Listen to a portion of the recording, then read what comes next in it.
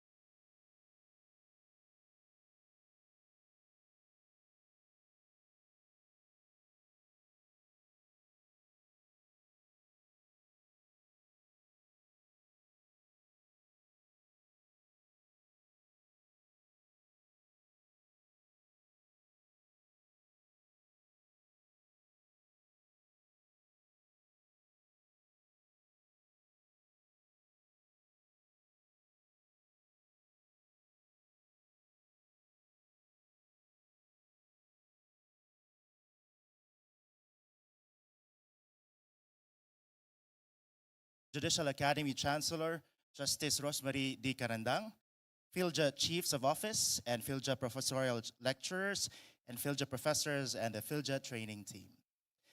Your honors, eminent guests, participants, ladies and gentlemen, welcome to day 2 of the Supreme Court of the Philippines' first Human Rights Symposium. I'm Attorney Mike Navalio, Supreme Court Chief Communications Officer. So maayong buntag, magandang umaga, and to our Spanish guest, buenos dias. Before we proceed, let me just remind you that we are still live on the Supreme Court of the Philippines' official YouTube, X, and Facebook accounts. And you can also visit us on the microsite of this symposium at philja.judiciary.gov.ph/FOE Symposium. And on behalf of the Supreme Court and the Philippine Judicial Academy, we once again extend our gratitude to our development partners. We have the Australian government-sponsored Fostering Advancement of Inclusive and Rights-Based Justice, or Fair Justice Program. We have the Justice Sector Reform Program, Governance in Justice, or GOJUST, and the Asia Foundation. Again, thank you for your invaluable support. And please bear with me because we will be acknowledging several more persons and institutions this morning. We would like to acknowledge the presence of representatives from the Commission on Human Rights, the Department of Justice, the House of Representatives Committee on Human Rights, the PNP Human Rights Affairs Office, the Armed Forces of the Philippine Center for Law of Armed Conflict, and the Netherlands Embassy. And we also have representatives from the academe. We have the Philippine Association of Law Schools, the Tanyada Jokno School of Law, University of Santo Tomas, Faculty of Civil Law, University of Nueva Cáceres School of Law, the Silliman University College of Law, Mindanao State University College of Law. We have the West Visayas State University College of Law, Central Philippine University College of Law, School of Law of Xavier University, Ateneo de Cagayan, Ateneo de Zamboanga University, Dr. V. Orestes Romualdez Educational Foundation College of Law, San Beda University College of Law, University of the Philippines College of Law, and Ateneo de Manila School of Law. And a good morning as well to representatives from the civil society organizations and human rights institutes. We have the UP Law Center Institute for Human Rights, the National Union of People's Lawyers, the UN Office of the High Commissioner for Human Rights, the Ateneo Human Rights Center, the Free Legal Assistance Group, the Alternative Law Groups, Process Panay, Rainbow Rights, Environmental Legal Assistance Center, Human Rights Watch, Sentro ng Alternatibong Lingap Panligal or Saligan, and student organizations, the UP Paralegals Volunteers Organization and the Philippine Law Journal. And we also have media associations, the Philippine Center for Investigative Journalism, the National Union of Journalists of the Philippines, National Press Club, the Philippine Press Institute, and the Center for Media Freedom and Responsibility. And again, buenos dias to our experts from the University of Malaga and the University of Granada in Spain.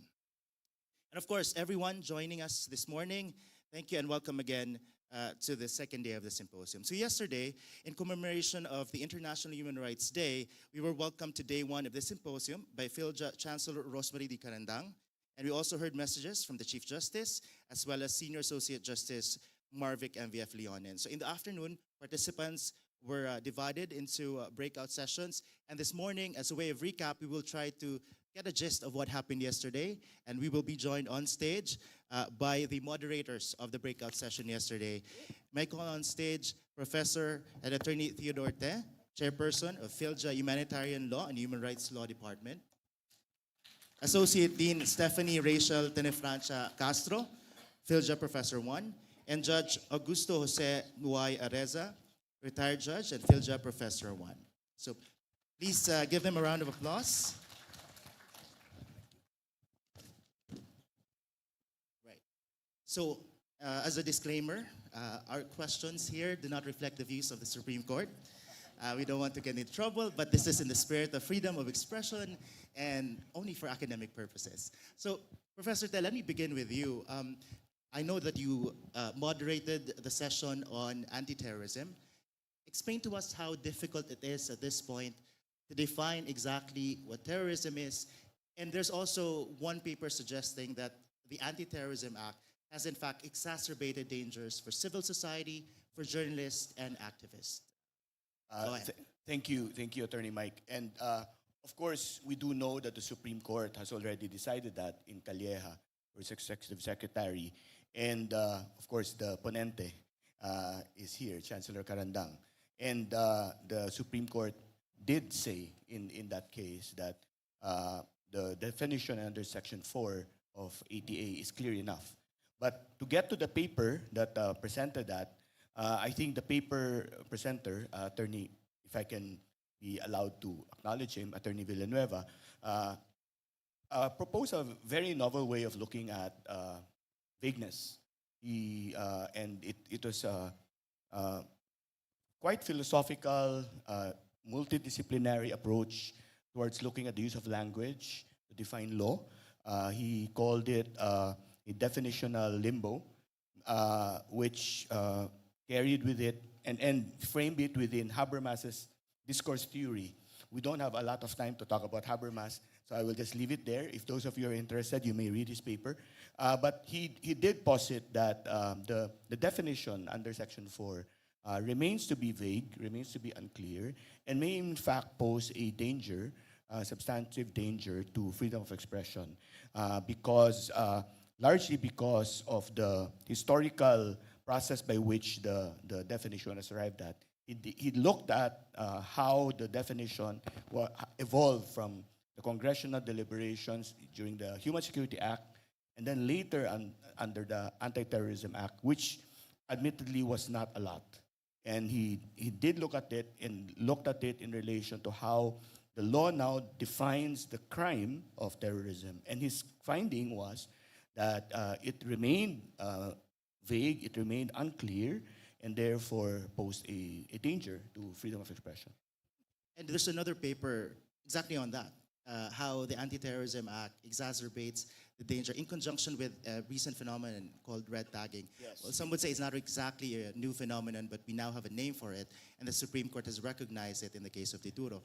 What's the premise of that theory? The two other papers in Breakout Room 1 were actually related, and I like to look at them as bookends, because one of them was co-written by two lawyers, one belonging to the chambers of Justice Mario Lopez and another being a member of the Office of the Solicitor General. So both of them looked at it from the legal framework of speech. And the novel premise was that red tagging is itself speech, and therefore it is speech that attacks speech. And therefore, to simply look at it from a frame of regulating freedom of speech might be in itself dangerous, because what you're also trying to regulate is speech. And the paper did posit a theory that did provide a lens as to how to classify red tagging. It went through the various definitions of protected and unprotected speech and assumed hypothetically that if it were unprotected speech and it were protected speech, how the court should deal with it.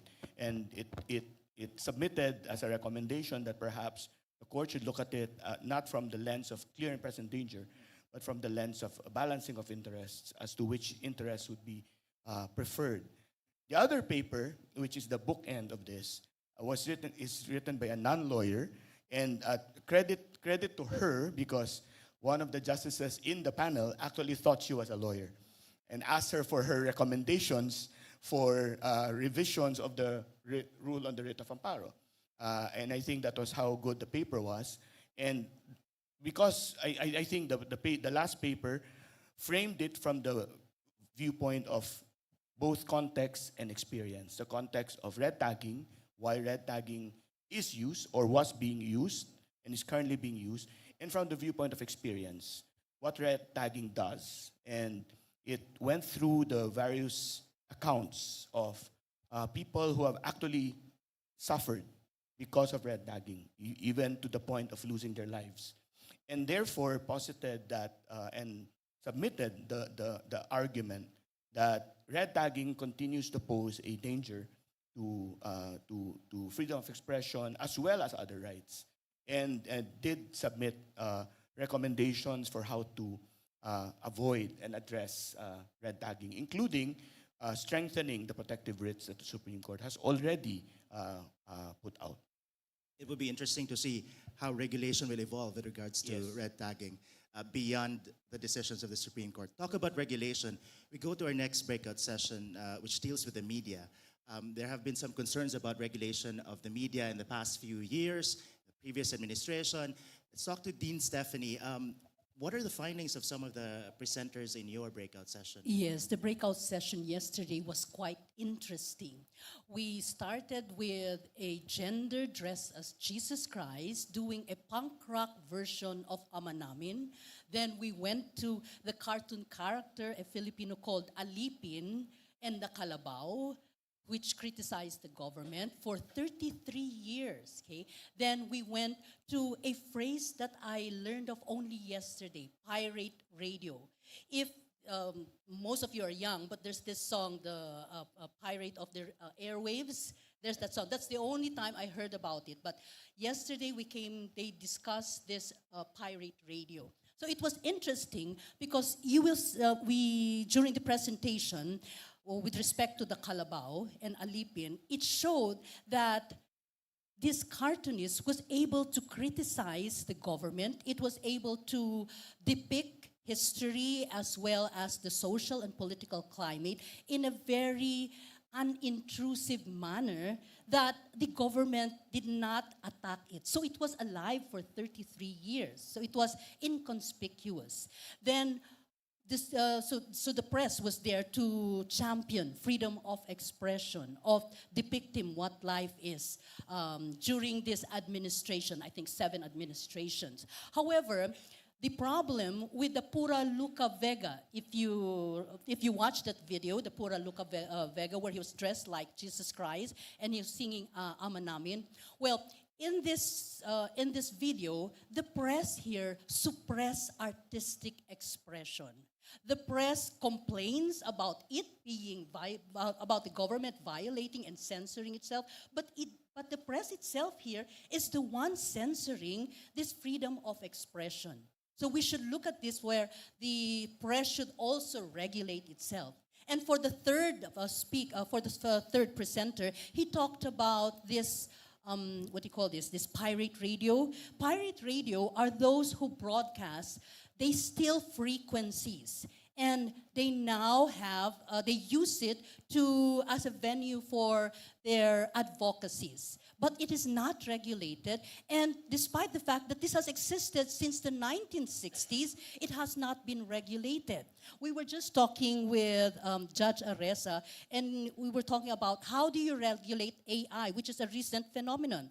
But this pirate radio, which was in existence since the 1960s, has not even been regulated, and they do not know how to define exactly what this pirate radio is all about. So it is a phenomenon of broadcasting, media, free expression is still very fluid in the media. Okay? So that is what that was the gist of the presentation yesterday in our breakout session. Dean, most journalists have always resisted regulation from the state, and they've always insisted on self-regulation. Is it still a viable model at this point, given all the technologies available, given all the possible avenues that they do not possibly conform to traditional concept of media? Do you think self-governance or self-moderation is still, or self-regulation is still a viable model at this stage? I think self-regulation should be viable and should be present always, okay? There should be a group amongst themselves and by themselves to regulate themselves, okay? To allow unbridged expression would be dangerous. It would be very dangerous. And therefore, we should regulate ourselves and find out how we do not also trample on the rights and the expression of other people. Right, and talk about self-regulation. I think one paper in the third breakout session also talked about the difficulty of self-regulation, particularly in the context of an online setting. We now have emerging technology, you have social media platforms, you have AI. So Judge Areza, can you talk to us a bit more about the idea of self-regulation in the online sphere at this point? Before I do that, Attorney Mike, let me just give my general impression of the papers that were presented yesterday, at least for Group 3. We were furnished copies of the papers over the weekend, and as I went through over them, I noticed that the authors were not identified. for a specific purpose, I presume. And going over the substance of these papers, I thought that the authors are experts in their field, experts who have been studying these subject matters over a certain number of years without even, I did not, I was not aware of the names, the identities of the authors. And I was very much surprised yesterday when I was given a copy of the program and when I saw the authors of the papers, they are young. No? They are well below my generation. And for me, it's, what can I say? The judiciary, well, as also the Philippine Judicial Academy should take advantage of the experts, these young people who have come up with these papers. Now, insofar as the papers that were presented yesterday, I found one issue that cut through the three papers, and this was the issue of regulation and accountability. How does the government regulate, or how will the government regulate internet intermediaries, the AI? Will the government adopt the strict liability approach? Will it adopt the two other approaches where, let me just go over my notes.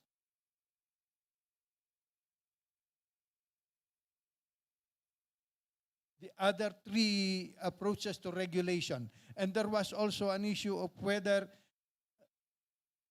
there may be over-regulation or the under-regulation. And the first paper presented by Attorney Farcon yesterday made a comparative review of both the EU approach to regulation of internet intermediaries through its DSA, or the Digital Services Act. And there was a proposal by Attorney Farcon to not to entirely adopt the DSA, but to consider certain factors that will probably hinder the adoption of the entire DSA to Philippine jurisdiction. In fact, I remarked yesterday that in a symposium in the University of the Philippines College of Law last Friday on a similar subject matter, one of the speakers said that we cannot cut and paste the DSA. No, we have to study carefully the provision of the DSA and probably adapt certain portions of the DSA. And Attorney Alfonso, I think the youngest speaker yesterday, who was honored by the presence of his boss, Justice Mario Lopez, also said that self-regulation may come in a joint regulation by government and social network platforms, meaning regulation should not be the sole responsibility of the government. It should also be the responsibility of the internet players, the different platforms. Insofar as Judge Velasco's paper yesterday, she said that there is a need to regulate AI. And she said that the Philippines has the legal infrastructure in place in the form of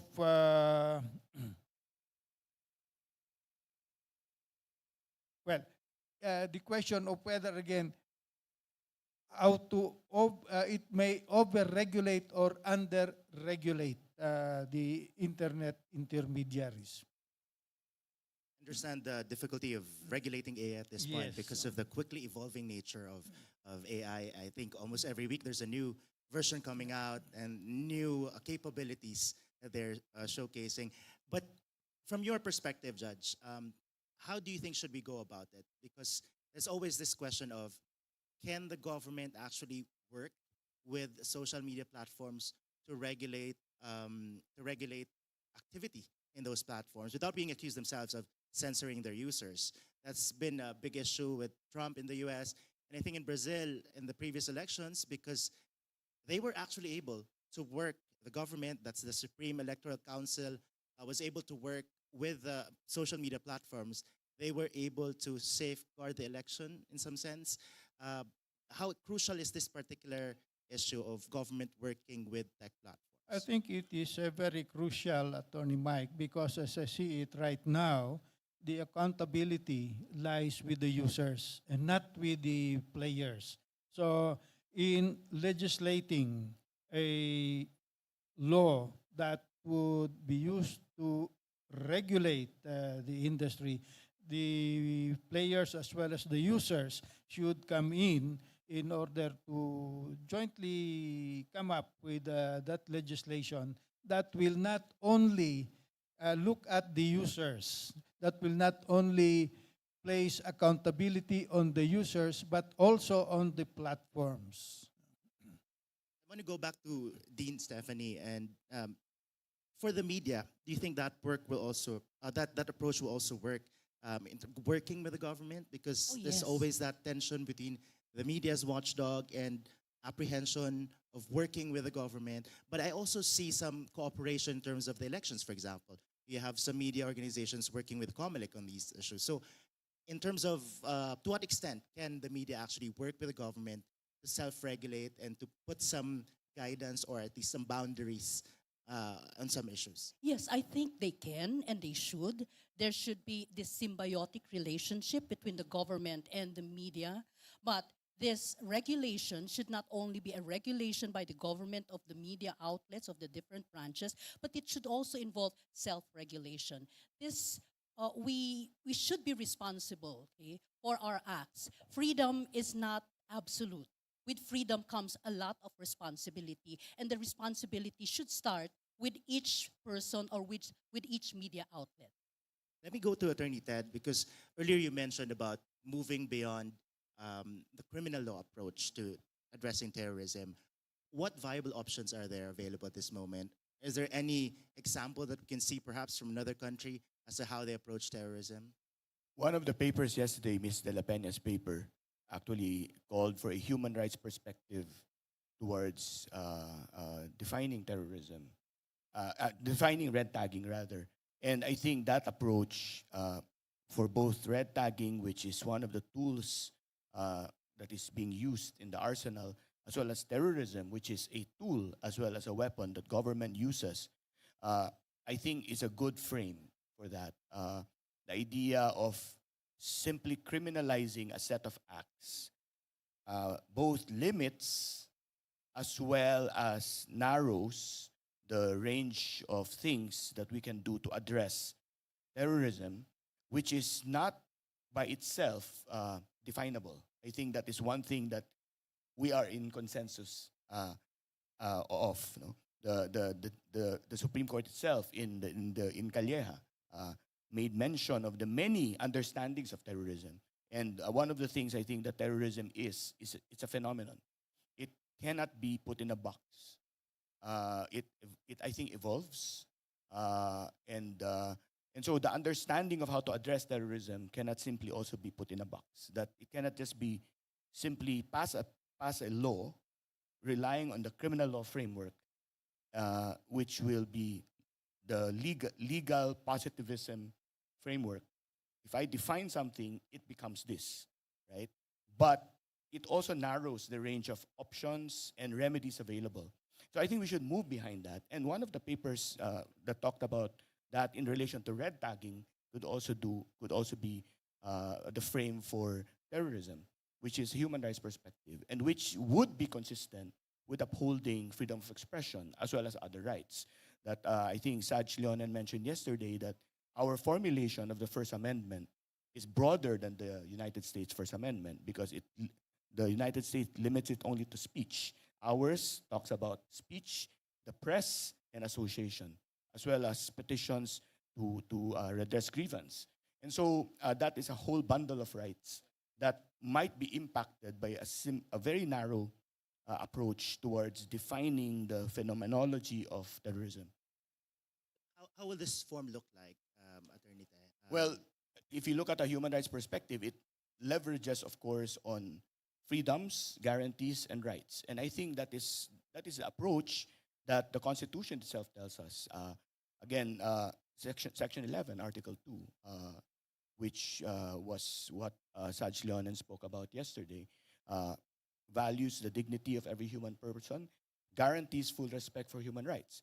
So I think that is the frame from which laws, policies, even rules should adopt in order to address a phenomenon like terrorism. Because we cannot just simply say it's a crime. Yes, it can be criminalized, but it shouldn't stop there.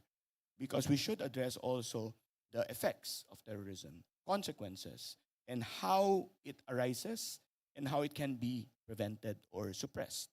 And simply criminalizing it doesn't do that.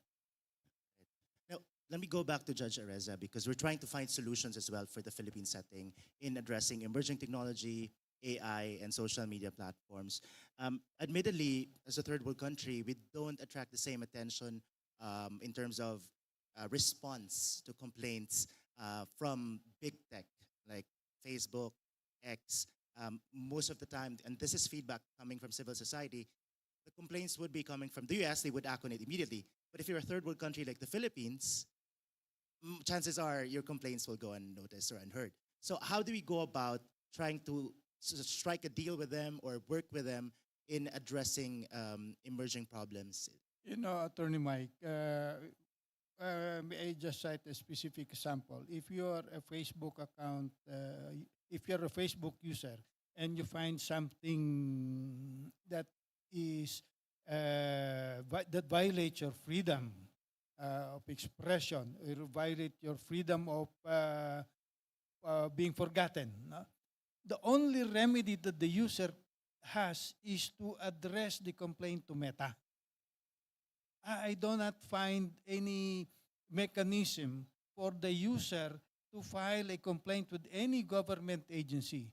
So perhaps that should be addressed where the user himself or herself would have an avenue other than Meta to address his or her complaint, where redress could be achieved.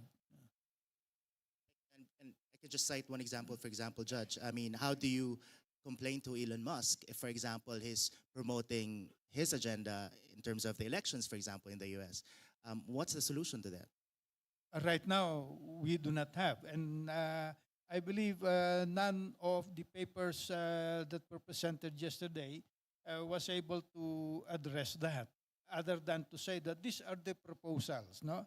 And one of them even mentioned the Internet Transactions Act, where jurisdiction of local courts may be acquired if the violator of the ITA is without our jurisdiction or in the jurisdiction of another country, but who has or which has contact with a user here.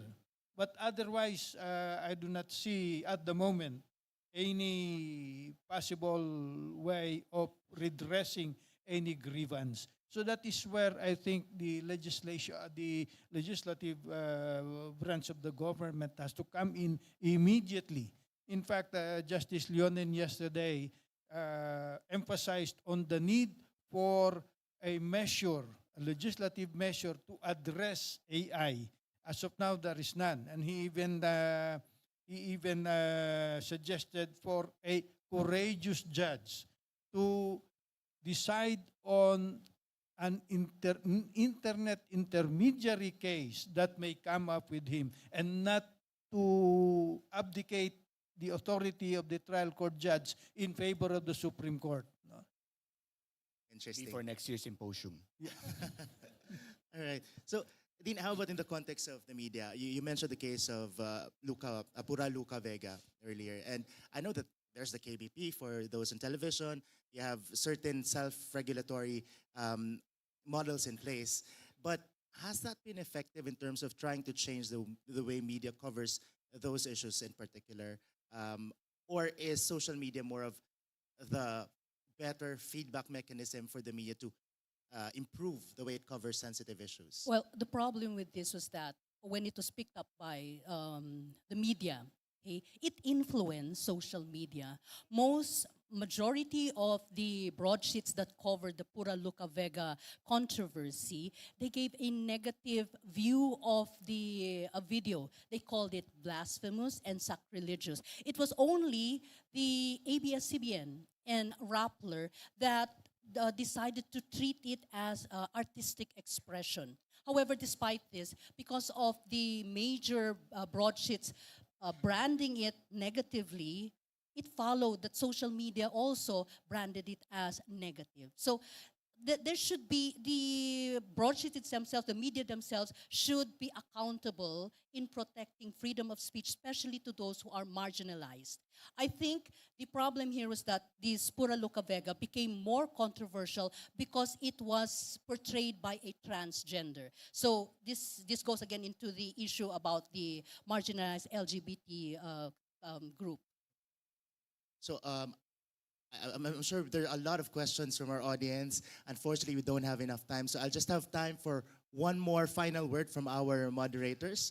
If there's anything you want to impart to our audience this morning by way of recapping yesterday and also as a preview of the discussions this afternoon. I'll start, yes.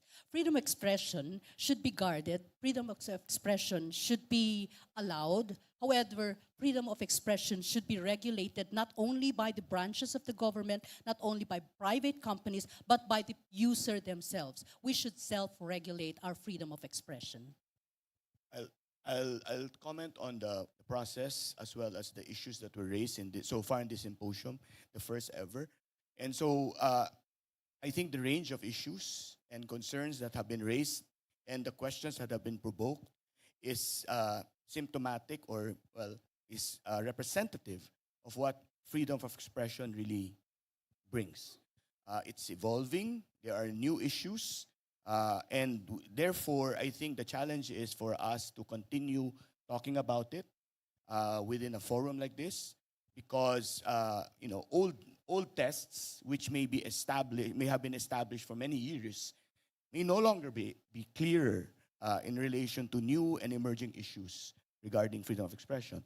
The fact that we cannot tie all the issues from the three breakout sessions yesterday into one single package is, I think, a good thing, because it tells us that there are so many things that we still need to talk about, both as lawyers and non-lawyers. So I was serious when I said maybe for next year's symposium. We have seen how internet intermediaries as well as the digital field will impact the freedom of expression of everyone. So if I may recommend to our Honorable Chancellor for PhilJA to sponsor more forums like this and to involve the legislators as well as our members of the judiciary, particularly trial court judges who may be faced with situations in the future where the freedom of expression is challenged because of AI or because of internet intermediaries. I am sure this kind of forum will be very helpful insofar as the judges are concerned, as well as the legislators, for them to be able to come up with the appropriate legislation. All right, so on that note, we end this morning's recap of yesterday's breakout sessions. So a round of applause, please, to our moderators and also to our presenters yesterday. A round of applause. Thank you again, Attorney Te, Thank you. Dean Stephanie, and Judge Areza.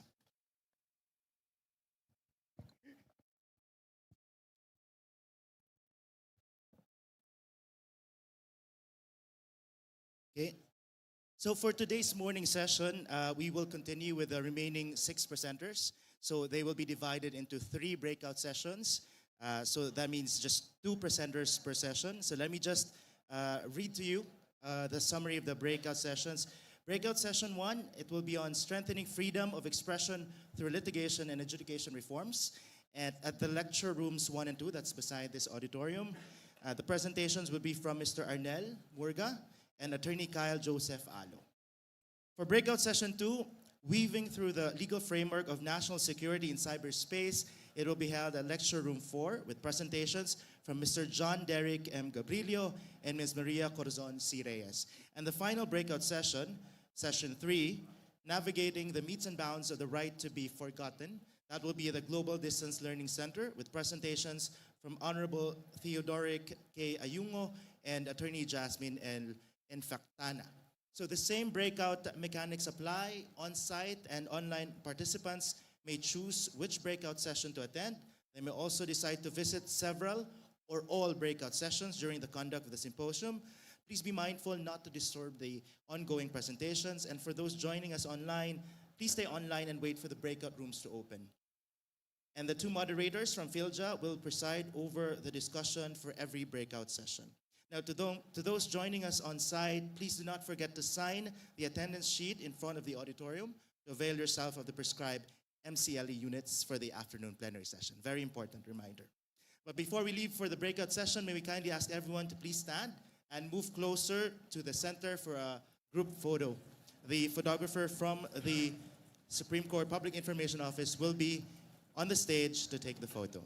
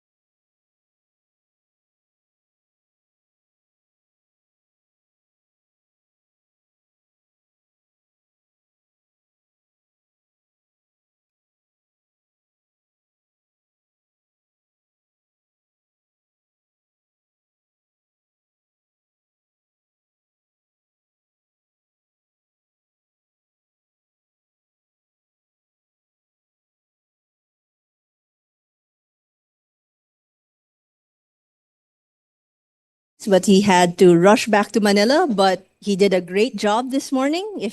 I'm sure you all agree with me with the recap of yesterday. I see a lot of you are returning from yesterday, and I'm guessing that we're all looking forward to today's group of papers.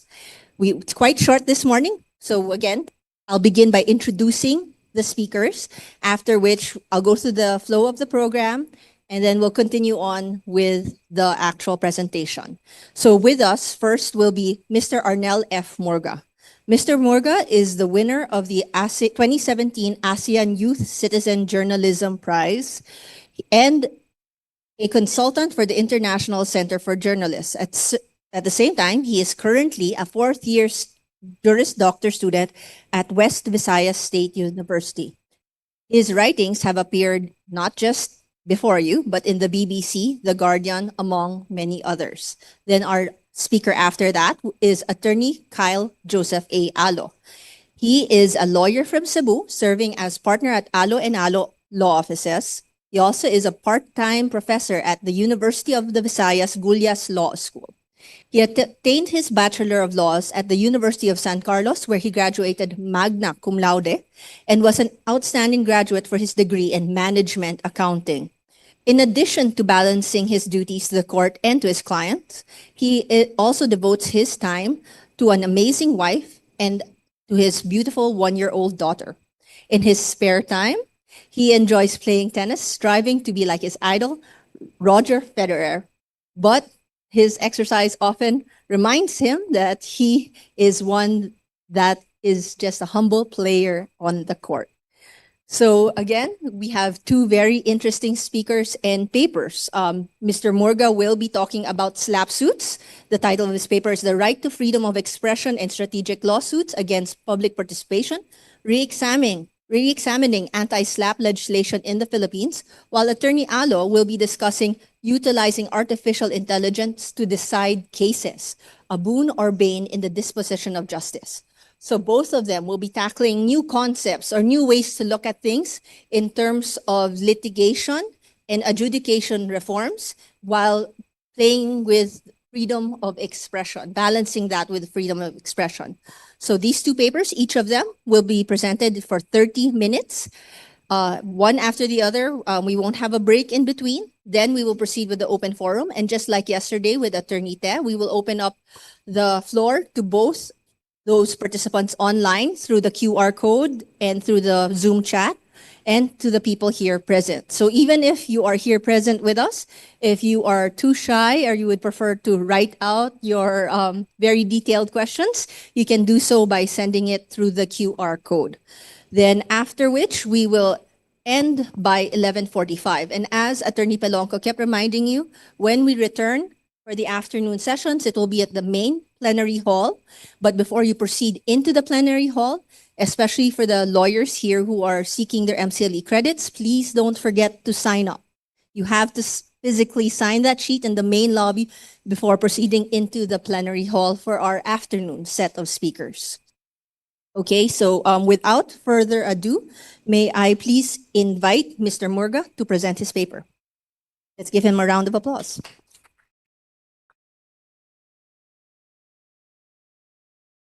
Hello, my test.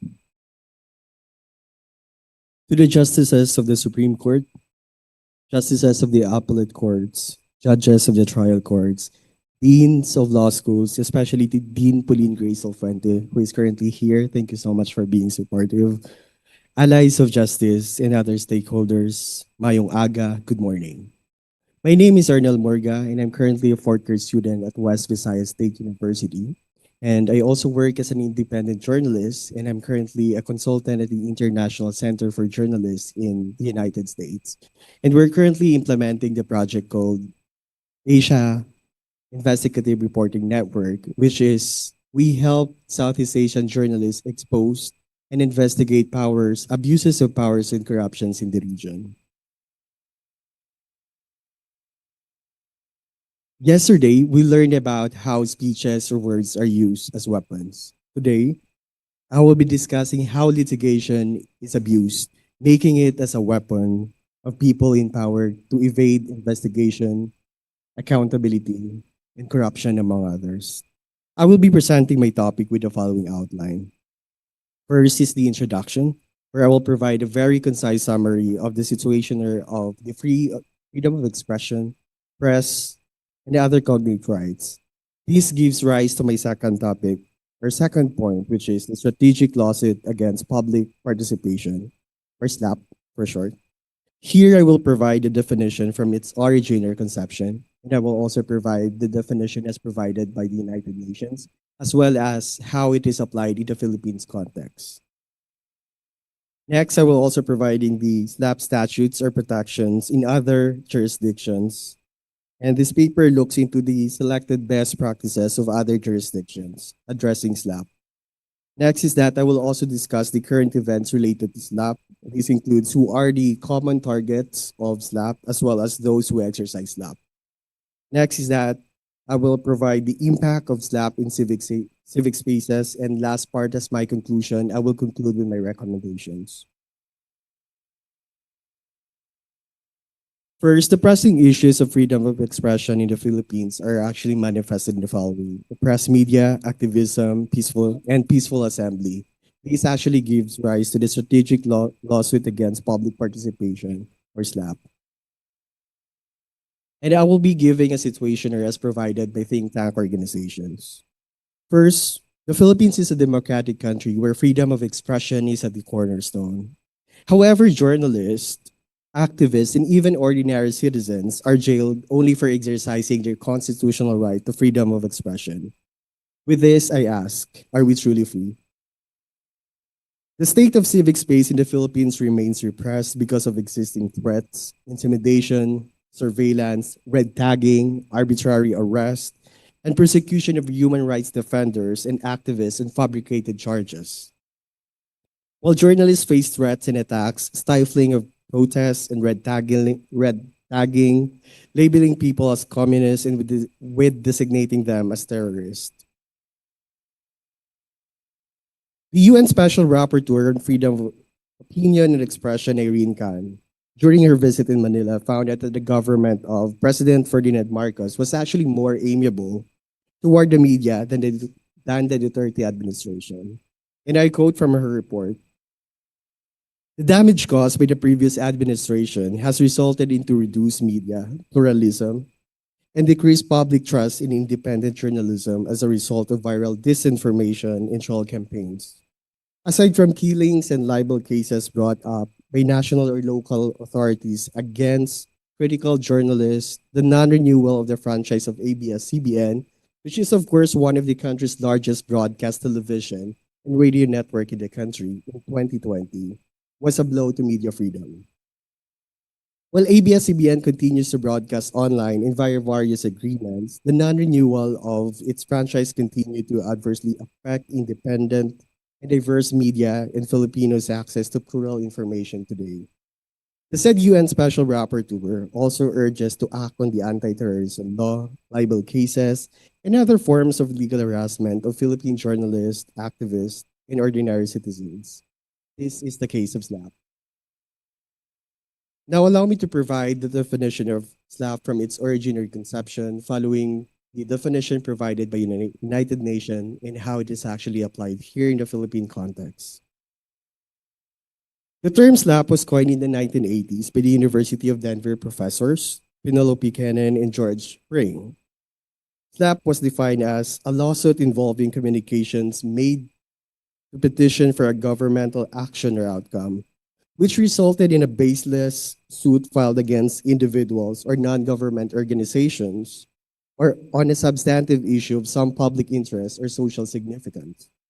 On the other hand, United Nations Human Rights Office of the Commissioner defines SLAPP as following: as lawsuits or threats of legal action which use abusive litigation tactics with the aim or effect of suppressing public participation and critical reporting on public interest matters.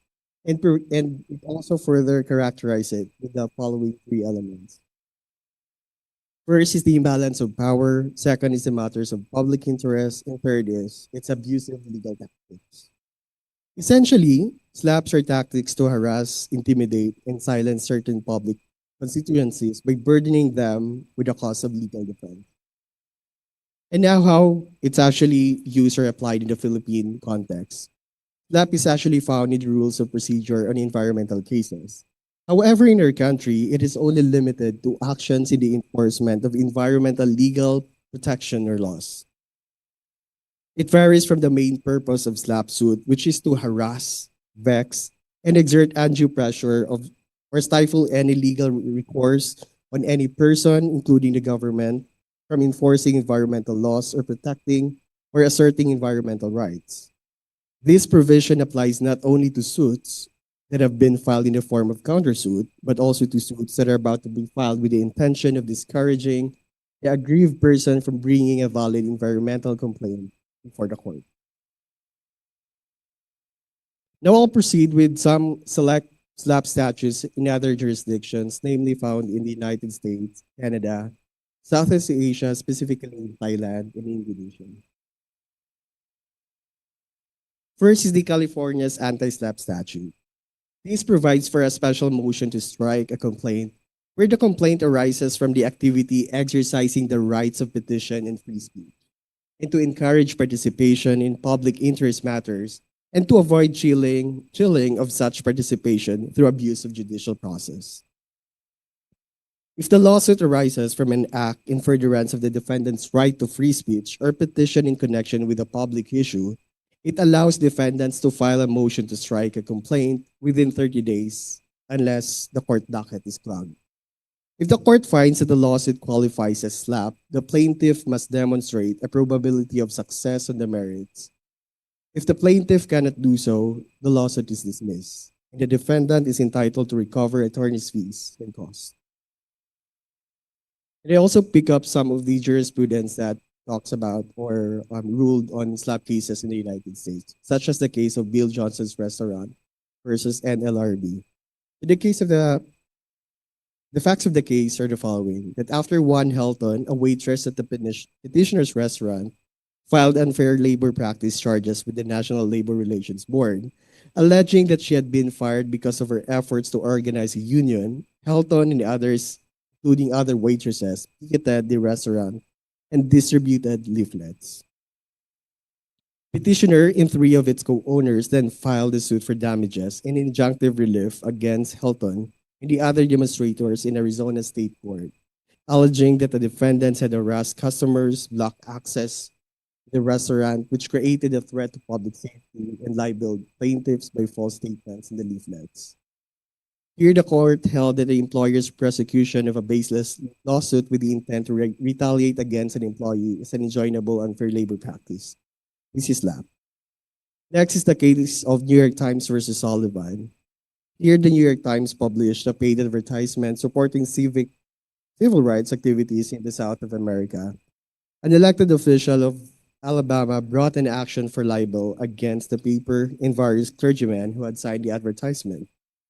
Here, the court ruled that safeguarding freedom of speech in the press requires that a public official who brings a libel action against critics of his official conduct must prove actual malice by the defendants. Next is the Quebec's anti-SLAPP, which has been hailed as a model for other provinces and has proven effective in protecting activists, journalists, and other ordinary citizens from legal intimidation. This is part of Quebec's Code of Civil Procedure. Here, it empowers courts to dismiss lawsuits deemed abusive or designed to limit the freedom of expression of individuals participating in matters on public interest. Under this legislation, the plaintiff must prove that the suit is not abusive, otherwise, it can be struck down early in the proceedings. The law also includes provisions for awarding damages and legal costs to the defendant if the lawsuit is found to be abusive. Now let's go to SLAPP statutes in Southeast Asia. Though Southeast Asian countries' anti-SLAPP statutes are limited to environmental cases, only the Philippines provides a definition. And despite the enactment of these laws, human rights defenders can still be hit with abusive defamation or libel lawsuits. The case of Thailand, the Criminal Procedure Code was amended in 2019 to include a section in the protection of defenders' rights to freedom of expression against lapse. The new section allows judges to dismiss and forbid the refiling of any criminal case at the filing stage of the lawsuit If the court determines that the cause of action stems from bad faith or ill intent, such as to conduct or to harass, take advantage over a person, gain any unlawful benefits, or achieve any corrupt underlying objectives. And in the case of Indonesia, this can actually found in two statutes of Indonesia, where it provides that everyone who fights for the right to a good and healthy environment shall not be prosecuted based on criminal and civil lawsuits. The other one is that reporters and informants cannot be sued legally either by the penal code or civil code for the reports and testimonies they will provide, are providing, or have provided. Now let's move to the discussion of the current events related to SLAPP, particularly the case of Maria Ressa. So in the Philippines, the SLAPP target individuals and groups who are human rights defenders, academics, journalists, environmental defenders, and community leaders. These lawsuits often initiated by powerful corporations, politicians, or other influential entities that have been used to suppress opposition to controversial projects, prevent criticism of public figures, and silence calls for government accountability. The common plaintiff in SLAPP cases include mining companies, large corporations, local government officials, and other influential entities with vested interest in silencing the opposition. The case of Maria Ressa, as the Thomson Reuters Foundation posited, that the adoption of financial and tax laws to exert undue pressure and retaliate against journalists and media has become a pattern with several flagrant cases in recent years. The Philippines is a starkest example of this trend, as shown by the relentless harassment by the government of journalists and Nobel laureate Maria Ressa and Rappler Holdings, involving 7 tax-related investigations launched in 2018. Though the case of Maria Ressa highlighted the issue in SLAPP, I also wish that those community journalists and ordinary people get the same support and attention they need. For example, is the case of Lady Salem, or also known as IC, whose case is currently pending with the Supreme Court. And the Court of Appeals upheld the dismissal of the case against journalist Lady Ann Salem and also another trade unionist, Rodrigo Espargo, on trump-up charges. Activists calling for government accountability oftentimes face police abuses, illegal detention, and trump-up charges, violating their constitutional right and freedom of peaceful assembly. In one case, the Iloilo 42, which is composed of the media correspondents, other human rights defenders, were charged of civil disobedience by the Iloilo police station. However, the Iloilo City Metropolitan Trial Court acquitted all the defendants in the case on the ground of insufficient evidence to prove their guilt beyond reasonable doubt. Panay Alliance Karapatan, a human rights organization, welcomed the acquittal but emphasized that the injustices and human rights violations continue to be widespread across the country. They urged the government to dismiss what they consider to be fabricated charges against human rights defenders and to hold its prosecution of progressive organizations.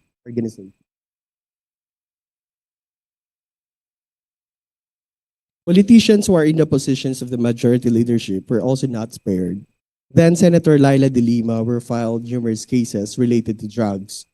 The case was pursued with the manufactured testimonies of convicted criminals. Ultimately, de Lima was all freed from drug cases against her. Next is, of course, the cases of environmental defenders, and I will be highlighting some of the studies of the Center for Environmental Concerns in the Philippines.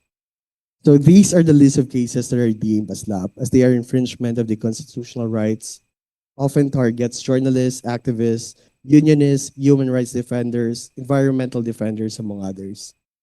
Where environmental defenders are being subjected to legal forms of harassment through SLAPPs.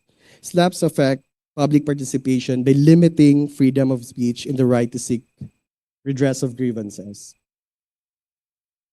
I'll read one of the SLAPP case here, where 10 million libel suit filed in July 2007 against CEC's board members with the Philippine partners of Lafayette Mining Limited, which is an Australian-owned mining firm that used to operate a mine in Lapu-Lapu Island. The suit was filed against CEC for publishing a primer discussing the ecological, economic, and social impacts of the projects on the island and its residents. After nearly 4 years, the case was withdrawn by Lafayette.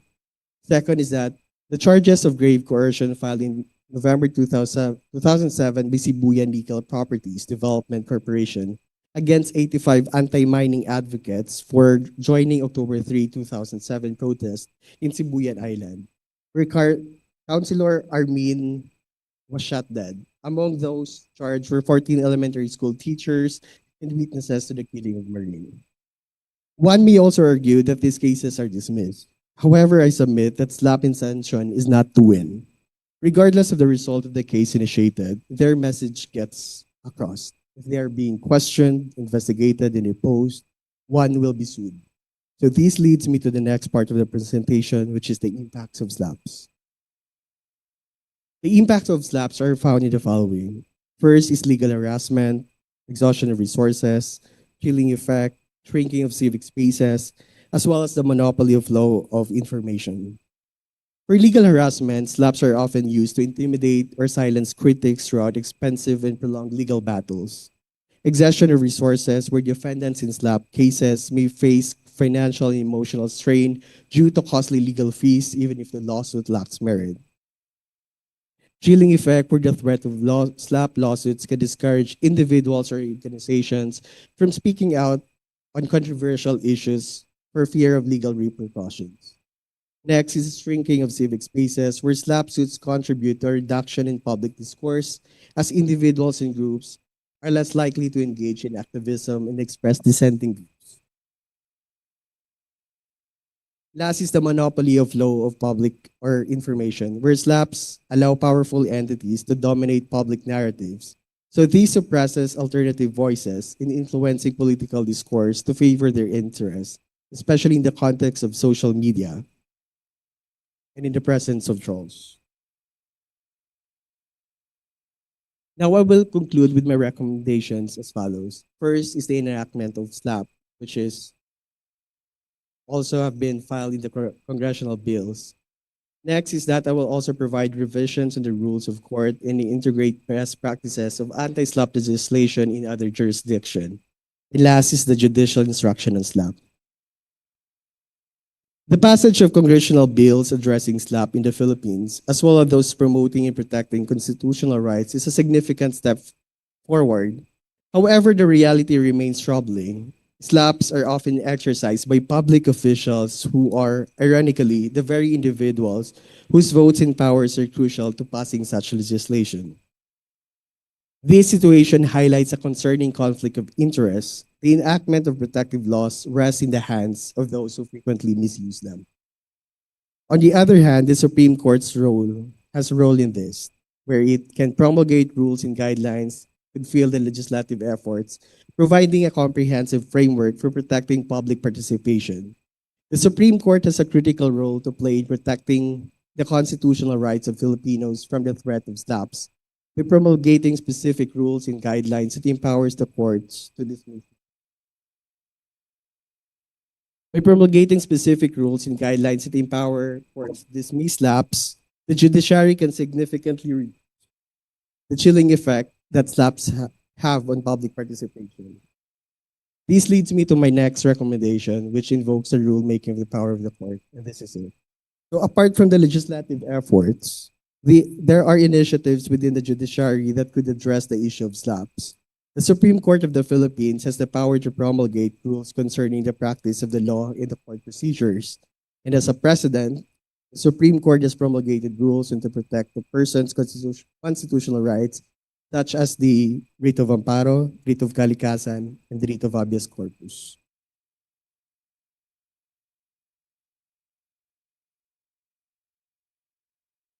Last one is the judicial instruction on SLAP, which I think I posted as the main point of my paper. I posted in this paper that SLAP or fabricated charges, libel, defamation, and other legal harassment are not an isolated case. It's a trend. It's a pattern. And these are found in the following: the nature of the speech or activity at issue, the imbalance of power between the parties, and the timing of the lawsuit and the merits of the underlying claim. The nature of the speech or activity at issue provides that if the defendant actions involve participation in public affairs, criticism of public officials, or advocacy in matters of public concern, courts should carefully scrutinize the plaintiff's motives for filing the lawsuit. Second is the imbalance of power between the parties. In many cases, SLAPP cases, the plaintiff is a powerful entity, such as a corporation or a government official, while the defendant is an individual or organization with fewer resources, mostly belonging to the target or vulnerable groups. Courts should take this power dynamic into account when evaluating whether the lawsuit is being used as a tool of intimidation. Third one is the timing of the lawsuit. The lawsuits filed shortly after the defendant engages in public advocacy may be indicative of a retaliatory motive. Court should consider the temporary proximity of the lawsuit to the defendant's speech or actions when determining whether the case is lapsed. Last is the merits of the underlying claim. If the lawsuit appears to lack a legitimate legal basis or is overly broad in its scope, it may be an indication that plaintiff is using the judicial process as a weapon to silence the defendant. This ends my presentation. Good morning and thank you.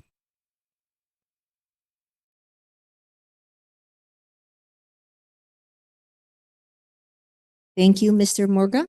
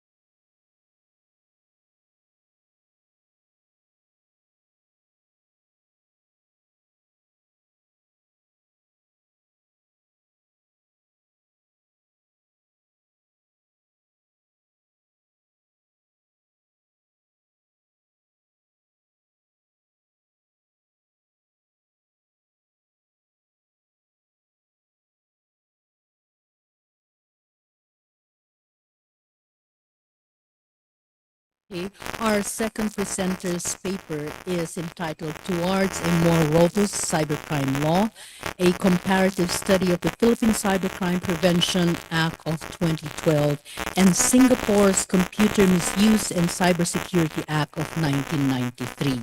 This will be presented by Ms. Maria Corazon C. Reyes.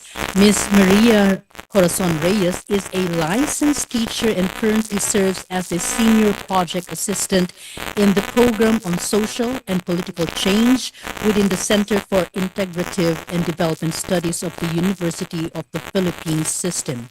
She finished her master's degree in Asian Studies with the UP Asian Center focusing on Northeast Asian Studies. Her research delves into the intersection of law, technology, education, and national security. She has a recent publication under the UPCIDS Policy Brief Series for 2024 titled Rethinking the Cybercrime Prevention Act of 2012, Strengthening Philippine Sovereignty in the Digital Age. And she presented her paper on foreign interference in the recently concluded 6th Katipunan Conference with the theme Philippine Strategic Outlook 2024 Onwards, last November 5, 2024 at the Ateneo de Manila University. Please welcome our second speaker, Ms. Maria Corazon C. Reyes.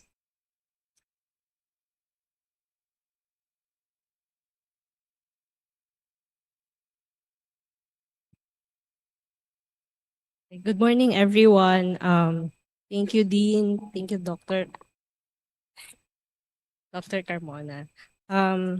Thank you for including me in this first Freedom of Expression and Human Rights Symposium. Again, my presentation is titled Towards a More Robust Cybercrime Law, a comparative study of the Philippine Cybercrime Prevention Act of 2012, or RA 10175, and Singapore's Computer Misuse and Cybersecurity Act of 1993. So this study emanates from the policy brief I wrote months ago. In this study, however, I juxtaposed the RA 10175 to the Singapore law to explore the challenges and gaps and opportunities we can learn and hopefully give us an insight on addressing cybercrime and cybersecurity in the Philippines. Okay, so my presentation will tackle the following. So first, I will give a brief introduction on cybercrime in the Philippines. Second, I will have the historical precursors to the Cybercrime Prevention Act of 2012.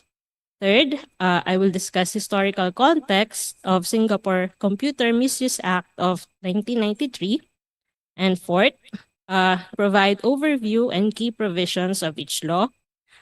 Fifth, the comparative points, and then challenges and gaps in the Philippine law, and then some looking ahead because there are some progressions regarding cybersecurity, and then some recommendations. So first, cybercrime is a growing concern due to rapid digital transformation and increased reliance on the internet. In 2013, the Department of Justice report revealed that 87% of Filipino internet users had fallen victim to cybercrimes, such as online scams and hacking. Then 10 years later, in 2023, the Philippine National Police reported a staggering 152% increase in cybercrime incidents in the National Capital Region. Common threats include phishing, identity theft, ransomware, and hacking of both government and private systems. Then notable recent incidents include the 2016 Bangladesh bank heist, where stolen funds were laundered through the Philippine banks, and the 2023 PhilHealth ransomware attack. These incidents indeed expose that we need stronger cybersecurity measures. Please note that this is just a brief and very minute summary of the cybercrime and cybersecurity situation in the Philippines. So you may ask, why compare our law with Singapore? So I personally believe that by comparing, we will be able to see how other countries understand cybercrime, and later on, the concept of cybersecurity. So my research question or objective in my paper is, how do the legislative histories, key provisions, and enforcement mechanisms of the Philippine Cybercrime Prevention Act of 2012 and Singapore's Computer Misuse and Cybersecurity Act of 1993 compare?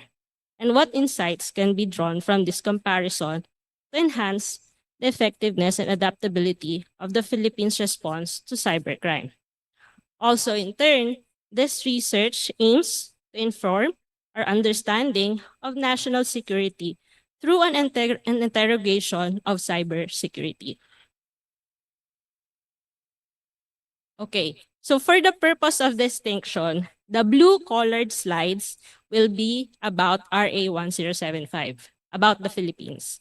Blue is the color of the ICT, so I chose blue. So I will herein refer to our Philippine law as RA 10175, and later the green slides will be about the Singaporean legislation, to which I will refer here as CMA of 1993.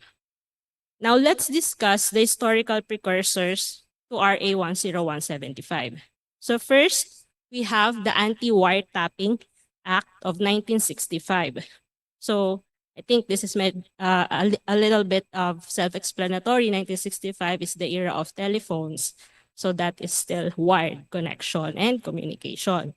So second, we have the Access Devices Regulation Act of 1998. It focuses on fraud involving access devices. So this is 1990s already. So if you remember those bulky big computers, so this is the era of that. And then third, we have the Electronic Commerce Act of 2000, which aims to regulate e-commerce and electronic transactions. This is due to the use of ATM and online marketplace. So, and then finally, in 2012, after 12 years, we had the Republic Act number 10175, which was enacted to address a broader range of cybercrimes. This is obviously a reaction to the prevalence and ubiquity of social media platforms. So, because if we all remember, 2005 was the year Facebook started. It gained traction. And then Instagram started in 2008. So I personally believe that 2008 to 2012 was the golden age of these apps. The What's on Your Mind was like an automatic invitation for everyone to express ourselves. It was the height of freedom expression for the youth at the time, because all of them are very, techy. But then again, there are downsides to it, because anyone can technically say what they want, not knowing that inflammatory words can be considered bullying and defamatory at times. So thus, we had the RA 1075. Now, let's proceed to Singapore's Computer Misuse Act of 1993, or CMA of 1993. It was influenced by laws from the UK, Canada, and Australia. It initially focused on unauthorized access and data modification. So this is 1990s, the desktop computers, the era of desktop computers. And then the UK's Computer Misuse Act of 1990 served as a key reference for Singapore's law. So over the years, Singapore has made 10 amendments to the CMA, ensuring it remains relevant in the face of new challenges in the context of their country. And then another basis for the CMA is Australia's Evidence Act of 1929, where it contributed to the development of terms in defining substantiation. So it addressed the admissibility of electronic evidence and legal recognition of electronic related offenses. So now let's have a little bit of an overview for RA 1075. Basically, its purpose was to combat identified cybercrime at that time. It criminalizes a wide range of cyber offenses, and it has a definition of cybersecurity. And I would like to emphasize the words training and best practices because we will deep dive on the cybersecurity part later on. So the Act establishes mechanism for law enforcement, data preservation, and international cooperation.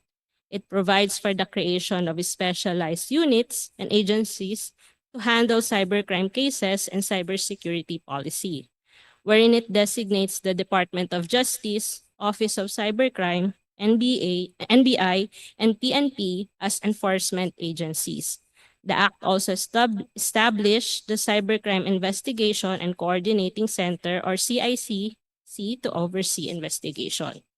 So these are the main punishable offenses under RA 10175. So the first category includes illegal access, data and system interference, misuse of devices, cyber squatting, and then the second category delves on identity theft, fraud, perjury. The third category is cyber sex, child pornography, online libel scam. And then we go to the Singapore CMA, which is introduced in 1993. Focuses on authorized access to the internet and use of computer system. The Act under the amendments addresses energy threats, including provisions for critical infrastructure protection. So let me go over these amendments one by one. So Singapore, their first amendment was in 1994. Changes included refinements to definitions and procedural aspects,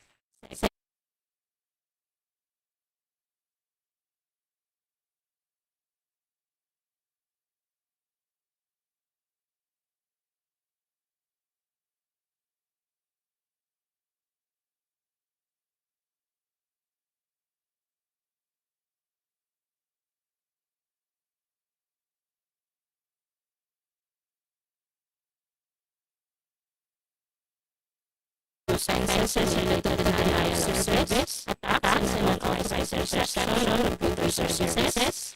In 2005, they allowed prosecution of offenses committed outside of Singapore if they affected systems within the country. And then in 2010, they introduced provisions for dealing with cyber threats, critical infrastructure, protected systems. And in 2013, this is where the name changed. That is why there is a CCMCA. They introduced offenses for using computers to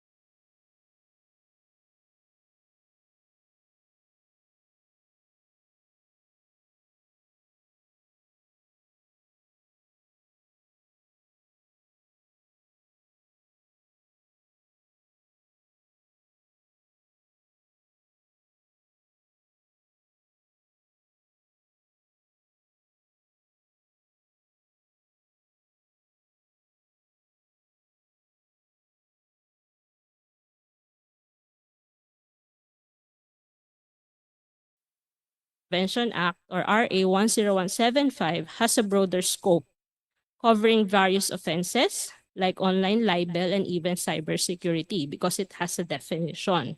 However, it lacks a strong focus on critical infrastructure protection and emerging threats. It is also noteworthy that our law has the tone and structure that resonates with the legislative proposal presented by former US President Barack Obama on May 9, 2009. The shared emphasis on data breach, reporting, cyber offense penalties, modernization of law enforcement authority, information sharing, and privacy safeguards suggest a curious degree of alignment. So often, our legislation or laws mirrors the US. So for me, there are not much difference between the two legislations. I mean, ours and the Singaporeans. Both are diligently written to address cybercrime. Their aims are basically the same, but the RA 1075 fell short on the amendments. This is crucial because it acknowledges that crimes are changing and that law is trying to catch up to challenges that might impinge freedom of expression and individual rights. Now let's examine the challenges and gaps. When you look at RA 1075, the law struggles with outdated definitions and limited enforcement resources. For example, the provisions regarding unsolicited commercial communications or spam may be outdated, as they do not fully encompass the sophisticated methods of digital marketing and advertising that we experience now, such as targeted ads in social media marketing when you scroll your Facebook or your Instagram. So it begs the question, at least for me, do we have the right to opt out from all of these advertisements? It's the same with the cookie that John explored earlier. So do we have the law or the requirements for consent and opt-out mechanism? And we hope that we could have that updated or reflect these current practices. And then second, RA 10175 lacks progressive provisions for emerging threats like deepfakes and AI misuse, because again, it was never amended.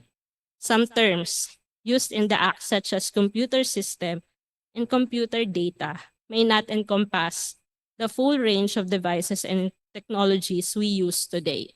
So including your mobile devices. It's not just necessarily a computer.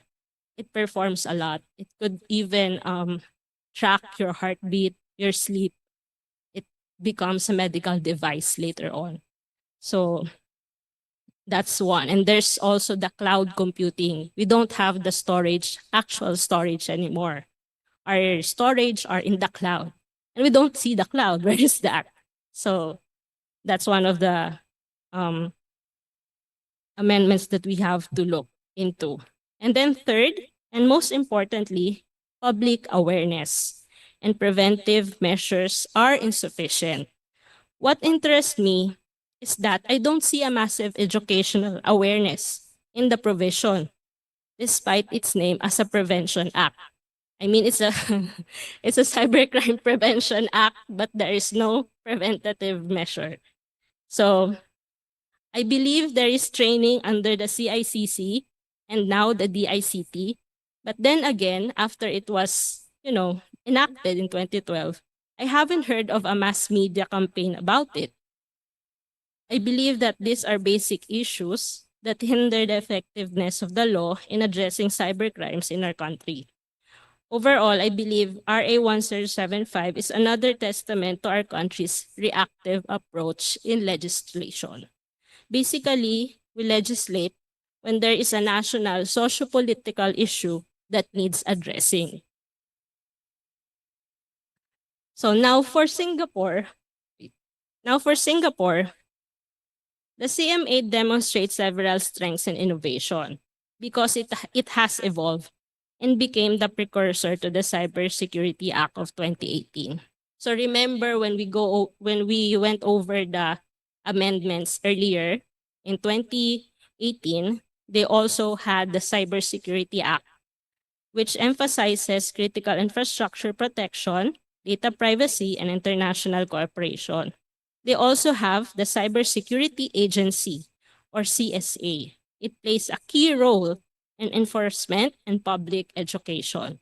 So Singapore's is more on the proactive approach, I believe, because it continuously adhere to education and amendments to ensure that its laws remain relevant and effective. So looking ahead, so we cannot discount the fact that cybercrime is tantamount to security issues. So may it be personal or organizational, if we want our individual rights to be protected, national and collective security is crucial.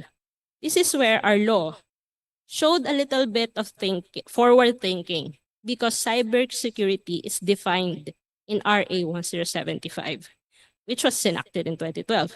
But let's take a look first at what we can learn in Singapore's approach, because as I've said earlier, they have the Cybersecurity Agency under the Prime Minister's office.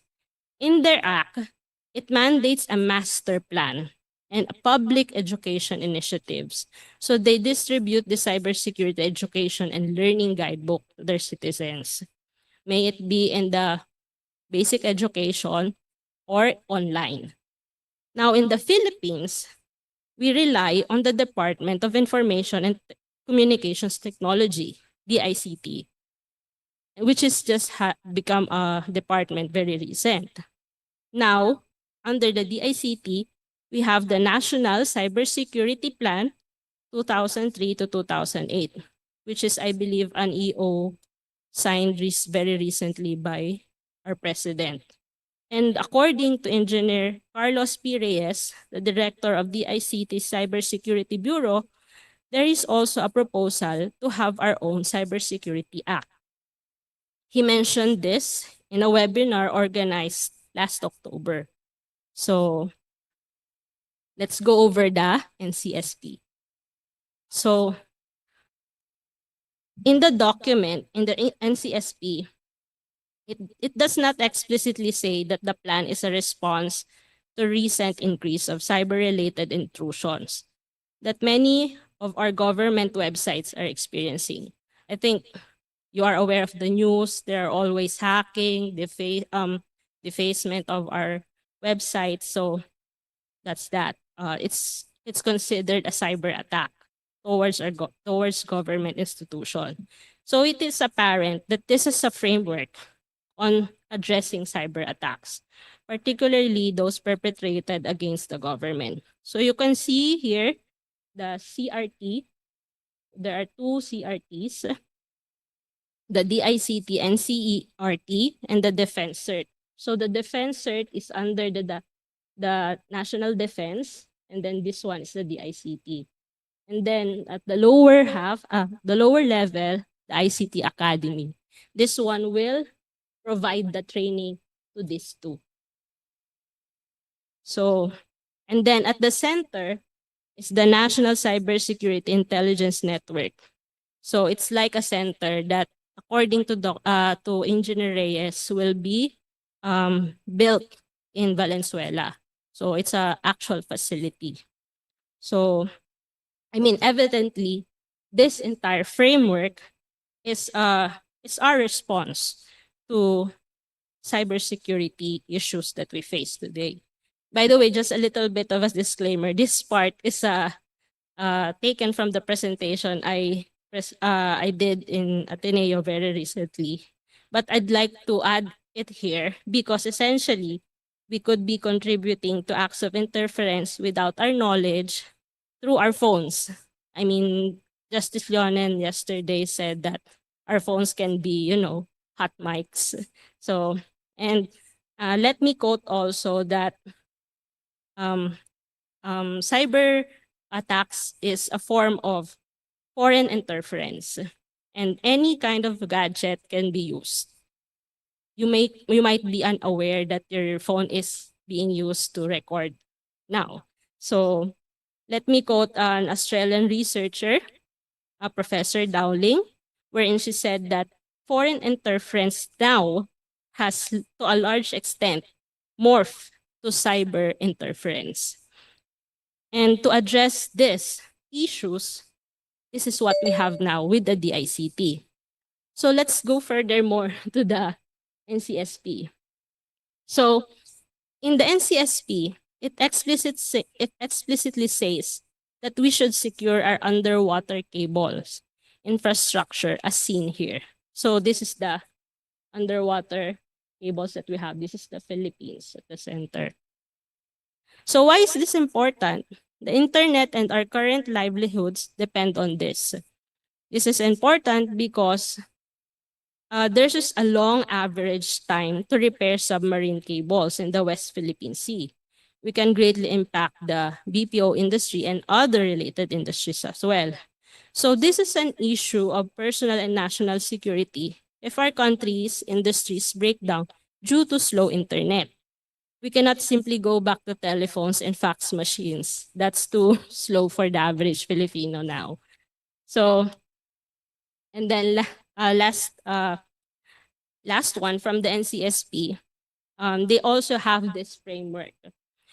And in page 19, if you download the document, it says, new legislative measures, and I quote, new legislative measures shall be endorsed to the Congress to create an improved enabling environment for cybersecurity, which I deduce is what Director Reyes in the webinar last October 23 is referring to the Cybersecurity Act of the Philippines. So what can we learn from all of these comparisons? So first, Singapore's CMA serves a foundational precursor to their Cybersecurity Act of 2018. The evolution from the CMA to the Cybersecurity Act highlights a critical understanding. National security is important, as the rights and freedoms of citizens are fundamentally dependent on a country that is secure and has a resilient digital environment. By recognizing the interconnectedness of cybersecurity and protection of individual rights, Singapore has taken proactive steps to safeguard its citizens and infrastructure against emerging cyber threats, ensuring a stable and secure society for all. While on the Philippines, we also seem to be going the same direction. If the DICT is laying the foundations for the Cybersecurity Act, I hope that we incorporate all the best practices we can learn from Singapore. I would also like to highlight that, to me at least, I think that there will be a separate Cybersecurity Act, that if there is a separate Cybersecurity Act, the RA 10175 will fundamentally focus on domestic and individual level crimes. And the new one will focus on the broader national security. So I think we can focus now on the prevention, perhaps. Now, here are some recommendations for improving the current RA 10175. Because I really firmly believe that we still need to amend it. First, enhance public education. I echo what John said earlier. We really need to be a bastion of education and awareness regarding cybercrimes and cybersecurity. Maybe we can finally incorporate and focus on the educational aspect of it because it's a prevention act. The way I see it, the DICT is focused on educating professionals, but it have not yet gone down to the level of the masses. We have to consider that the ones who are getting scammed are our fellow citizens who are less educated or maybe illiterate. And then second, I think we should update definitions to address emerging threats like AI misuse, etc. Particularly because AI generated advertisements and algorithmic mind conditioning are severely affecting our socio-political perspectives. And then third, we should strengthen enforcement capabilities and resources through collaborations. This might be an added burden, but I hope that the judiciary will also become bastions of education. Education in the sense of laymanizing acts and laws to the masses. As we face an education crisis, I sincerely hope that us professionals help each other to also accept the role of educators. I also believe that all of this misinformation, disinformation, and social engineering leads us or the general public to become apathetic. And when an individual is apathetic, it leads to confusion and fragmentation. So I echo Justice Leonen's message yesterday in his lecture he essentially said that we avoid apathy when we are educated. And then lastly, I hope we could foster international cooperation and review provisions based on Singapore CMCA and Cybersecurity Act of 2018. Collaboration will not only strengthen our defenses against cyber threats, but also ensure that our legal frameworks remain relevant and effective. I hope that together with like-minded states, we can create a more secure digital environment that protects the rights and freedoms of ourselves and fellow citizens while promoting global stability. With that, I end my presentation. This is the reference that I have. Thank you.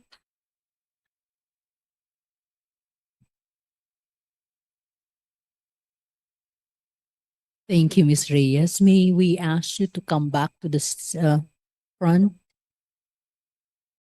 We can have our open forum.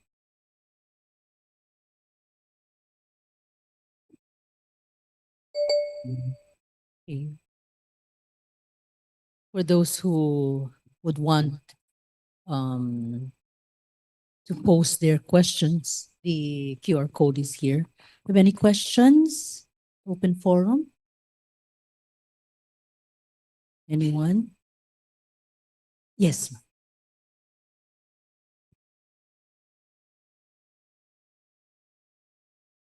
Hi, I'm Glenda Litong from the University of the Philippines. Thank you for the presentations, no? Very enlightening. And siguro one comment and then a question for both. Both of them may answer. Okay, the first is in relation to the use of the words balancing interest, balancing the rights. Kasi it was also the language yesterday dun sa breakout where I joined. I have an apprehension on the use of balancing because we're talking about human rights-based approach. And when you say balancing, it really favors parang fair treatment, equality in that sense. But we know that that is not the reality. Life is unequal, no, in terms of power, in terms of access to resources and opportunities, and especially in the context of our discussions here in terms of access to justice. So I was just thinking, can the judiciary look into a reframing of what is balancing of interests or balancing of rights? No? Kasi nasabi rin kanina sa presentation ni John. And actually go for a more equitable understanding or doctrine, no? Because for most of the violations that we're discussing here, the impact is really different for those who are powerless. Tayo mga lawyers, we can somehow come up with our own defenses, access remedies. But for those who are powerless, the vulnerable, the marginalized, when they come to court, mahirap yung usaping balancing lang. No? So that I think from a human rights-based approach, focus on the vulnerability and marginalization of certain sectors in society should lead to a more equitable response or justice measure. So baka I would like to ask our presenters, how do you look at balancing, like in terms of misinformation, disinformation? How do you propose to protect the powerless, no? In terms of the impact of this misinformation, disinformation. Kasi sabi mo, wag namang i-criminalize. No? Typically, that is the response, i-criminalize. But I agree with your premises. So how do you propose to make sure that in the context of misinformation, disinformation, we can protect yung interests and rights of the vulnerable groups. Tapos in relation to Miss Maria, yung cybersecurity. Again, I agree fully that cybercrime is a prevention law, but it does not actually help the individual, down to the level of the individual, what it means to protect oneself against cybercrimes. And then you talk about cybersecurity, and you sort of constrained me to look at the definition again of cybersecurity. And it's very parang, kasi we have the Internet of Things, right? So cybersecurity is something that goes into the more technical, the office providing risk management to a particular situation, but that is not done by the individuals like me. I don't go into cybersecurity mode. And I agree with your analysis that I think that has to reach that level, right? So, how do you propose? Kasi dalawa yung framing mo. The first, RA 10175 is more on the individual. And then the second, yung proposal on the Cybersecurity Act. How do you propose to ensure that the individual's rights will be incorporated in trying to define how cybersecurity can be achieved in the Philippines? Thank you.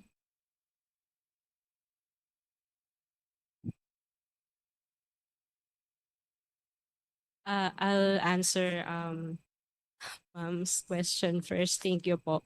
So on the proposing for both the cybercrime and the RA 1075 and the future Cybersecurity Act, I think we always need to provide definitions and then have a clause that this could be there's amendment that could follow, because I believe that is the approach that Singapore is always looking into. That is why they always have that series of amendments. So maybe we could have that. And if I remember it right, there are proposals to amend RA 1075, but it doesn't go through. So maybe that we could ask our legislators to always, I don't know, a committee. I think there's a committee already for something like this, but I think we could start there with the legislators to have that kind of mindset that we should amend. And we are actually playing catch up kasi we are obviously behind. I mean, the Singaporean law is 1993, but they continuously amended. Amending is an acknowledgement of change. So I think that kind of mindset should be instilled, at least in our legislators. And I hope all of us, or attorneys, lawyers, could also instill that in themselves. So I think the first question was about, okay, go ahead. Hello, thank you for the question. Now, so when it comes to the balancing of interests, especially when it comes to what you mentioned that it's inherently asymmetric when it comes to disinformation and misinformation. So what I believe and what I put forward in my paper is that instead of punishing disinformation per se, you look at the illegality of the source of the resources employed. Because when you look at disinformation, uh, it's necessary to separate whether these people are actually the victims of it, having just merely adopted the disinformation or the misinformation.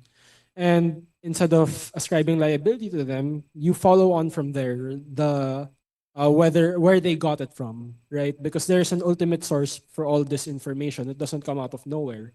There's an information gap that is exploited. Who is doing the exploitation? So to determine that, again, look at the illegality of the resources employed. Is it an unregistered SIM card, right? Is it using foreign money in an election campaign, or is it from illegally obtained data? Because your average individual won't have any access to that. It would have to be a bad actor, a malicious actor, who would have access to that. And so I think that's how, at least from the perspective of, let's say, prosecution, you could go about it. I hope that answered. So you're saying that the burden would be on the investigators. Yeah, Tama? yes, like it's going to be a challenge when it comes to that investigation, especially the evidentiary matters, having to establish those links, especially like where the money comes from. So that also runs into a lot of other issues like banking secrecy laws and all of that. But yes, that would be a matter for the investigators to deal with. Yes, another question. This is Attorney Fe Macalino. May I ask Ma'am Reyes about why is it that you have identified or targeted the Singapore Computer Misuse Act in comparison with respect to our Cybercrime Act? The reason I'm asking this is because we have two different systems, political systems. We are a democracy, and whereas in Singapore, it's really social democracy, rather strong. Okay. So then the thirdly is why Singapore? Because in Singapore, what is actually the extent of compliance? No, that's the reason why I am actually interested in what you said, a recommendation pertaining to the need for amendments of our Cybersecurity Act. I agree with you, and other laws for that matter. Even the data privacy law of the Philippines really has to be amended because of the information and disinformation. Okay, so that's why please clarify to us, because it might really have a bearing, no, in terms of the compliance by our citizenry, okay, with respect to any disinformation, any cybercrime that is actually being committed versus Singapore, which is actually a very, very strong social system. It's a social democrat system. In other words, more or less, not like the Philippines, whereas the freedom of expression is actually assured. In other words, the right to privacy, the right to be left alone is actually being assured under our Constitution. Thank you, ma'am. Thank you po. That's a wonderful question. Actually, I don't have at the first at the onset of selecting. I mean, there are other cybercrime prevention and cybercrime act in ASEAN, but I've noticed that Singapore is unique because of its amendments. That is the main reason. They acknowledge change. It is the continuous acknowledgement of that. Because Singapore is a technology hub. So all of their citizens I mean, their population is very little. But then again, we are just, I mean, magkapit-bahay lang tayo. We kind of share the internet, the connection. I mean, mas mabilis yung internet nila, but in essence, the acknowledgement of changing technologies is there. And they are proactive in facing by amending their law. So that is the reason why I chose. And then if I what was the second question again? Sorry. Um the extent of compliance. No, that's why you really need always to amend. In other words, it becomes therefore to the government of Singapore or even to the legislature to be really very proactive. Yes. And whereas our Philippines, our 2012, the only law that we have is actually the Cybercrime Act and also at the same time the Data Privacy Act, which is actually 2012. In Yes. other words, so more than 10 years have already elapsed. And yet in Singapore, it's really being very, very well regulated and monitored. So perhaps it goes into the system itself, to the political milieu. Yes. Okay. And at the same time, I think it's also the composition, their demographics. They are considering that as well. I think the technology in Singapore, I mean, their population, their citizens are highly technical. But when it comes to the Philippines, we are playing catch up. As professionals are upskilling. And then how about the masses? So that is why I chose them, because I really want to push that urge to amend and to educate our citizens. So ayun po. Thank you. May I be allowed I- follow-up as far as Singapore? What are the crimes? That's the reason why I'm very, very much intrigued and curious as to why Singapore has really always been amending. And perhaps it's because of what you're saying about the technologies, technology-driven economy. So whereas our system is not, and so we're going into information, is there actually scam? You know, how many cases have you really verified to be the subject matter of all of these cybercrime or actually computer misuse acts that need really to be always amended? So we're different, no, in terms of the Philippines. Yes, I understand, ma'am. I think it goes down to the reason because Singapore is a financial hub. And I mean, there are a lot of companies, banks, big banks, not just domestic. They are international hub. So they really need to have that projection that their country is secure. So that is, I think, the reason that we, should look at that if we really also think about developing our country. So I hope, yeah, I think. Thank you. Yeah. Thank you po. I think we have one more question. Yes.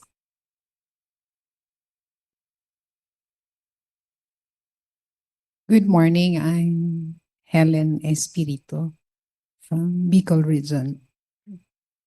I am just interested with the SIM card registration because Filipinos are just so interested with the registration of their SIM cards, but not so conscious of their responsibility over the registration. Like when someone had lost their SIM cards, they're not conscious that they have to report it.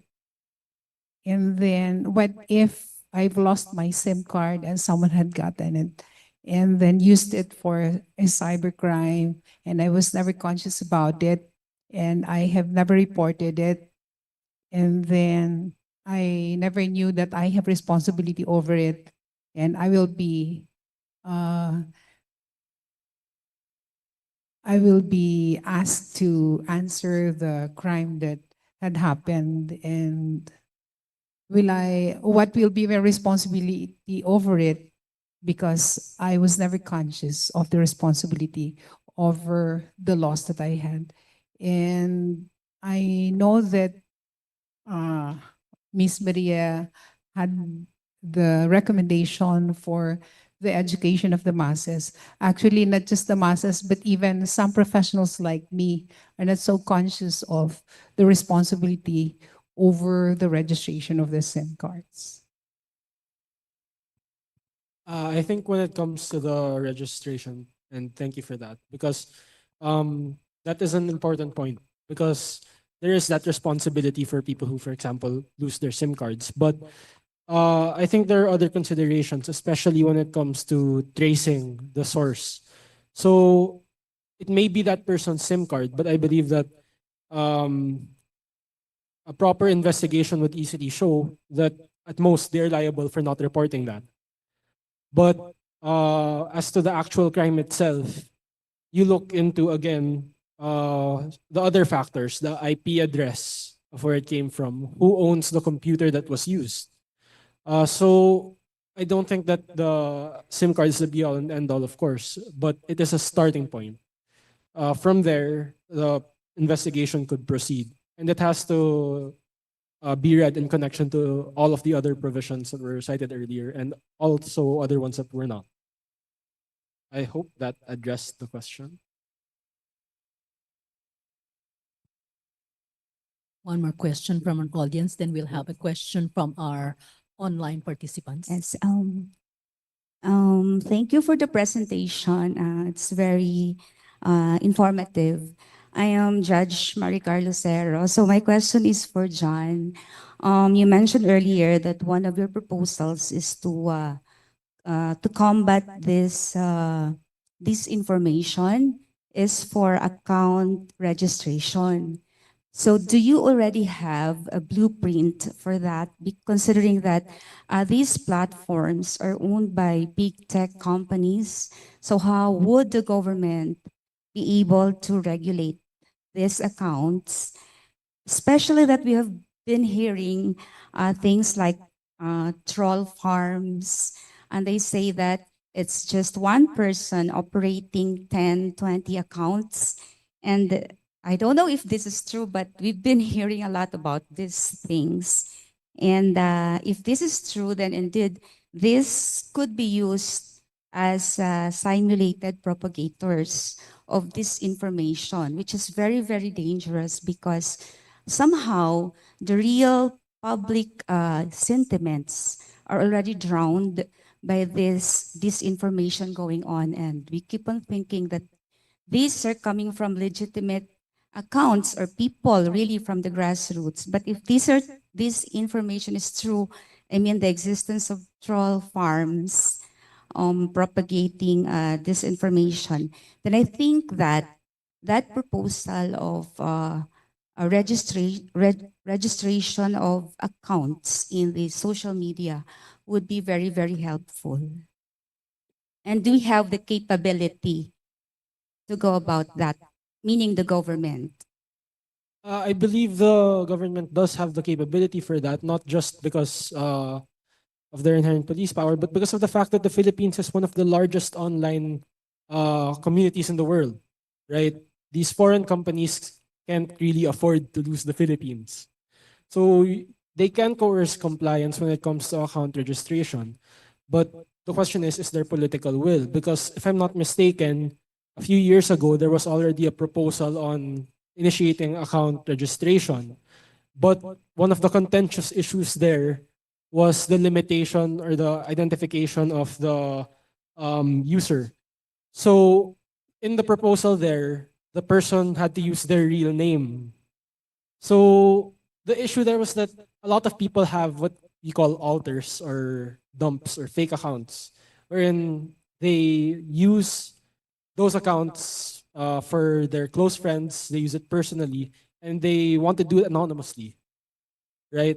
And I don't think that account registration should cover the rather that provision that you'd have to use your actual name. I think it would be sufficient that you identify which accounts belong to you and you associate that account with a SIM card because that's already standard practice now. So in a way, they're sort of registered by fact that a social media account is attached to a SIM card. But to identify who actually operates the account, I think is necessary. As to whether there's a blueprint, I am not familiar of any other legislation abroad requiring this or of any other guidelines here.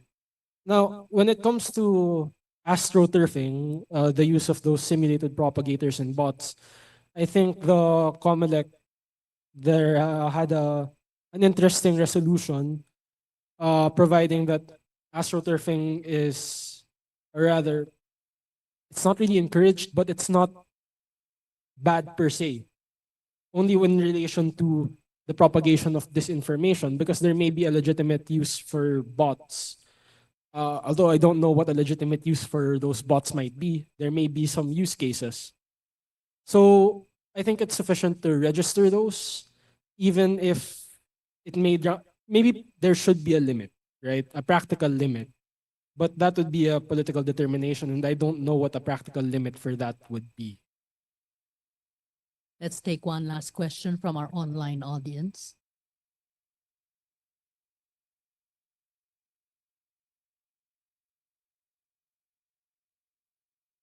For Mr. John Gabrilio, given that elections are approaching, what are your thoughts on disinformation in social media platforms in the context of Philippine voters? I actually discussed a bit of disinformation in the context of Philippine elections in my paper.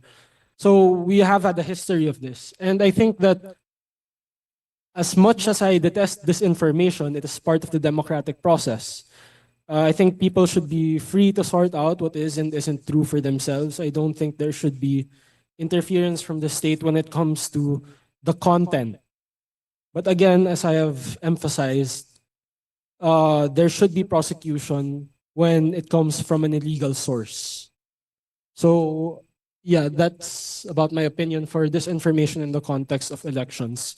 It shouldn't be punished. Again, the consequences are social, right? We essentially call each other out when we propagate, or we rather accept this information and we pass it along. So yes, I think it's a part of the democratic exercise, a necessary evil, sort of.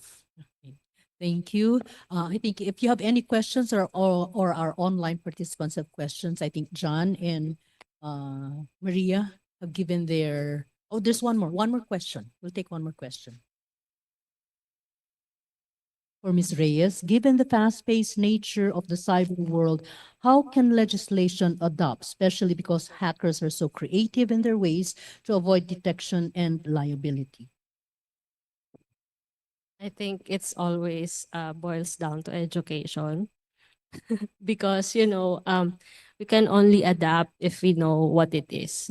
So everything, technological terms now always changes.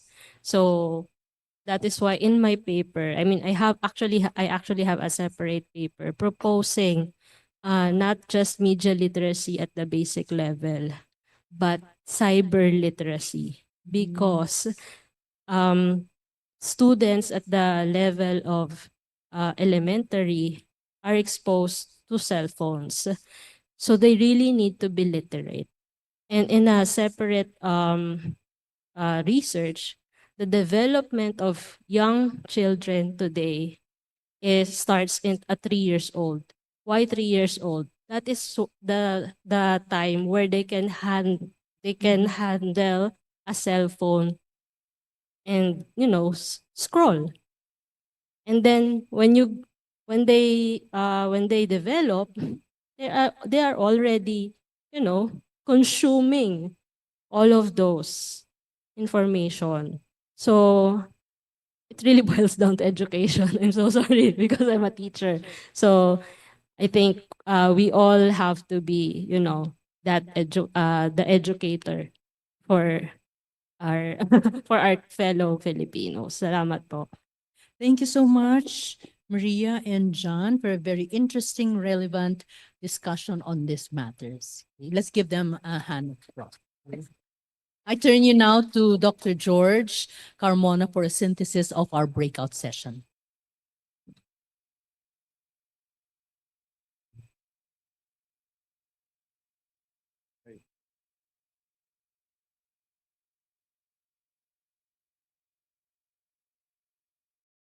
Okay, good afternoon. Good morning, everyone. And thank you, Jan and Maria. Do we call you Maria for that very excellent presentations? I think you all of you would agree with me that they did a very good job. Yeah. So I think understanding and defining the problem is always a critical step in finding the right solution to a problem, because this would ensure that efforts to address them would really address the root causes rather than treating the symptoms. So it allows us for a comprehensive and very clear solutions to the problem. At the same time, understanding the seriousness of these problems, both individually and nationally at the national level, would make us realize the urgency for addressing them. And I think all of you, again, would agree with me that both the presenters did a very good job in defining the problems and making us realize the seriousness of these issues, especially in the context of human rights protection and national security considerations. John explores the ecosystem of disinformation campaigns. And I like it when he started his paper by saying that information is the currency of nations in the 21st century. And then started his presentation with a slide on information warfare. That really made it very interesting, because now we see information and disinformation or misinformation from a different perspective. How this has become a very powerful tools, not only for individuals at the individual levels, but also for nations and countries. On the other hand, Maria delves into the inadequacies of our current law, the Cyber Crime Prevention Act, which she noted, compared to other countries, especially Singapore, has been, groundbreaking when it was enacted, but has been there for a long time and no longer able to address existing problems. So again, both of them did a very good job in making an in-depth diagnosis of the structural and contextual complexities of these issues. But allow me to highlight again some of the points which I think are very important for purposes of our discussion today. So I will start with Jan's presentation. So Jan, I think, did a very good job again in identifying the key actors involved. So I've been trying to understand the issue of disinformation. But again, viewing it from the different actors' perspective made it clear to us how this disinformation, misinformation campaigns would operate. So he said that we should not just look at the end point, but we should look first at the benefactors, then the manufacturers, the propagators, the data brokers, and platforms, so that we'll be able to identify, who should be made liable. Although I still have some difficulty, agreeing to him that misinformation and disinformation should be considered as protected speech, and that is the price of democracy, because by definition, especially disinformation is intended to create harm, right? And if harm is created or is caused, there must be a corresponding liability for that. And if you are the one who directly caused that harm, then you should be the one directly liable as well, regardless of whether or not you know that you got this from someone else, but you are intentionally posting it intentionally to create harm or to cause harm. So I think maybe I'm not so sure about disinformation being considered a protected speech and a price to pay in the context of democracy. But I like his point that our existing laws, such as the Cyber Crime Prevention Act and the Election Code, are enabled to address some of the more important issues relating to disinformation. The idea also that we can use the Omnibus Election Code, for example, to punish disinformation by looking at the source of funding, because foreign funding can be a ground for prosecution if it's a form of a campaign contribution. But there are many other issues that he said we should be focusing on, not just like hacking, the regulation of anonymous accounts, the enforcement of platform accountability, and the psychological dimensions of disinformation. He emphasized that there are more important issues that are emerging now, which even I think the one of the COMELEC circular issued failed to address. The other point that I think got my attention is how countries, especially China, are using disinformation as a form of information warfare in the context of the West Philippine Sea. So I think you would see how even some of our countrymen are being used by China to propagate or to disseminate their narratives about the West Philippine Sea. And is it a price? I mean, is it the, can we just swallow it up that, well, it's part of their free speech, even if they are in fact defending China's position and attacking our position? So again, how do we deal with that? Now let me go to just one last point on the disinformation in the context of, again, election. And this is not particular to the Philippines, right? I mean, you go to other countries, that is always a problem. The issue of disinformation, the issue of hacking of database by foreign countries in order to influence the outcome of elections. And it is part of global politics.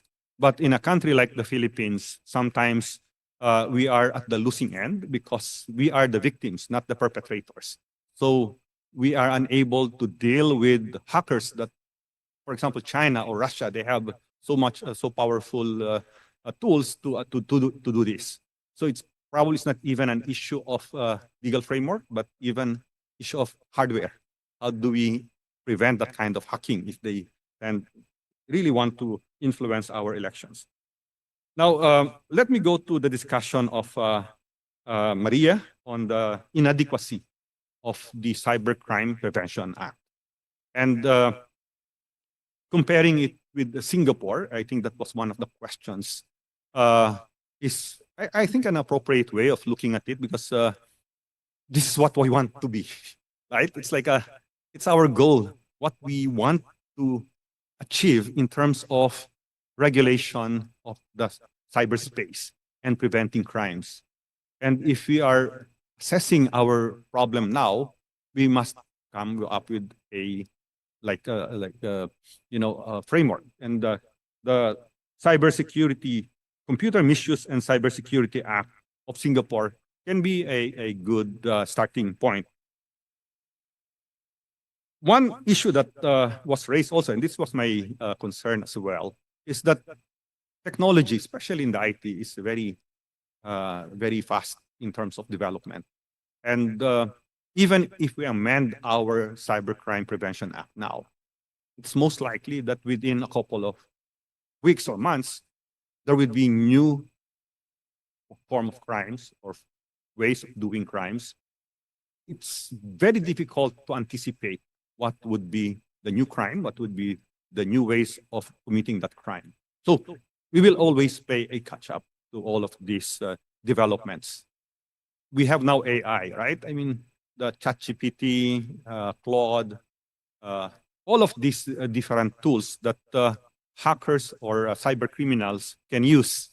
How do we address them? I mean, it's even a question of liability, criminal or personal liability, when this AI, ChatGPT or Claude, are used by individuals or by corporations.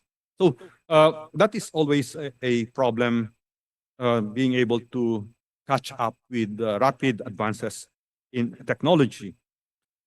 I agree that education is always the problem, I mean, the solution to many of the problems, and starting very early would be good because you see kids today very capable of operating the iPads or cell phones, so they can be the very first victims.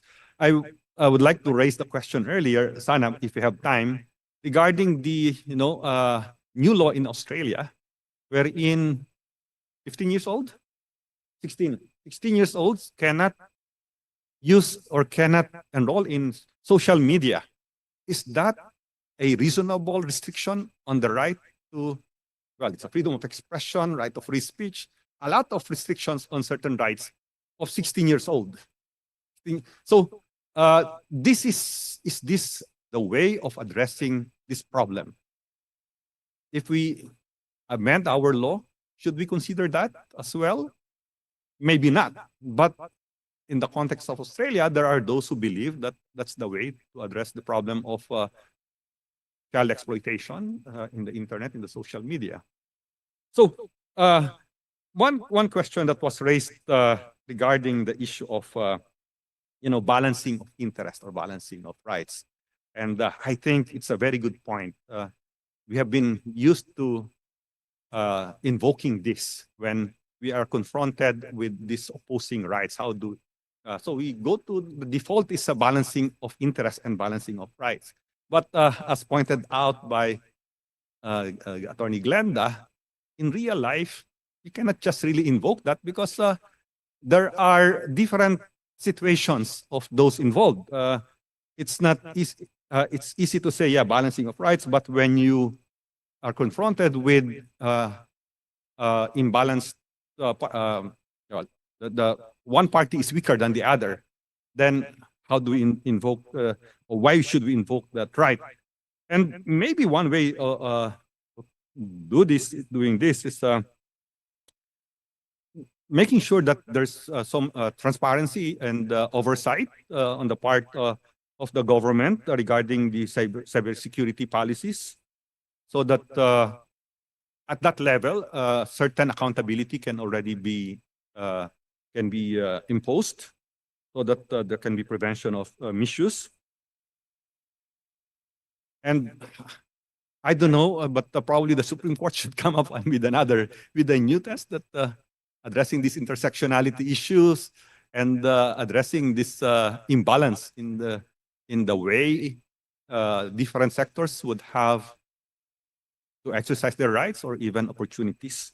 So I think those are the important points that I would like to raise at this point. But if Attorney Dean Rachel would have additional points.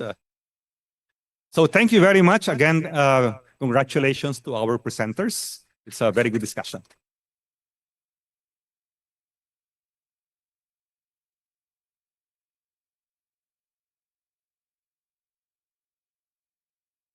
I think we can proceed to lunch, and we 1 o'clock at the plenary.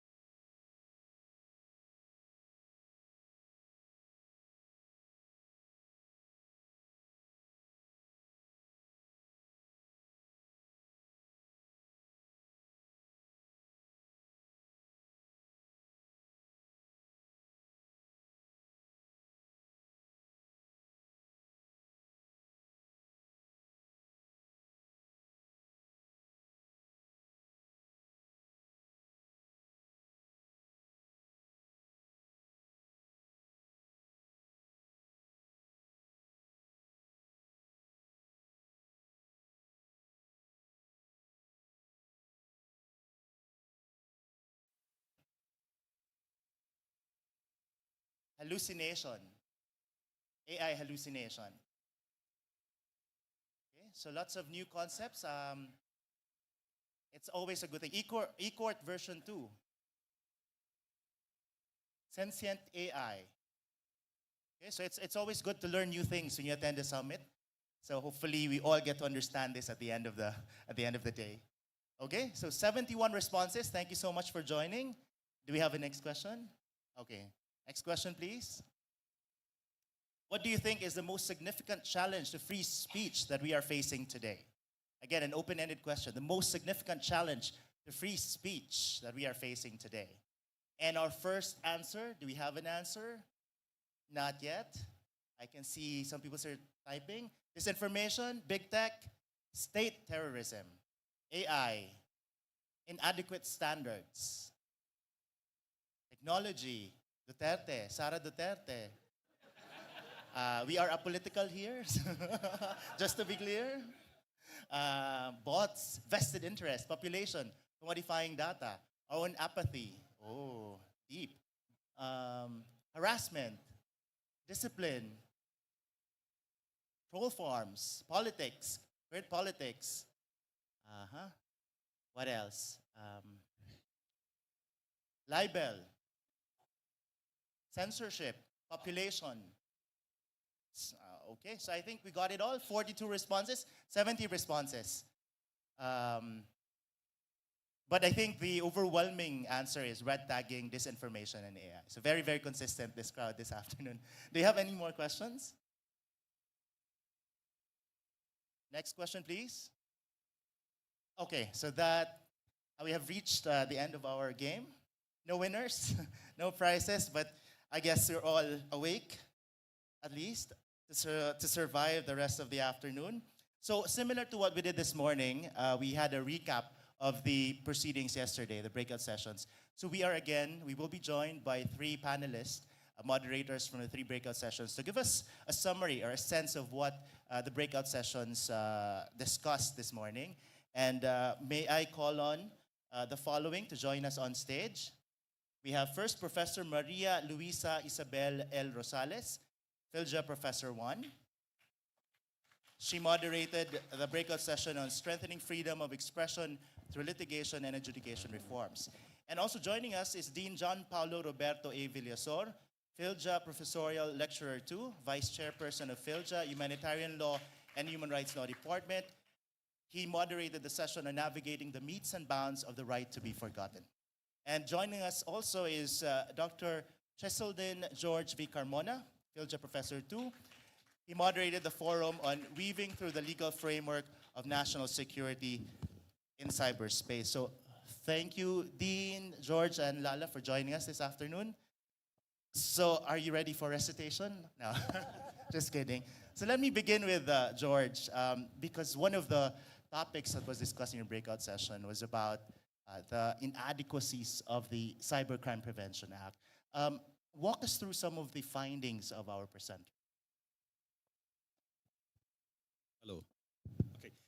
Good afternoon, everyone. And we had a very, very good discussion this morning regarding 2 topics, actually. One is on the Cybercrime Prevention Act, and the other is on disinformation.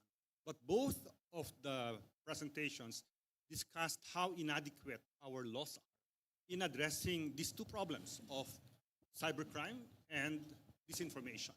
But let me start with disinformation, because I think it raised a very, very good point in saying first that in the 21st century, information is the currency of many countries. And it has been weaponized in order to weaken democracy, to attack, weaken social cohesion. And in the process, the presenter made a good discussion of how this is done. He provided us a very good framework by looking at the different actors that are involved in the process of disinformation. We always just see the one who made the disinformation using social platforms. But he said that there are many other actors that should be taken into account. The manufacturers, the benefactors, all of these different actors. And this is important in his discussion of how do we address this problem. Because he said that, and that is John Gabrilio, he said that we should not punish or prosecute disinformation or misinformation. Because for him, this should be part of the protected speech. What we should be looking at is how can we exact accountability using other laws. For example, in an election scenario wherein you have foreign intervention by funding disinformation campaign against a certain candidate or affecting public opinion, maybe the law against public donation from public foreign source can be used to address the problem, to address the issue of disinformation arising from this intervention. But he thinks that disinformation and misinformation are the price we have to pay to enjoy democracy. And then he also discussed the issue of, how the different modes of disinformation is being done, and look into the problem that our law has right now. It's the Cybercrime Prevention Act is outdated, so there's a need really to update the law, update the definition, look at the different crimes that are punished therein. Which brings me to the second topic, which is on Cybercrime Prevention Act. So what the author here, Maria Reyes, did was to compare our law with the law of Singapore. Because if we have a goal, it's almost like we should have a law similar to Singapore, because it is able to address the problem of cyber crime or running after cyber criminals. And she pointed out that when Cybercrime Prevention Act was enacted, it was groundbreaking, but we have not updated our law. So, and in fact, we are still suffering also from vague definition as to what hacking is, as to what identity theft is. But there are now many crimes that are not covered by the Cybercrime Prevention Act, like phishing, like ransomware. So all of these are not addressed. She also pointed out that the Cybercrime Prevention Act is more focused on the punitive aspect, not proactive, not preventive. So there should be a more comprehensive approach to addressing this problem, not just running after the crime has been committed, but try to address it even before it happens. And then building our capacity for preventing hacking, for preventing this ransomware. So she, being a teacher, she puts premium on the importance of education, that it should start really from a very young age. And I raised the question of, in Australia, we have this direction of 16-year-olds not able to use or register in social media anymore. So I think everyone was, in a way, not in agreement with that it's going to the other side, an extreme. So, what she's saying is we start our educating our youngsters so that they will know how to use social media responsibly so that they cannot be victims of cybercriminals. But at the same time, make sure that we are able to update our Cybercrime Prevention Act, taking into account in the latest developments. And the last point that I would like to make is the issue of how fast can you update our Cybercrime Act, given the rapid developments in information technology. So I think it's an issue that is left hanging in terms of how we deal with this rapid change in technology. You may update it now, but 2 weeks from now, there are new crimes or new ways of doing criminal acts, and then your law is still, again, not updated.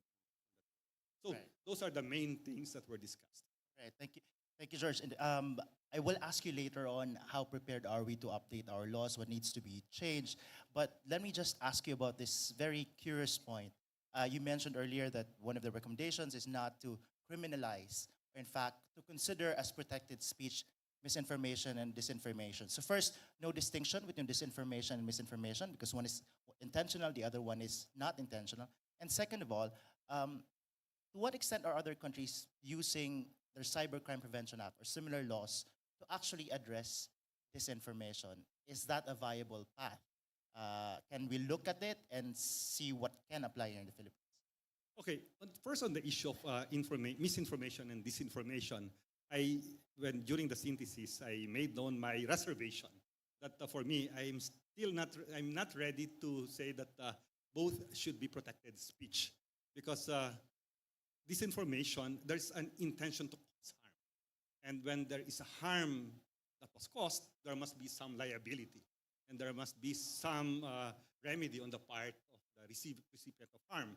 So for me, maybe this should be studied further because misinformation and disinformation for me should be differentiated. Now, in terms of how this can be addressed, even without criminalizing it, the presenters offered different alternatives. The one I mentioned earlier, looking at different laws to probably, for example, run after the benefactors or to regulate the platform. So maybe that's the way to address this problem of misinformation and disinformation, not looking at the person because it is an exercise of his right to expression or to freedom of speech. Yeah. So that's, I hope I answer your question. Right, and also one difficulty there is if you impose a law, who actually determines what's disinformation and what's misinformation? Yep. Because do you trust the government to choose that for you or to decide that for you? Or is it the judge who's going to decide it for you? So lots of questions on the issue of disinformation. But we also know that perhaps one of the solutions, if in case disinformation has been spread about you, is this concept of the right to be forgotten. And I'm going now to Dean Villasor. In other jurisdictions, because we don't have it here in the Philippines, how is this right being used? And has this actually helped people who want to at least move on and forget the painful part of their life that they want to forget? Thank you very much, Mike. First of all, I'd like to say that we had a very unforgettable session on the right to be forgotten. So when we discussed it, the analysis in our breakout session involved a comprehensive framework from the philosophical, legal, and public policy perspectives. So within that framework, we got to ask the fundamental questions about AI, because biological intelligence was distinguished from artificial intelligence. We can teach machines how to think like humans. We can teach machines to learn. But the next question is, can we teach machines to unlearn? The issue there is that when we place something on the internet, there is a degree of permanence in what we place on the World Wide Web. Essentially, it's permanent. However, because of the groundbreaking decision by the European Court of Human Rights, Google Spain versus AEPD and Mario Costeja, the newest right of the 21st century emerged, and that is the right to be forgotten. In the Philippines, well, in other jurisdictions, well, in Europe, they have the GDPR. But in the Philippines, well, we do have legal basis for enforcing the right to be forgotten. It's under Section 16, Paragraph E of the Data Protection Act, the Data Privacy Act, rather, of 2012. And the right to erase or to block certain types of personal information is akin to what is known as the right to be forgotten under the Mario Costeja case. So there's legal basis. However, we consider it as inadequate insofar as in enforcing the full gamut of rights, simply because the remedy involved here is administrative in nature. We will have to file with the National Privacy Commission. But what happens if there are criminal aspects to the case or civil aspects for damages? Say for a defamation case, for example. So when it comes to the courts, we still need laws to be passed by Congress in order for the courts to enforce the right to be forgotten in civil and criminal cases. So that is the great divide between administrative cases and other types of cases. We have the administrative remedy, but we do not have remedies insofar as the rules of court are concerned. Yes. So we felt that, well, Congress should come up with newer laws in order to enforce the right to be forgotten. And, well, the philosophical foundation here involved, well, the philosophy of Hannah Arendt. And it involved the ability of humans to live an active life. In living an active life, it involves participating in digital citizenship. If we look at the online space, when we look at these matters, it would seem that the current laws are still inadequate at this time. Dean, what do you think is keeping us from enacting laws to give us the right to be forgotten? That's one question. Is there no clamor for it? And second of all, why don't we resort to the rulemaking power of the Supreme Court? What's the disadvantage? What's the advantage of doing that? We have the writ of habeas data, where you can enforce the deletion of certain information gathered about you. So what's keeping us from either taking either routes to having the right to be forgotten? The court has the remedy. However, we still need to look at other possible substantive violations which may not be foreseen under the current state of the law. Essentially, with what is happening today, involving the posting of comments on the Facebook would now warrant a rethinking of how we address this problem. Well, the right to be forgotten is closely intertwined with disinformation, misinformation. But our approach, as we discussed in the breakout session, is to have a balancing of rights test to determine, to protect not just the right to privacy, but also the right to free speech, the right to free expression, and of freedom of information.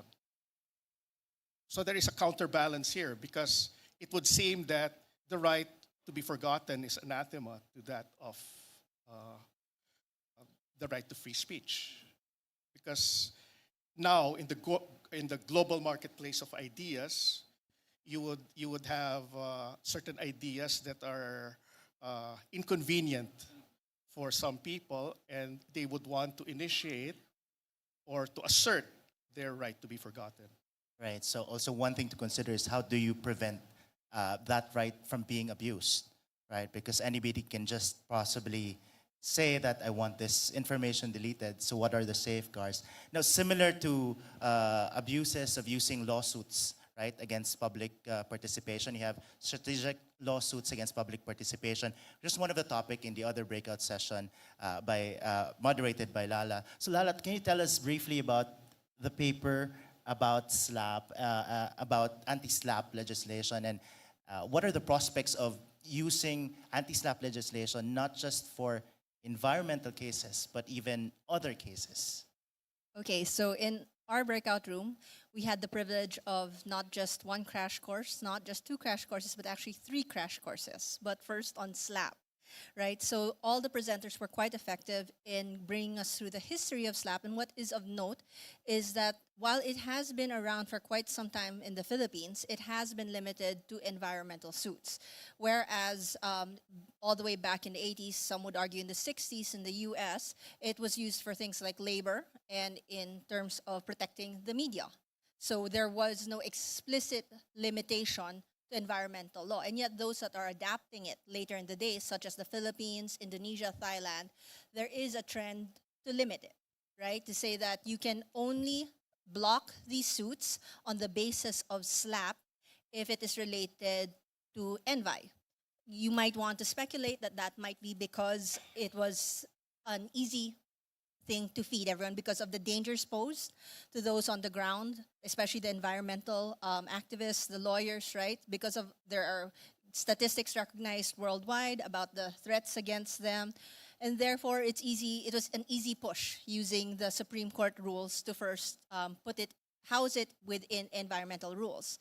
But the presentation did raise the argument that maybe, given its original concept was something for a lot more than just environmental issues, it could be used then to protect the media as well and protect laborers or anyone. Again, don't forget SLAPP, public participation. It's not environmental protection.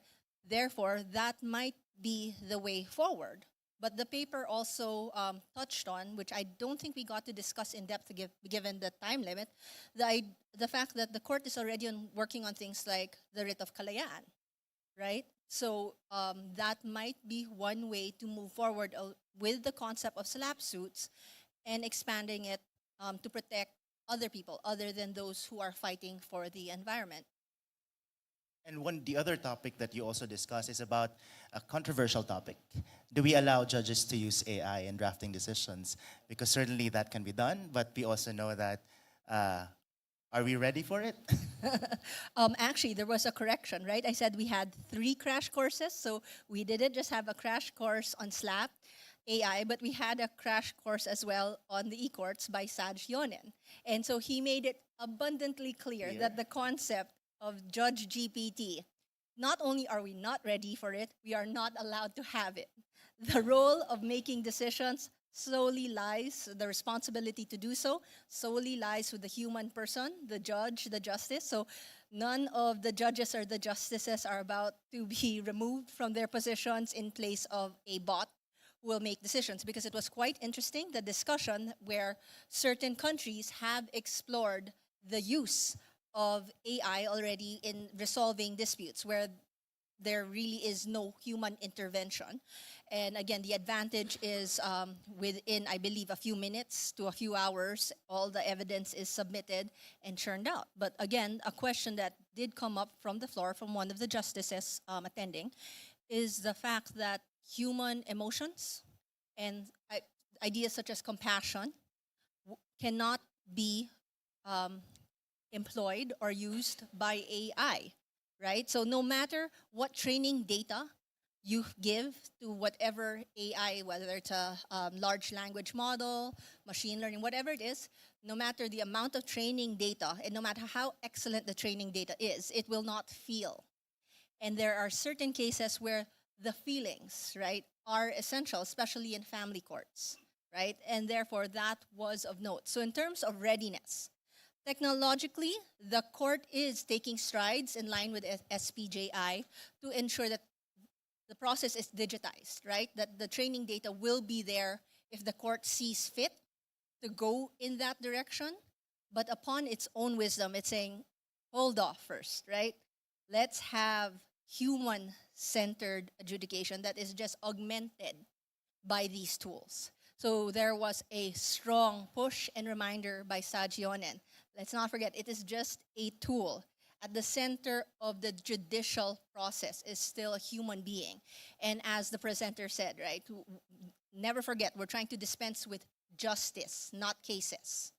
So that was the interesting. So I guess the next question for me is, how do we know that the judge is not using ChatGPT in resolving the decision? I mean, do you have a software that you could use? You could enter the decision and the software will say, this is 98% ChatGPT.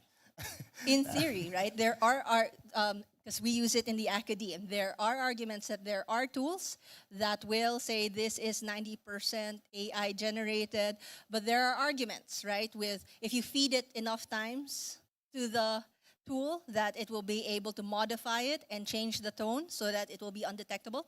So racing along the tool to generative tools to actually come up with these drafts, the tools to catch the people generating those drafts is also like in the race. Yeah. All right, so we'll watch out for that. But I know that time is running out, but I do want to ask George again about the inadequacies of our Cybercrime Prevention Act and what possibly do we need to add to the laws to make it to the law to make it stronger or more effective.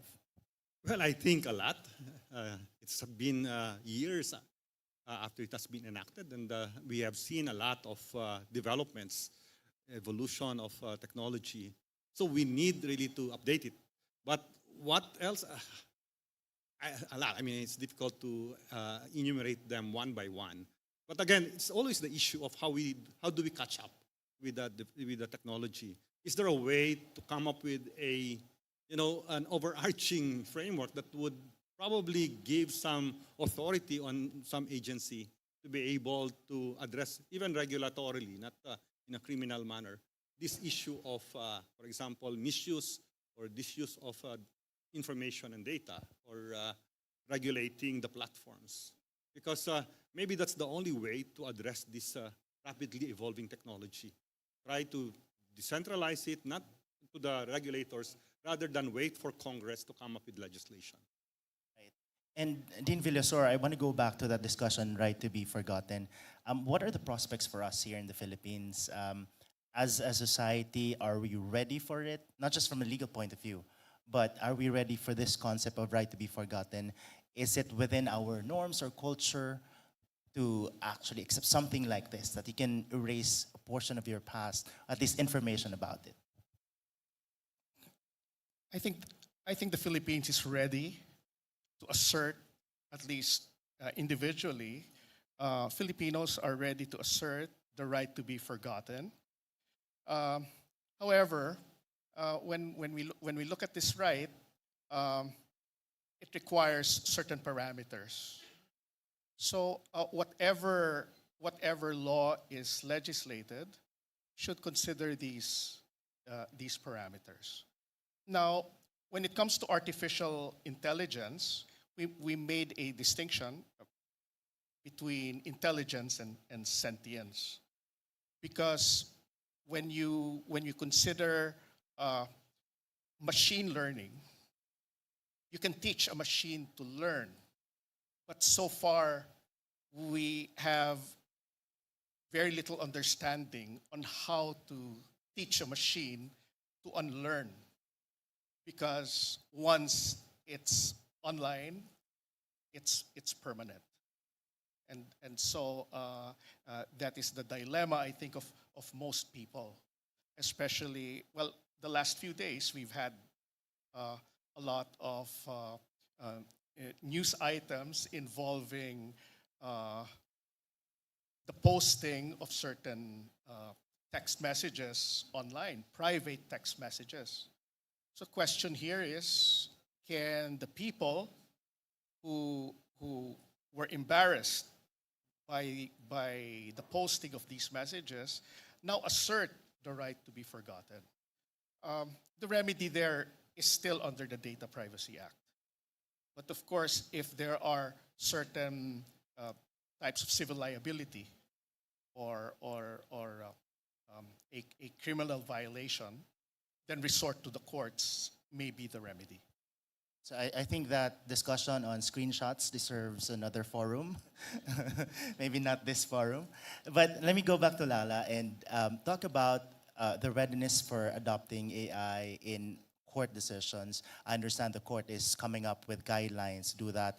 In other countries, they have gone to the extent, actually, of regulating AI. This was the discussion this morning. In the Philippines, what's your take? Should every institution using AI adopt a code of conduct first to govern, or at least guidelines to govern their use, in that way self-regulation?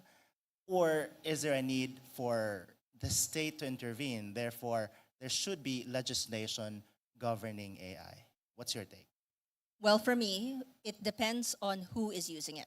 If the government is using it to make decisions, then before they begin deploying it in whatever branch, there should be clear rules and regulations and remedies, right? So you can't hit a roadblock because an agency is allowing a bot to make a decision that will impact anything from as small as the allowance you might get to something as large as whether you're allowed to avail of life and death procedure in a government hospital, right? So if it's any matter that is being administered by a government agency, then for me, before it is deployed, yes, there must be strict and clear rules on its use. Whereas in the private sector, I am more inclined towards self-regulation, but with an emphasis on transparency and integrity, right? Like everyone keeps saying, as we discuss AI around the world, it's just like the typewriter. There's no fighting the tide. There's no fighting the coming of the typewriter back then. So we have to accept that the private practice or people in the private industry will use it. And therefore, we have to hold back on regulating them, except for warning that it is just best if you reveal or disclose its use. Because my fear is if we insist that there be regulation before the private sector uses it, it will impede on the freedom of expression, actually. It will go to that extent, right? So again, depending on who will be using it. Or they will go underground and not declare that they're using ChatGPT. All right, so on that note, thank you so much to our panelists this afternoon, Professor Maria Luisa Isabel Rosales, Dean John Paulo Roberto Villasor, and Dr. Cheseline George Carmona. A round of applause, please, to our panelists. Thank you so much. Thank you, Mike.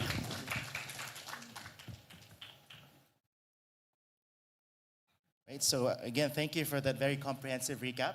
Our moderators had the unenviable task of moderating for 2 days. And also congratulations to our 15 presenters for completing their papers and presentations. Let us give our presenters and rapporteurs another round of applause, please. Now, to further the discussion this afternoon on human rights, the Supreme Court invited experts from the University of Malaga and University of Granada in Spain to share international perspectives to this discussion on digital environment, the commoditization of data, and the impact of artificial intelligence on human rights. And it is my honor to introduce them to you. They will be speaking one by one. They were given about 30 minutes each to discuss their topic. And first to discuss this afternoon is Dr. Jose Manuel de Torres Perea, an associate professor of civil law at the University of Malaga, Spain, with extensive expertise in family law, consumer law, and the evolving legal status of animals. He earned his doctorate in law from the University of Malaga and has since built a distinguished academic career. Dr. Torres Perea has authored several notable books, including El Nuevo Estatuto Jurídico de los Animales en el Derecho Civil, en Interés del Menor y Derecho de Familia. I hope I got that right. He also teaches at the Universidad Internacional de Andalucía. In addition to his teaching and research, Dr. Torres Perea has organized significant international congresses in collaboration with Philippine universities, including Ateneo de Manila and the University of the Philippines, and coordinated key initiatives such as the Erasmus Plus Calesa project, which facilitates academic exchanges and promotes the modernization of Philippine law. His projects have enabled mobility programs for students and faculty and supported the development of legal frameworks for social progress. Additionally, Dr. Torres Perea has authored articles and studies on Philippine law and its comparative aspects with Spanish law. As president of the Hispano-Filipino Cultural Association of Malaga, he has organized cultural events, including conferences and congresses, to deepen bilateral relations. So, ladies and gentlemen, to talk about commoditization of data and its acquisition by political parties to condition citizens' votes, let's all welcome Associate Professor from the Universidad de Malaga, Professor Jose Manuel de Torres Perea.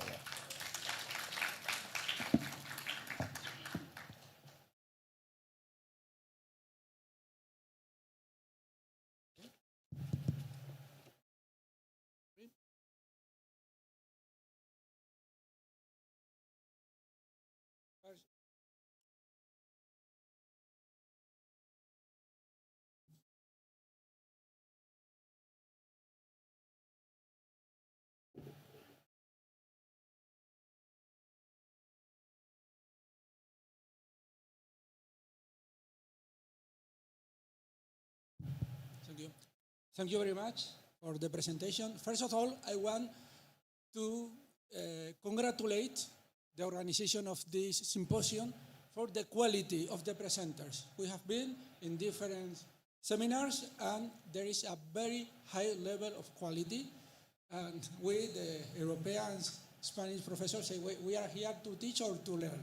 Well, we are to teach and to learn because we are very comfortable with you. First, I want to thank to Chief Justice and Chancellor because we always have support for them in all our initiatives. In this case, we want to thank to Senior Justice Marvick Leonen because he has invited us. In April, he contacted me. He told the possibility to participate in this convention, in this symposium, and that makes possible to continue the bridge between the Spanish and Filipinos jurists that we are trying to recover. And thanks to my friends, Pablo, Jose Antonio, Fernando, to trust me when I told them, came to Filipinas, you are going to live one of your best experience, lifetime. Also to Jose Antonio, I want to thank because in digital law, I am only researching from 3 years ago, and when you research, you always need somebody to guide you. And in this case, Jose Antonio is the one who has helped me a lot. And of course, Jose Antonio told me about digital pollution, and from this idea, I have prepared this paper I'm going to explain you, and I hope you like. So, in this,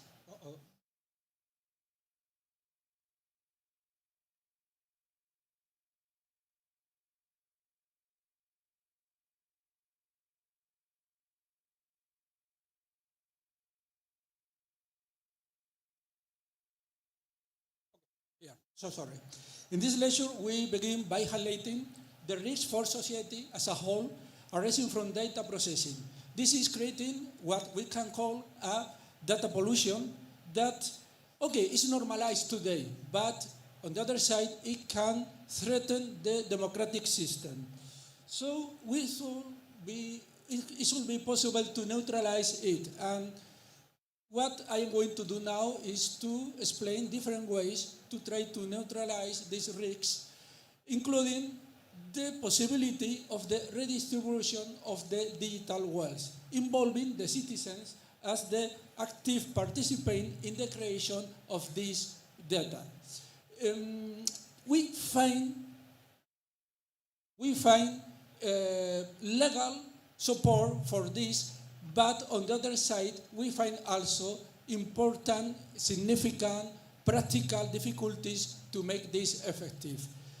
In the last years, there has been a debate in Europe, in the scholar debate, on the commoditization of data. This debate is open today and presenting opposing positions. In fact, we find these opposing positions in the last European legislative developments.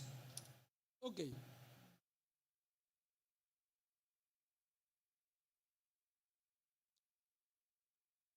Digitalization has brought about significant advance. The society has undergone important change in the last 3 decades that imply the modifications of the human relations and the modification of the political systems.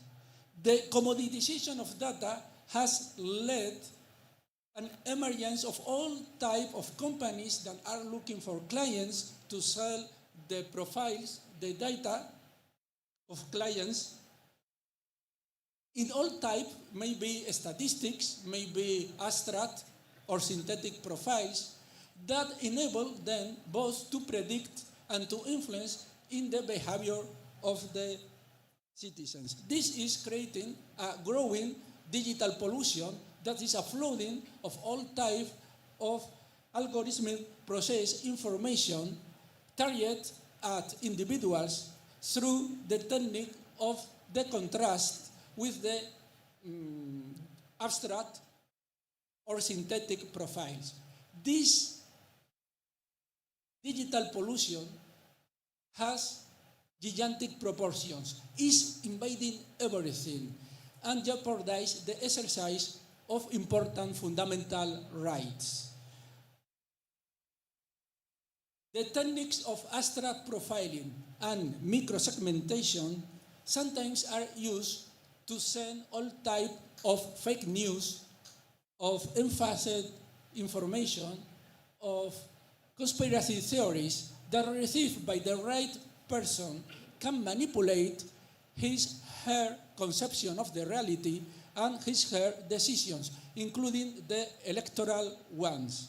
This call into question the exercise of fundamental rights, for example, the rights of freedom of expression. The relativization of reality lets this right remaining empty, or for example, the right to vote, the right of suffrage. As far the manipulation of individuals turns the voter in puppets. We should take into account that one of the ways of emptying these rights is the manipulation of the electoral body through lies and misinformation. And yes, this has been happening since the representative democracy has been constituted. Always there has been newspapers with editorial line has caused the adulteration of the reality. What is new? What is new is that the proportions of this manipulation is unknown today due to the sophistication of the algorithms, due to the appearance of reality of the news, and due to the capacity of manipulated ideological of microsegmented ideological manipulation between among others types of manipulation.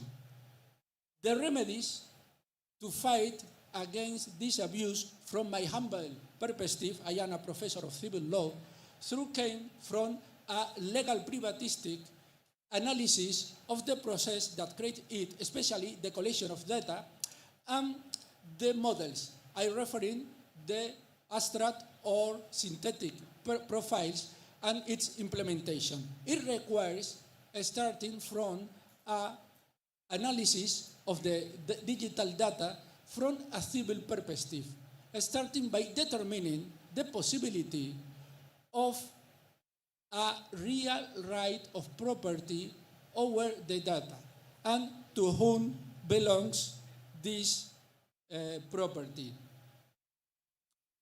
The answer to these questions allows us to protect the society from one of the most important challenges that now is suffering. So in short, I'm going to explain first what are these risks for the democratic system caused by the digital pollution, and secondly, what are the remedies we can apply in order to protect the democracy, including the possible redistribution of the digital data in favor of the citizens who collaborate to its production with her digital behavior. Of course, this implies to accommodate in the civil code the property of digital data. But in the case of the Philippines and in the case of Spain, we have no a problem. You remember the classification, first in mobile, then movable. What is movable, what is not immovable? That implies that it's a flexible formula in which we can introduce even the immaterial mobile. If we are in Germany, the Civil Code of Germany doesn't allow the immaterial, immovable, we had a problem. We have not here in the Philippines. What is the problem? The problem is that we find significant practical difficulties to make it effective, as I said you before. Well, so we go to the first of the problems.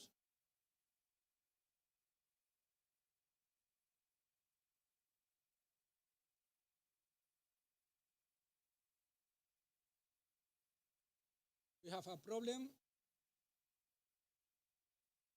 A ver. Okay, first problem. The challenge to the democratic system caused by the digital pollution. We see the influence of digitalization in our society in different areas. One of them, not the least, is the shaping of the human mind itself. The suggestion of the human mind to all type of digital exposure from a young age influence in its formation and in its subsequent behavior, given its plasticity. These new minds that are molded by devices receiving incessant electronic impulses do not usually develop the habit of reading. Outside certain electronic device or applications characterized by contain fast reading text. This lack of avid readers to contrast arguments given in a traditional format that require time and dedication is causing an structural problem. The public sphere no longer finds intellectual reference of stature in which to build a public opinion, simply because it has given up its time to judge arguments given by third parties in the form of essays. If there is no readers of arguments, there can be no intellectuals to guide us. Jürgen Habermas, the legal philosopher from Germany, says that the liberal public sphere is living with implausible social and cultural assumptions. Now, the independent journalism is no longer operative. This independent journalism is the one that can create a quality public opinion, but it requires a reading population interested in politics with a good level of education, accustomed to the conflictive process of the creation of the public opinion, wishing to give its time in order to create a quality public opinion. And this is no longer operative. In year 1962, Jürgen Habermas said that the public sphere was in decline and we need a critical public opinion in order to control democracy. In year 2018, again, Jürgen Habermas said that finally has been internet the one who has ended up blurring the public sphere and has caused its commoditization by the economic exploitation of the user's profiles. But what he named a real theft of data, because he considered that when the citizens accept cookies to enter in a digital newspaper, they generally are not consent that they are selling their privacy. And with sometimes political, untouchable purpose, that is the manipulation of the vote. Concludes Habermas saying that we are now in the first time in the history that there is a revolution caused not by a cultural reason, but for economic one. We are living in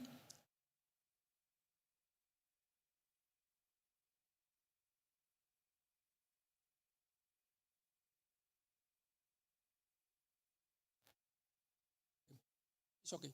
We are living now in an unknown scenario characterized by a new nihilism that led the citizens to lose the belief in the facts because fake news, because misinformation, because conspiracy theories. In the words of the Korean-German philosopher Byung-Chul Han, we are in the era of the crisis of the truth. And the crisis of the truth is the crisis of the democracy because the relativization lets important rights to be empty.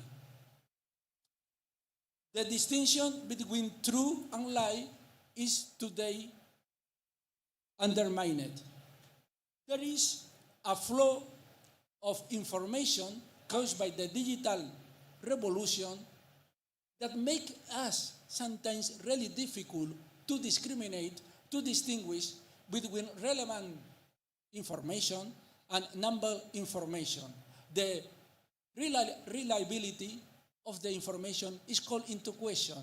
In the information society, we are really very well informed, but we are disoriented because the information no longer has the capacity to guide us.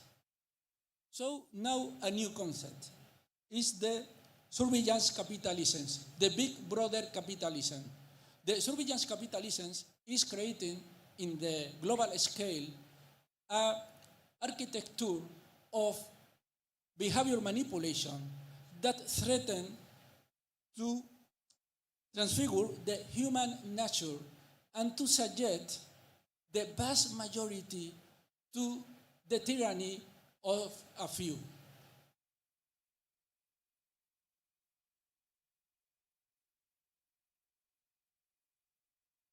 These surveillance capitalisms make inference in the past, in the present, and in the future of the citizens in order to manipulate them and doesn't respect the feelings, doesn't respect the thought of the citizens. Second problem.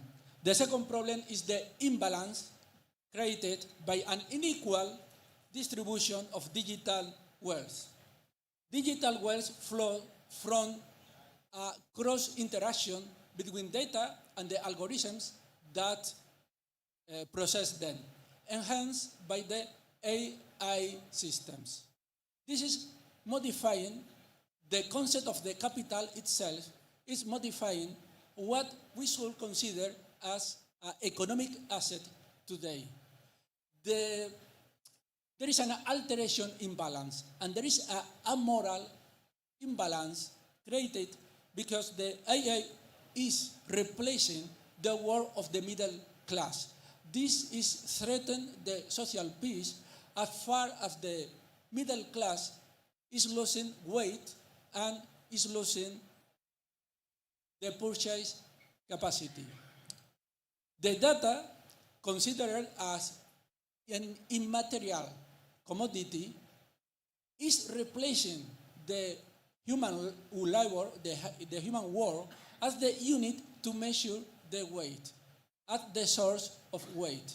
And we have to take into account that the digital data in the whole global scale is growing second to second. It's said that the total volume of digital data in the world is double every 18 months. That is the reason it has been said that we are suffering, we are in the era of a new feudalism, the digital feudalism. That is the case in which a few manage the data of a large population. And to manage the data means to manage the digital information with a economic potential of gigantic proportions. So it's necessary to stop with this discrimination if we want to keep our present, our current social and democratic system viable. And then one of the options from the civil law that we can find is the redistribution of the digital wealth, as I tell you after. Third problem, making AI systems compatible with human ethics. In the field of AI, I find two important problems that deserve our attention. Firstly, data processing enhanced by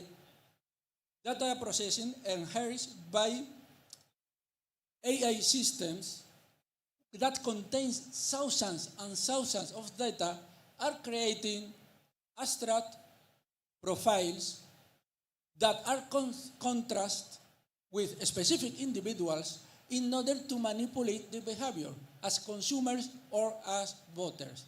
The more data an AI system has, the most accurate the abstract profiles are, and the more reliable its predictions are. That is the reasons these AI systems are govern up all type of data that then the algorithms discriminate. But it's necessary to stop this tendency. It's necessary to control, because it's happening that sometimes the making decisions is given to these AI systems. So it's necessary to control that this AI system respect fundamental rights, respect the dignity of the persons, respect the human ethics. In other way, that will be absolutely a challenge that can jeopardize the human beings. What is happening today is that we are in a world war, digital world war between China and the States. And in that world war, it's considered that in 15 years, maybe one of the two is going to get a super AI system that superior to the human mind, and that in that moment can defeat the other. That is what they think. What is the problem? If I limit this evolution by establishing legal limits, I give an advantage to the enemy. So neither China nor the States are happy with the idea of the regulation of the AI. The Democrats make a try, but finally, with the new person in the White House, that is no longer an option. The only place where we can find the regulation of the AI is in the States, in the European Union. We have the regulation from June this year that I will refer afterwards. Secondly, the other challenge that we see from AI is related with the ChatGPT. It said that this new generation of AI, characterized by the ChatGPT and other similar instruments, is entering us in a new revolution. It's not longer the digital revolution, it's the AI revolution. As far as there is a turning point, and that the AI has been the protagonist of our lives.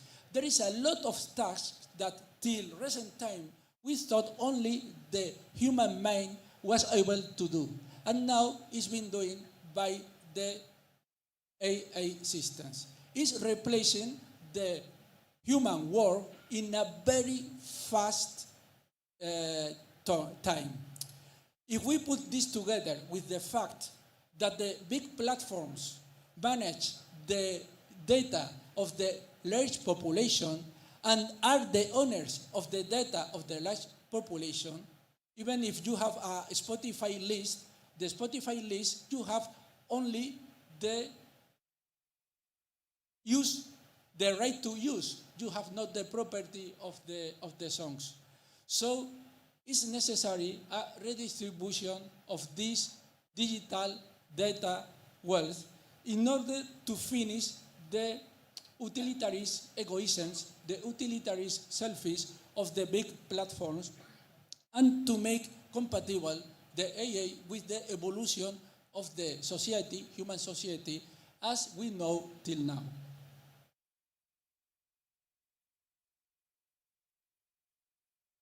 What remedies can we find in order to fight against these three important challenges?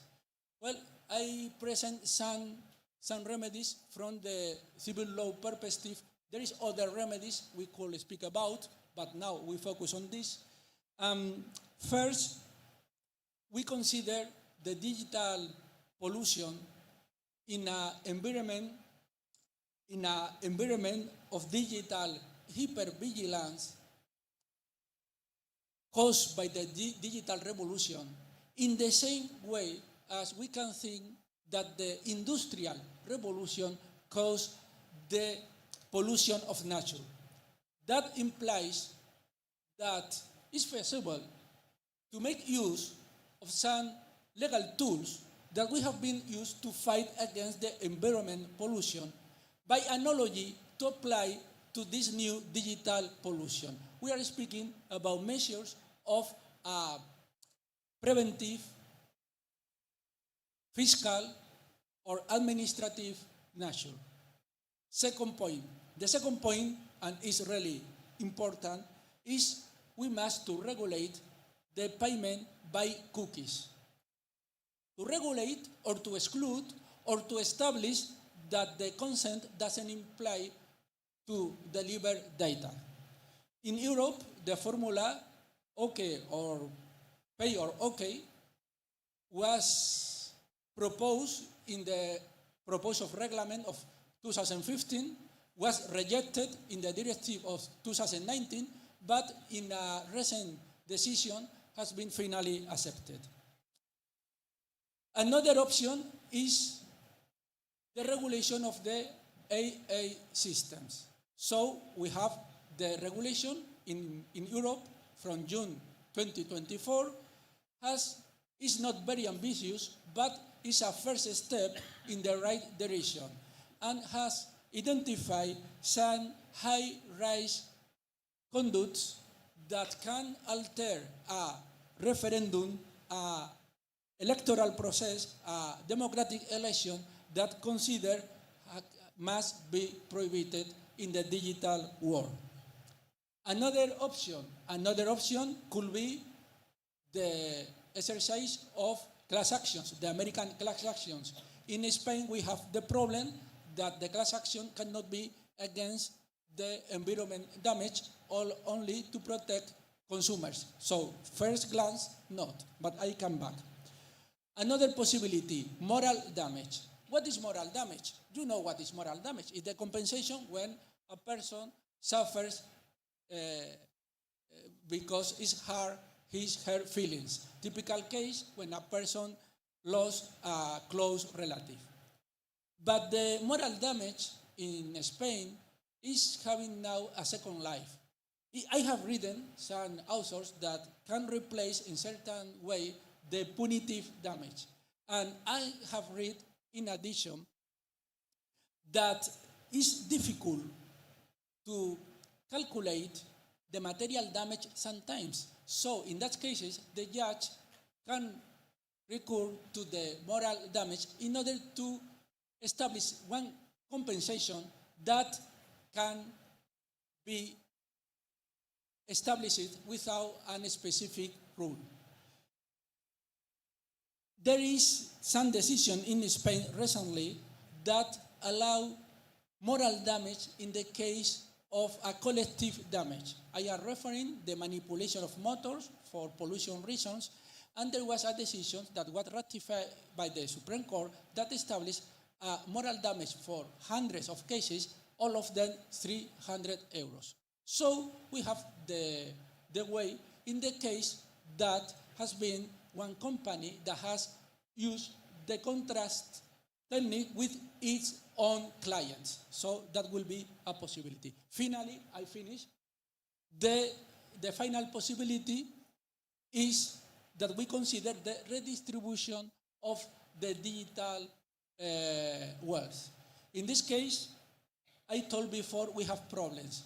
What is the point? The point is, if the digital wealth is caused by the clients, by the users, by the citizens, why not to consider them proprietors of the data that are sold? Recently, in Spain, there was a telephonic company that sold data of his clients to the underground metro company of Madrid.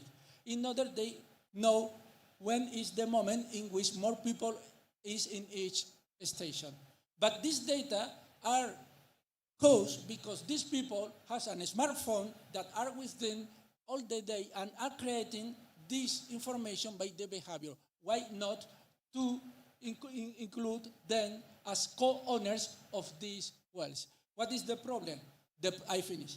The problem is that what is the proportion of the platform and the client, how we calculate the value of this data, and how we do all these calculations. It's a big problem, but we have to look for a solution if we want that our present society is viable. Thank you very much for your time. It's my pleasure. Thank you very much, Professor Parilla. Well, some of the things that he mentioned are certainly scary, right? Nihilism characterized by loss of belief in the facts, crisis of truth, but thankfully also provided some possible solutions to those problems. So our next speaker for this afternoon is Professor Pablo Sanchez Molina. He is an accomplished academic specializing in constitutional law, currently serving as an assistant professor at the University of Malaga. He holds a law degree from University of Malaga, a master's degree in constitutional law from the Centro de Estudios Políticos y Constitucionales Universidad Internacional Menéndez Pelayo, and a doctoral thesis cum laude entitled The Greater Protection as a Rationalizing Criterion of the Fragmentation of Human Rights in Global Constitutionalism. His research focuses on the international protection of human rights, artificial intelligence, and new rights, with a notable publication record including his book La Mayor Protección como Criterio Racionalizador de la Fragmentación de los Derechos Humanos en el Constitucionalismo Global. He has held research positions and completed academic stays at renowned institutions such as the University of Berkeley, the Max Planck Institute in Heidelberg, and the European University Institute in Florence. Beyond his teaching and research roles, he is the director of the University Debate at Canovas Fundación and the academic coordinator of the Torrijos Chair of Leadership, Debate, and Constitutional Values at the University of Malaga. At this juncture, to talk about rethinking human rights in the age of artificial intelligence, the EU regulation perspective, let us all welcome Assistant Professor from the Universidad de Malaga, Spain, Professor Pablo Sanchez Molina. Professor Molina.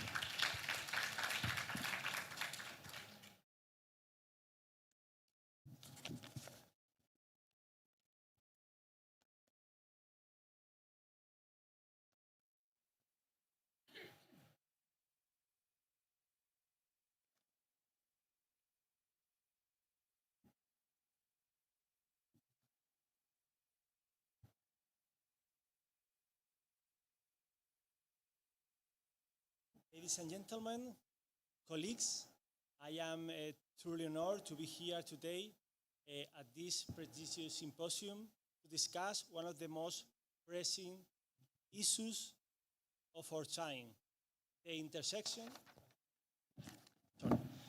intersection between artificial intelligence and human rights. Before we dive into the substance of today's presentation, I would like to take a moment to express my gratitude to the organizers of this symposium for the opportunity to share my thoughts and engage in dialogue with such distinguished professionals in the field. I also wish to thank my colleagues and mentors who have supported me, supported my work on this subject, as well as the students whose insight and research have contributed to shaping the views I will present today. Artificial intelligence, or AI, is no longer a distant concept confined to the page or science fiction. It is here reshaping our world in real time. From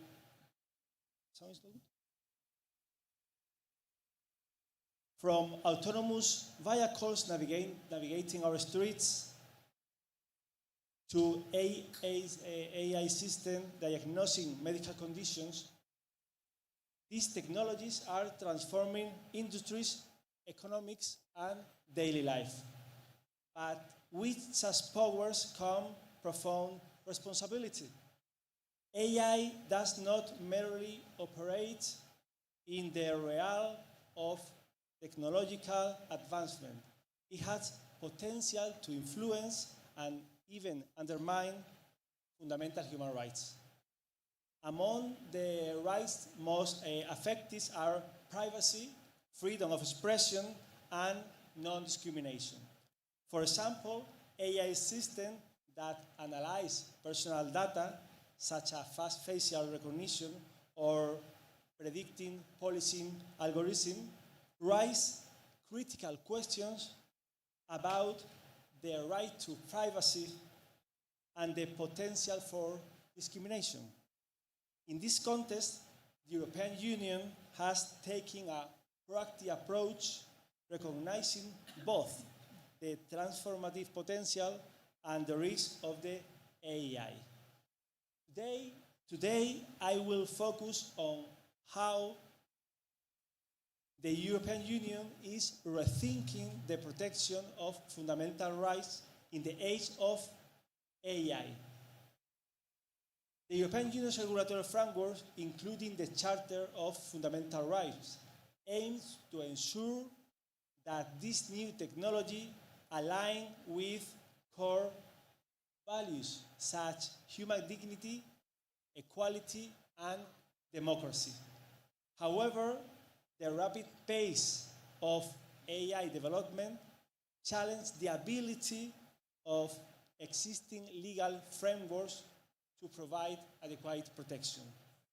As we explore this issue, it is crucial to remember that technology does not exist in a vacuum.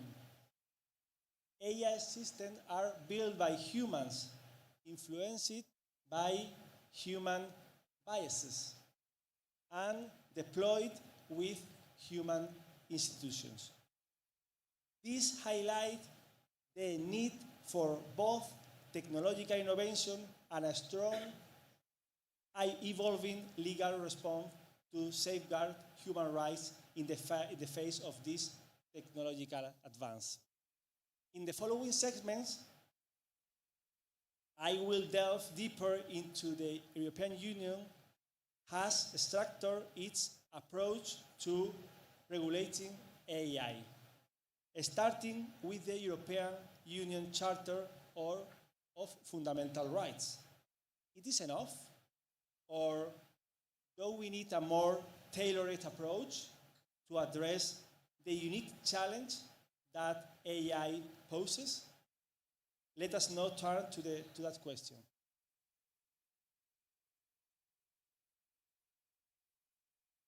The European Union Charter of Fundamental Rights is a cornerstone of the European legal framework, embodying the European Union's commitment to protecting fundamental rights. But in the face of the AI revolution, does it adequately address the challenge posed by artificial intelligence? The Charter, which gained legal force under the Lisbon Treaty, is designed to ensure that the rights and freedom of individuals are respected within the European Union's jurisdiction. Key provisions such Article 7 and Article 8 safeguard the right to privacy and the protection of personal data. Critical areas in this context of AI technology that process vast amount of personal information. These protections are undeniably important, especially in a world where AI-driven data analytics and surveillance systems are becoming increasingly prevalent. However, while the Charter offers a strong foundation, it does not explicitly address some of the unique challenges posed by AI. For instance, the rapid development of AI technology, such as machine learning and automated decision making, introduce complexities that the Charter provision were not designed to handle.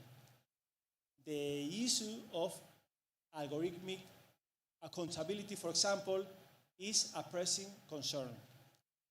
Who is responsible when AI systems make a decision that infringes upon an individual's rights? The Charter does not clearly address this emerging question. In addition to this, the ethical dimension of AI is often underappreciated in traditional legal frameworks. For example, the European Union's Charter does not explicitly incorporate concepts such as algorithmic transparency or the right to explanation, concepts that are now vital in AI regulation. AI system often operates as a black box, meaning that the decision-making process can be opaque and difficult for individuals to understand. This lack of transparency can lead to violation of rights, particularly in sensitive areas like criminal justice, healthcare, or finance. To address these gaps, the European Union has developed more targeted legal instruments, such as the Artificial Intelligence Regulation. This regulation seeks to address the specific challenge AI presents, but it remains to be seen whether it can fill all the gaps left by the Charter. One of the primary challenges is how to ensure that these new regulations do not undermine existing human rights protections. As we will see in the next assessment, the European Union's approach aims to balance innovation with preservation of rights. But it is enough? And can the Charter evolve to meet these new demands? In the coming section, we will explore the AI regulation in greater detail, focusing on its potential to fill the gaps in human rights protection and the role it plays in shaping the future of AI governance in Europe.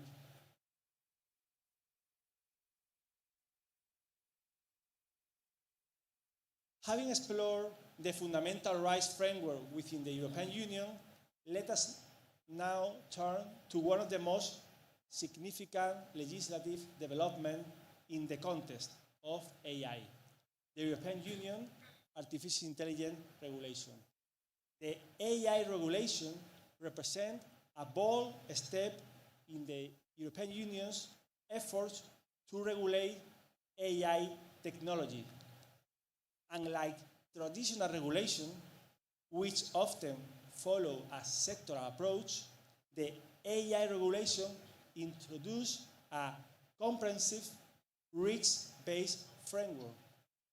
This approach is crucial for addressing the varied risks posed by different types of AI systems, from facial recognition technology to autonomous vehicles. At the core of the AI regulation is the classification of AI systems in 4 risk categories: unacceptable risk, high risk, limited risk, and minimal risk. This classification allows for nuanced approach, ensuring that the most potentially harmful application of AI, such as social scoring or mass surveillance, are subject to the strictest controls and, in some cases, outright bans. Meanwhile, lower risk AI systems are subject to lighter requirements, such as transparency and accountability measures. What makes the AI regulation particularly noteworthy is its attempt to address not only the risk that AI poses to fundamental rights, but also its potential to enhance innovation. The regulation seeks to strike a balance between fostering technological development and ensuring that these developments are comparable with the European Union's core values, particularly human dignity, this is said before, freedom, equality, and non-discrimination. While the regulation is a significant step forward, it is not without its critics. Some argue that the classification system may be too rigid and fail to account for the rapid pace of AI innovation. Others worry that the regulation might not go far enough in addressing issues like algorithmic bias and accountability. These concerns highlight the ongoing challenge of regulation, a technology that is constantly evolving and often operates in ways that they are not easily understood by legal and regulatory bodies. In the next part, we will delve deeper into how the AI regulation interacts with fundamental rights protection, particularly in the areas of privacy, transparency, and non-discrimination. Having laid the groundwork for the AI regulation, we now turn into the most critical question: does it safeguard fundamental rights in the age of the AI? The AI regulation is not just a technical framework. It is inherent a human rights instrument.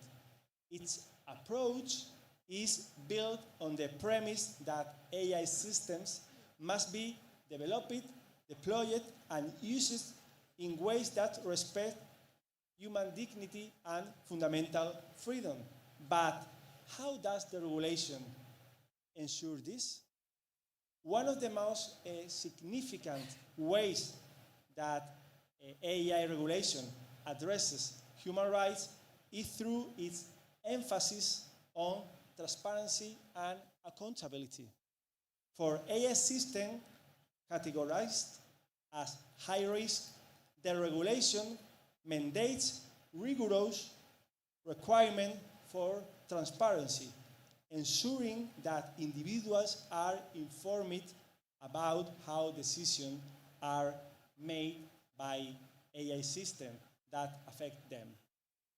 This includes the right to an explanation, a right that allows individuals to seek clarification on how automatic decisions are reached, particularly in areas like credit scoring, hearing, and law enforcement. Moreover, the regulation seeks to tackle the issue of algorithmic bias, which can lead to discrimination and unequal treatment. AI system, like any technology, can inherit bias from the data. Data they are trained, and on this bias can have real world consequences, especially in sensitive areas such as a hiring policy and healthcare. The AI regulation addressed by this requirement that AI systems undergo regular assessment to identify and mitigate bias. However, critics argue that these measures may not be enough to fully eliminate the risk of discrimination, especially if the data used to train AI system is inherently biased. Another key aspect of the regulation is its focus on privacy, given that many AI systems process vast amounts of personal data. The regulation incorporates provisions that align with the European Union's General Data Protection Regulation. This means that individuals have greater control of their personal data and how it is used by AI systems, ensuring that privacy rights are not sacrificed in the pursuit of technological advancement. However, despite this important protection, challenges remain. The regulation risk-based approach is designed to be flexible, but this flexibility may also create uncertainties, particularly when it's come to the new AI technologies that have yet to be fully understood or classified. Additionally, while the regulation is a step forward, some argue that it doesn't go far enough in addressing the potential harms of AI, particularly in terms of its impacts on freedom of expression and the right to information. In the next part, we will explore how the AI regulation intersects with freedom of expression, a fundamental right that's increasingly under threat in the digital age. Now that we have explored the AI regulation and its impacts in human rights, we must turn your attention to one of the most crucial rights in the digital age: freedom of expression. In the context of AI, freedom of expression faces new challenges. AI systems, particularly those used in social media platforms, search engines, and content moderation, have significant implications for how information is shared and consumed.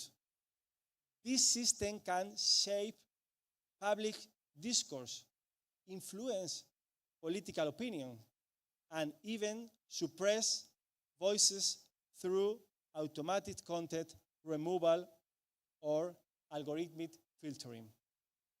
The European Union has long been a champion of freedom of expression, reigning in the Charter of Fundamental Rights under the Article 11.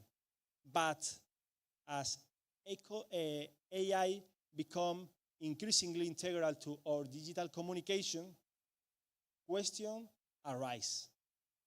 how can we ensure that AI systems do not unjustly limit the freedom of expression? Can the regulation offer a solution to the potential silencing effects of automated censorship? The European Union's approach to AI and freedom of expression is still evolving, but key principles are beginning to shape. One of these principles is transparency. The AI regulation mandates that AI system used for content moderation, recommendation, algorithm, and similar applications be transparent about how they operate. This transparency is essential for ensuring that individuals can understand why their content is flagged, removed, or hidden. It is also empower users to challenge decisions they believe may infringe upon their freedom of expression. Moreover, the regulation emphasizes the need for human oversight in decision-making processes. While AI can assist in identifying harmful content, the final decision should not be left solely to algorithm. This is particularly important when it comes to political speech, where AI's potential for bias or error can have serious consequences for democratic discourse. However, as we look at the intersection of AI and freedom of expression, it is important to consider the two bachelor theses I have supervised. This work examines the role of AI in regulating speech and the challenge it presents to the protecting fundamental rights. In one of these theses, the students explore the potential of AI to reinforce or undermine the right to freedom of expression, especially in the context of facial recognition technology and social scoring. In other theses, we focus is one of the ethical and legal challenges posed by AI in relation to non-discrimination and free speech, particularly when AI systems are used by government or large corporations to monitor and control public opinion. This work highly the challenge is not only technological, but deeply legal and ethical. How can we ensure that AI does not become a tool for repression? And how can we balance the need for innovation with the need to protect fundamental rights? These are the questions that the European Union must grapple with as it continuing to shape the regulatory framework for AI. In the final part of this presentation, we will consider how the European Union can continue to evolve its approach to AI, ensuring that freedom of expression remains a cornerstone of our digital society, even as AI technologies continue to advance.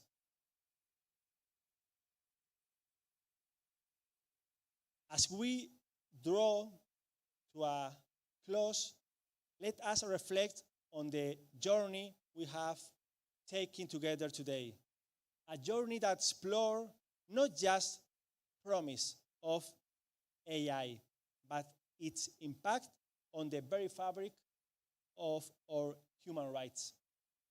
In the face of technological innovation, the European Union has taken a critical step forward but not only embracing AI, but also placing fundamental rights at the forefront of its regulatory framework. The AI regulation is a landmark achievement offering a comprehensive approach to addressing the multifaceted challenges AI presented, from privacy protection to transparency and accountability. The regulation establishes a legal framework that seeks to balance the benefits of innovation and the safeguarding of core values like human dignity and equality. Yet, as we have discussed, this balance is not easily achieved. The rapid pace of AI development means that laws and regulation must constantly evolve. What we see today may not be enough tomorrow, but that is where the true strength of the European Union's approach lies.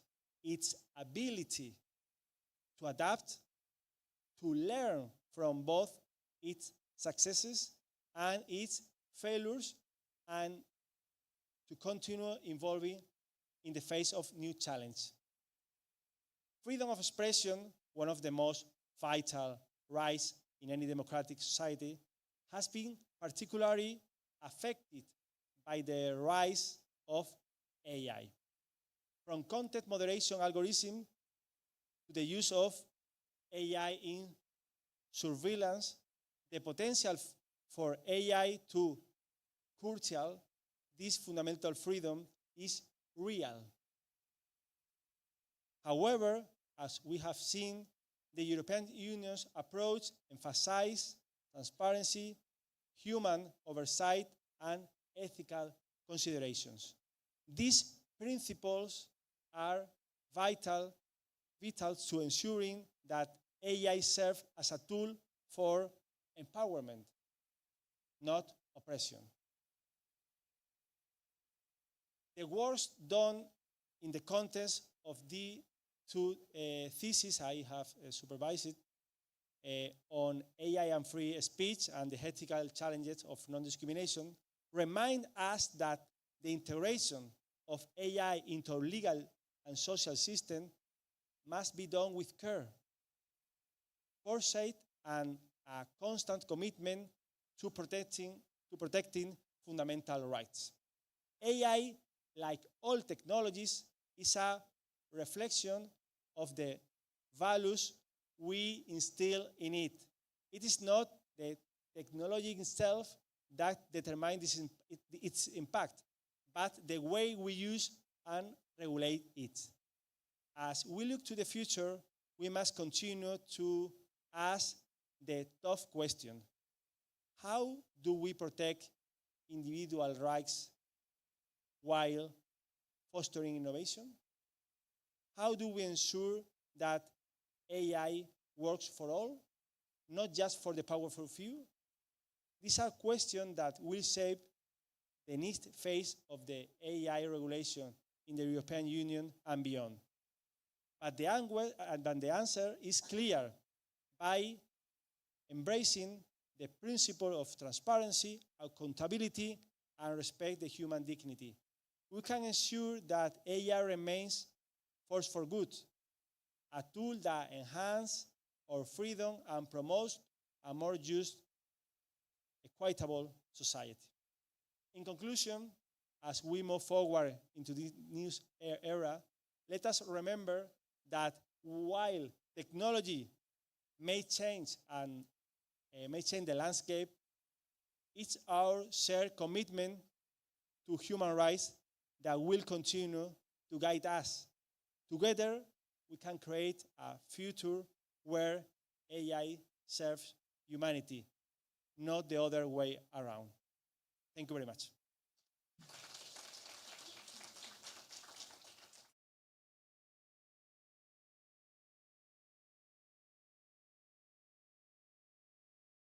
Thank you very much there, Professor Molina.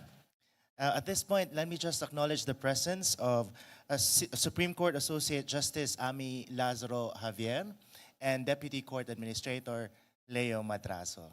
Mayong hapon, DCA. Justice Ami will join us in just a bit. All right, so we move on now to our next speaker. Professor Jose Antonio Castillo Parilla is a Ramon E. Cajal Fellow at the University of Granada, specializing in digital law and property law with a European, national, and comparative law focus. He holds a European PhD in digital law from the University of Bologna and a PhD in civil law from the University of Granada. His research centers on the legal study of digital wealth and the implications of data as an economic asset, with significant contributions to understanding Directive 2019/770 and its impact on data transactions. His doctoral thesis received prestigious awards, including recognition from the Royal Academy of Jurisprudence and Legislation of Granada, and he has authored notable works, including Bienes Digitales, a European necessity. Professor Castillo Parilla's research output includes numerous articles in esteemed journals and chapters in leading legal publications. Frequently invited to speak at academic seminars worldwide, he has become a respected voice in discussions about the legal dimensions of data as an economic asset. To talk about the digital environment, the economic use of data through profiling, and the protection of democratic participation rights, the right to vote, let us all welcome Ramon y Cajal Fellow, Universidad de Granada, Spain, Professor Jose Antonio Castillo Parilla.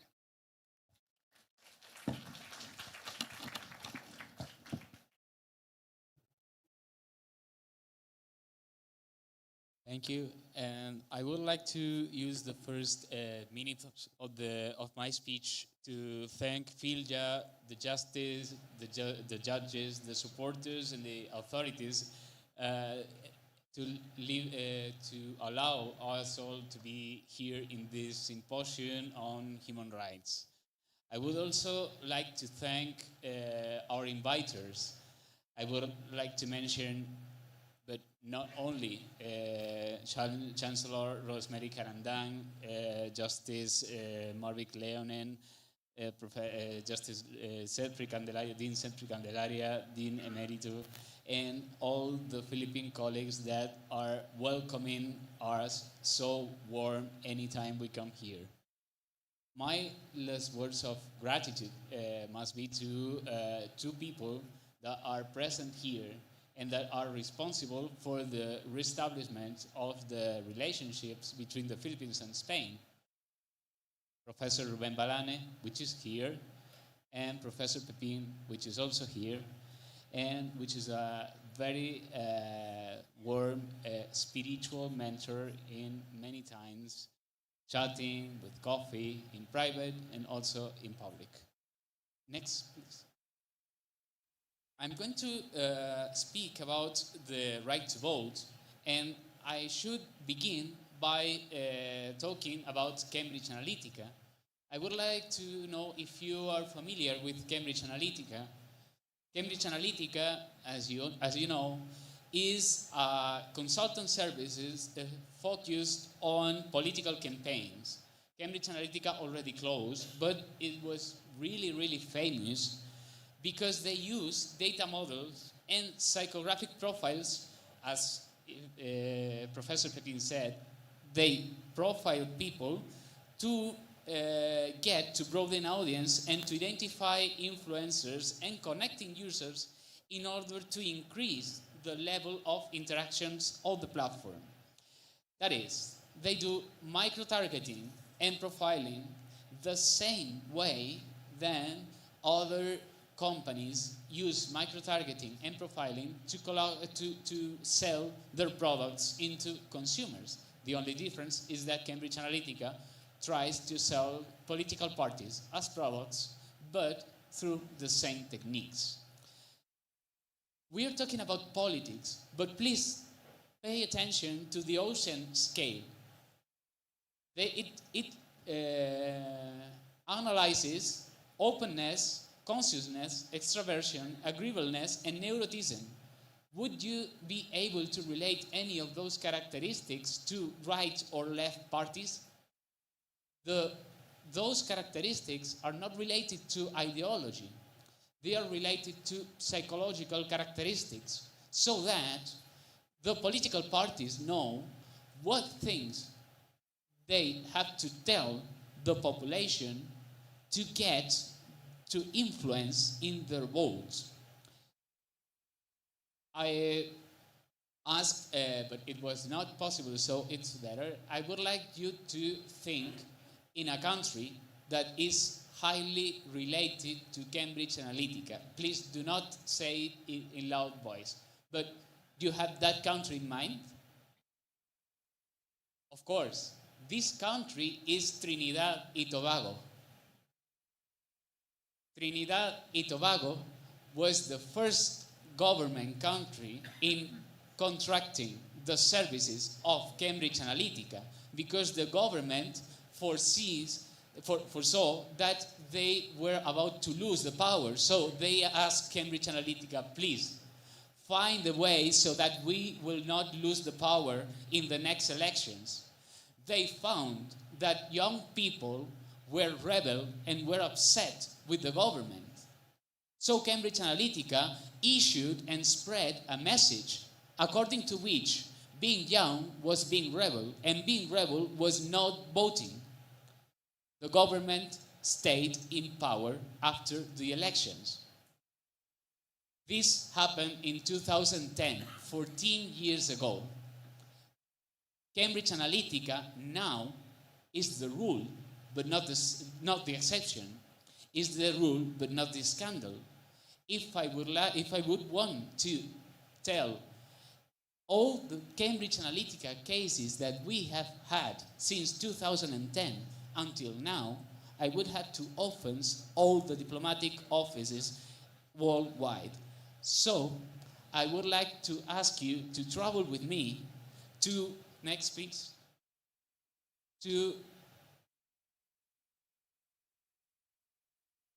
I would like you to travel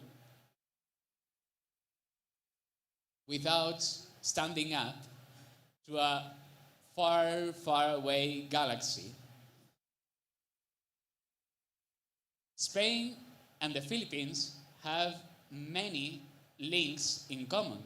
We have common history. We have a common civil code. We now have English as common language again, so we can speak again between each other. We have Bandurria in common. And yesterday I learned that we had other things in common. When I was hearing Justice Marvick Leonen, in his speech yesterday, I thought, it takes 20 hours to come here, and I sense that I didn't travel at all, because I am hearing the same problems, the same tools, the same approach, the same cases, and the same readings. We are exactly at the same moment. So, in order not to mention any other case apart from the very well-known Trinidad y Tobago case, I would like to follow this presentation through another common code, which is Star Wars, that is worldwide known. Star Wars, the first films of Star Wars, explain how liberty dies. We will see in the last slide how liberty dies. But if they have something really interesting, apart from the lightsaber, is that they explain how liberty dies. So, next slide, please. In profiling, we have something very important to take into account, that is social network. So, here's the question. Do social networks help to keep democracy or not? Social networks explode our fear, explode our anger, and explode our hate between many other feelings. So they explore and they take advantage of our dark side. So, and we have to face many tricks, many posts on Twitter, Instagram, any, and we should be careful not to feed the monster, because the more we feed the monster, the weaker we are. Let's see how the trick works. Next, please. Here's the balance of social networks in democracy. Social networks have or sell these advantages. They say that they provide a free markets of ideas, so a free markets of political ideas too. They say, they sell that information flows more with them, and that they had no institutional filters. So they sell that democracy broadens with social networks. But what are the risks? The risk is, first, private companies manage social networks. Those private companies are looking for private benefits. So, in certain situations, if they had to choose between preserving democracy or broadening democracy and getting benefits, they might go to getting benefits. Privacy and security is at risk. And populism and fake news are getting high. So instead of a pyramid broadening democracy, we have an inverted T, because the population has no power to influence in social networks whenever it appears the contrary. They say they allow information to flow more, but maybe if we will see the next slide, we can see that they let it flow more than it would be advisable. Spanish journalists say that in floods, the first scarcity is drinking water. In information flows, the first scarcity is drinking information. So we need to rethink how to preserve the right to receive meaningful and truthful information. So we have to rethink what is neutrality in the information. Next, please. Why we have to think about neutrality in information? Because we can empty the right to vote as this nutshell that you can see there. The right to vote includes the right to vote our representatives and the right to be voted. And it includes also the equality of tools to fight in the electoral battles. If we are able to buy a social network to get the presidency of a state, there is no equality in the tools to battle in the elections. Also, the vote should be secret. The vote cannot be secret if through profiling, the social network can figure out if you are about to vote one party or the other party, as the Cambridge Analytica company does.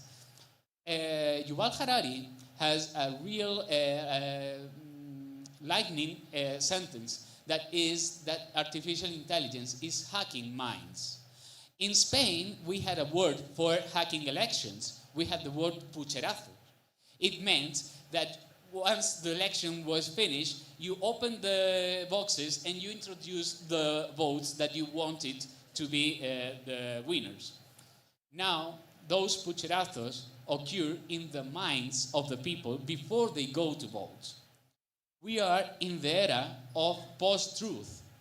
What does post-truth mean? Post-truth includes, no please, post-truth includes truth information, lies, half-truth, but with the following case, it has intentionality. It administrates the truth or the lies based on profiling in order to take in profit of our dark side and influence in our feelings and our votes.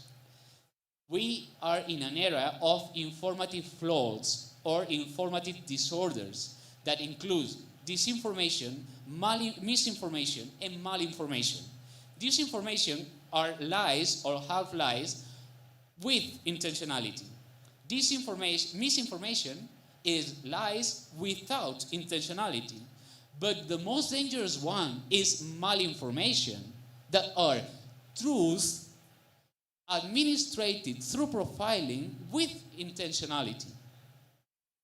I would like to call Antonio Machado now, that has a sentence saying, not the truth, not your truth, but the truth, and come with me to find it.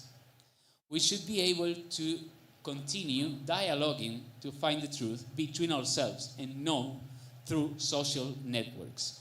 Now, I would like to explain to you how this administration of the truth happens in a real case. Next, please. This is a case that is in a TV journal in Spain. So, no profiling, no social network, no micro-targeting. Classical administration of the truth. I wonder if you know Rafael Nadal. Rafael Nadal just retired and issued a video of 4 minutes with emotional music and good images saying, I will be retiring next month. It was really emotional. I was about to cry. And just after this situation, the TV journal spoke about a Spanish situation of corruption. Can you imagine the feeling? Both informations were true, both were strictly well informed, but they were together, so the effect on the second was higher because of Nadal, and Nadal didn't have nothing to see with it.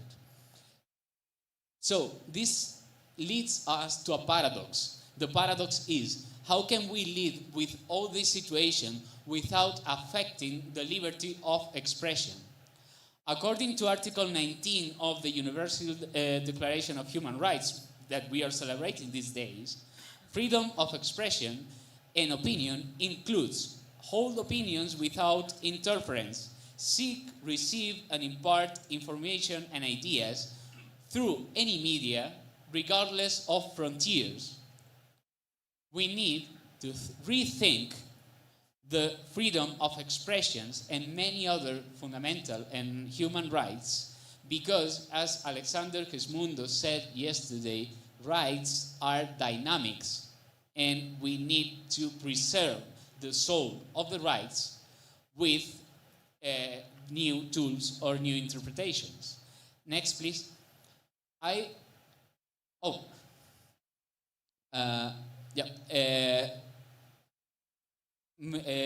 Marvick Leonen was worried about our AI laziness. If we allow droids, that is algorithms, to think, we may have to wonder what's the sense of our lives if we are not able to think. Next, please. So, I would like to briefly share a little stone that the European regulation, that the European Union has issued to prevent some of the risks that I just shared with you. Is the EU regulation on political advertising. This EU regulation begins by saying that political advertising can take many forms: influencers, YouTube, administration of the truth, and many others.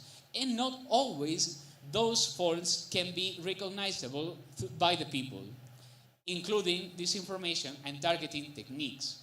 So, next slide, please. So, EU regulation aims to develop harmonized rules on transparency and due diligence obligations regarding political advertising. Next, please. According to Article 1 and Article 2, EU regulation on political advertising has 3 main aims: transparency obligations, targeting techniques regulation, and supervision and enforcement on the regulation. I would like you to stop here just a little bit, because this regulation is not applicable to political opinions or personal opinions. But beware, because it is not applicable to personal opinions and political opinions whenever those opinions are not paid. If they are paid, this regulation is applicable. Why? Because you can see in social networks real armies of organized freedom speakers that paradoxically can influence the sense of the votes in one part or the other. This is a good example of how we could rethink the freedom of expression as a dynamic right. Next, please. So, to get that aim, the regulation defines political advertising and political advertising campaigns. I would like you, I'm not going to read the definition, but I would like you to pay attention once you will be able to read that again, that those definitions are aimed at regulating one phenomenon, that is the organized campaigns that have an appearance of spontaneity and freedom of speech of particulars in social networks. For sure, you will have received political information in your WhatsApp, Viber, Facebook. Those messages, most of the time, are not spontaneous whenever it has been issued by a friend or a relative. Because in the origin, those were paid messages to influence the vote. If those messages are thought and are issued to influence the vote, this regulation obliges to be transparent on the aim and on the finality that they have. Next, please. Next.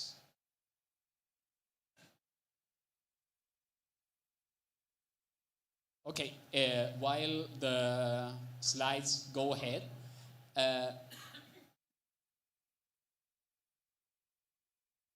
okay, this is the structure of the EU political regulation. I would like to say that we will focus only in chapter 3 that deals with targeting and ad delivery of political advertising, because the other parts are transparency requirements and supervision of the same regulation. This is technical and it's not quite interesting, but Article 18 is really interesting for the parts that we are dealing with. Please, next slide. Article 18 defines how targeting techniques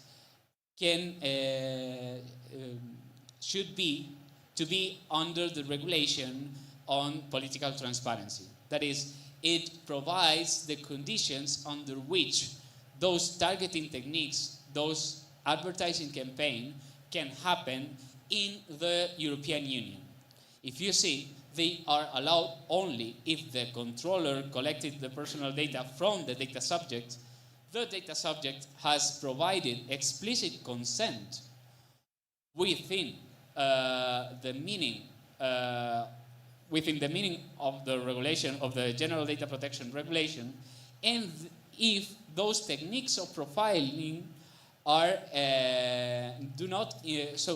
if those techniques do not involve profiling as issued by the European Data Protection Regulation. It also has two big ideas that must be taken into account. First idea is minors are protected against micro-targeting, political micro-targeting. Please take into account that minors are new voters in a few years. So they must be protected against political influencing. Second idea is that the data subject has to provide separate consent on receiving political advertising campaigns.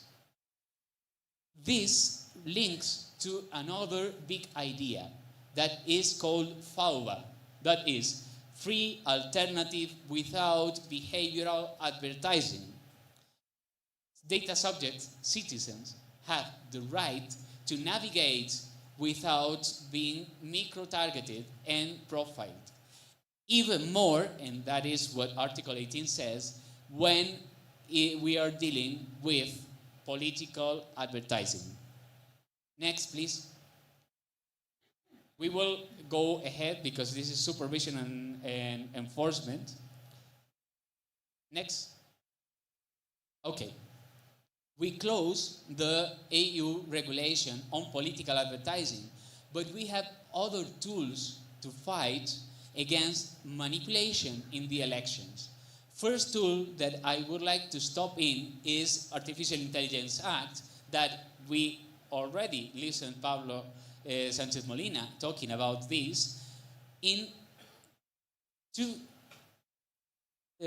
brief ideas on political advertising. First idea is that artificial intelligence systems that are designed to influence the vote should be always considered as high-risk systems. Beware of the following. I am quoting recital number 62. High-risk systems are listed in Annex 3 that can be adapted to the times, but the AI systems that are designed to influence the vote cannot be withdrawn from this annex because they are in the recitals of Artificial Intelligence Act. That gives us the size of the importance of the issue. So that if they are high risk, they must comply with the requirements of high risk system in chapter 3. Next slide, please. Also, we have the GDPR that can be applicable to the elections. According to the GDPR, the citizens must be informed about profiling and its consequences. They also can have the right to opt out to micro-targeting, that is, FAUBA on micro-targeting and many other things. Finally, on GDPR, Article 22 is the article, it's applicable, that gives us the opportunity to fight against profiling, because according to this article, the data subject has the right not to be subject to a decision, to an automatic decision, such as profiling, when this it has significant effects. Taking into account all the things that we have seen before, we could say, and I am convinced we can say, that influence in voting is a significant effect. So it is under Article 22. Just a final issue on that slide. Transparency is really important, but also should be completed with the aims of processing and the aims of profiling. If not, we will have a very transparent abuse. And the idea is protecting rights. Next slide, please.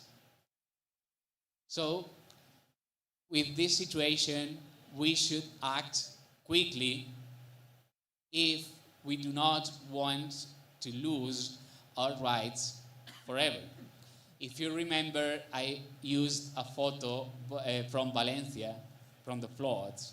We could say that now we are with the tsunami wave just in front of our heads. So we should dip into the sea to fight it and to regulate it. Next, please.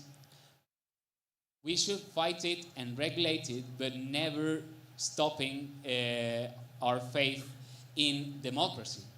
And this is also related to the information floods, because the excessive quantity of information leads us from a critical public opinion to a skeptical citizenship. And a skeptical citizenship is the one that stops to believe in democracy. I told you that I would finish explaining how liberty dies. So next slide, please. Liberty dies in the digital world with a thunderous quantity of likes in social networks, but will never die with a human applause or a human smile. So thank you.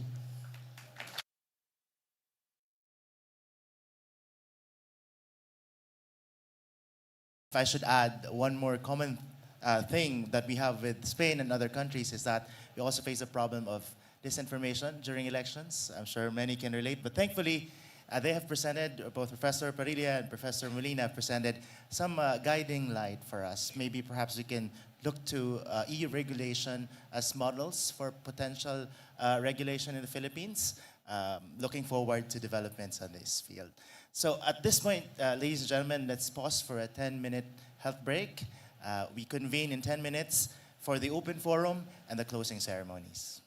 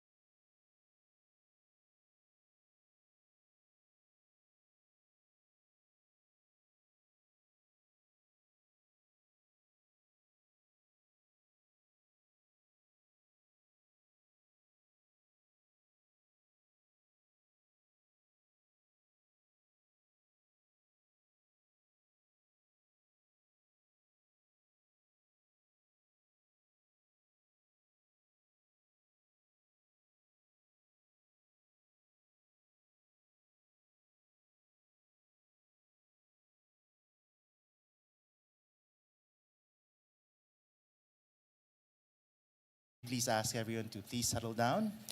At this point, we move on to the next part. We invite the Chief of Office for Research Publications and Linkages of the Philippine Judicial Academy, Dean Sinfrey Candelaria, to join us on stage. He will be moderating the open forum. And we also call back to the stage Professors Jose Manuel de Torres Perea, Jose Antonio Castillo Parilla, and Pablo Sanchez Molina for the open forum. Aside from our on-site participants here at the Philippine Judicial Academy, our online viewers can also send their questions via the Zoom chat. So I turn you over now to Dean Said. Dean? Thank you, Attorney Navalio. Good afternoon, everyone, and we will try to make this as swift and quick as possible, but direct to the members of those who presented earlier. But the idea is to pick up also, not just from this particular panel presentations, but to the extent that the other presentations could somehow link up or dovetail, no, with the issues that you have identified. And there is a lot that so far the plenary presenters had reported, no, from the various breakout groups, no. So we will have people online who may also ask questions, no, directly for purposes of expanding our open forum. So just to transition us to this open forum, we'd like to thank the three presenters. Peping, thank you. Pablo, thank you. And Jose Antonio, thank you very much. And what we have just seen really is a very nice, closely knit presentations.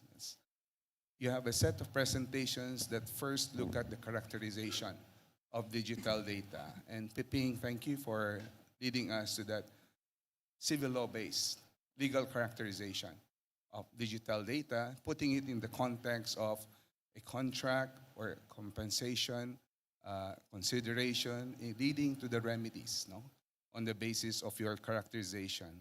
And that helped a lot in trying to pave the way to understand better how this applies perhaps in a national consciousness and more in our legal context. No?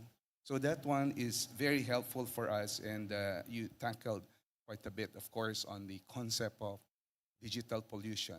And it was also quite telling that you tried to link it up with rights such as envy rights, no? Where there are probably third generation rights that can be associated with having to perhaps arrest, no, or eliminate digital pollution.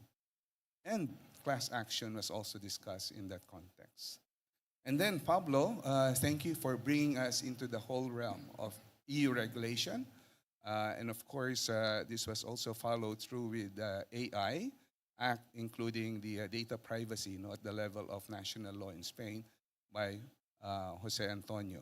But giving us that perspective from a regional perspective, no, of the European Union, considering that you have quite a lot of membership there, also brings to fore our need to also review our own national legislation.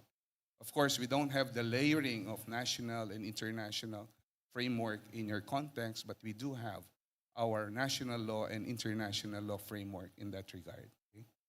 And that really put us into the standards. It was very clearly identified that standards will have to be set, right, in trying to regulate AI.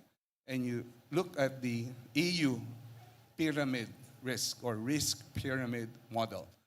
And that gives us a standard, that gives us an idea how to regulate AI on a domestic level.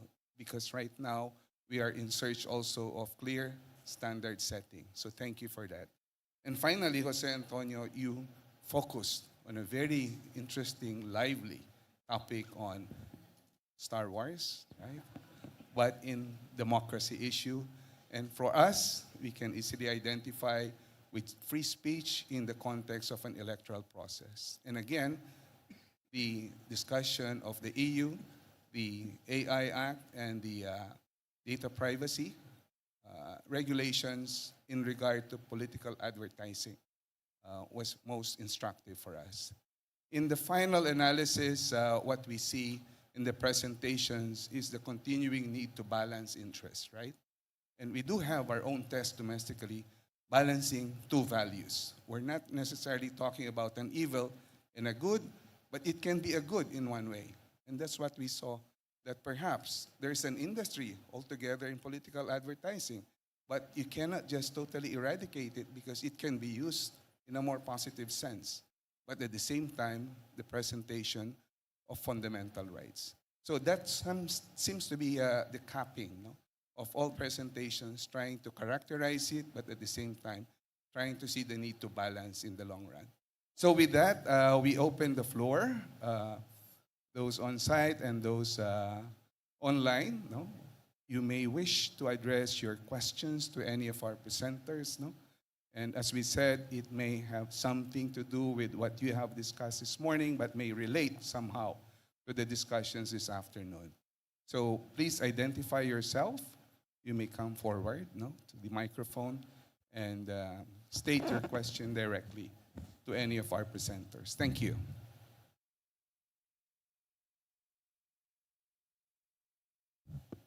Yes, this, please.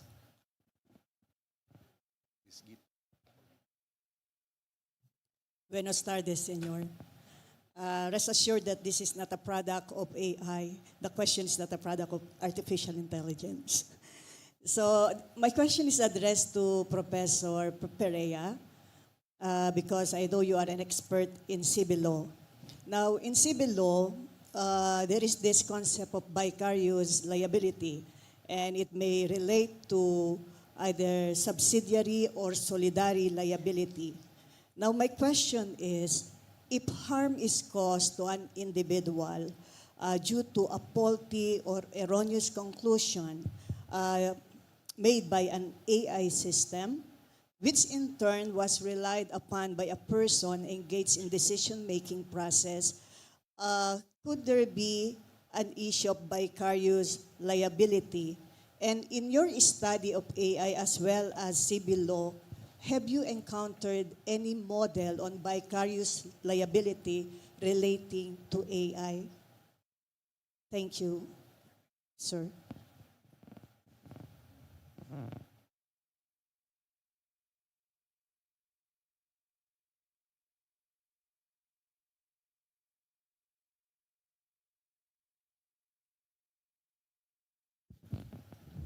Thank you very much for your question. It's really interesting. Vicarious liability, so the question is there any system we can identify in which we can apply a vicarious liability when there is AA has made one type of damage? The question directly, I can say I don't identify one now, but why not to go by the way of the class actions?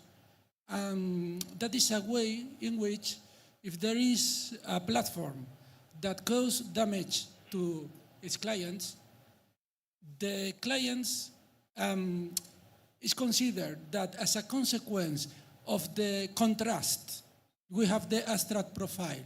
This abstract profile is abstract. We don't know from who are the data. But by the contrast, we apply to one specific person. And if this person knows that as a consequence of this, his decision has been manipulated, has been maybe an electoral decision, his consent, for example, the Cambridge Analytica case, in that case, we see the elements in order to justify a class action in which this person and others persons to whom this contrast has been applied, for example, because are clients of a company and this company makes on them claim for compensation for this damage caused for that. That is the reason I refer to moral damage in this case, because there is a very clear thing. If it's material damage, we have to justify the amount of the, and that is almost impossible in this case. So in my country, when I told one case in which was a problem with the manipulation of motors in cars, there is a precedent in which it was considered, it was hundreds of cases, but it was very difficult to calculate the material damage. The solution was, okay, we have a moral damage for everyone, 700 euros. So that is no vicarious liability, but that is the way I see in order to get compensation in a case like that. Gracias, Senor. Thank you. It's my pleasure. Thank you.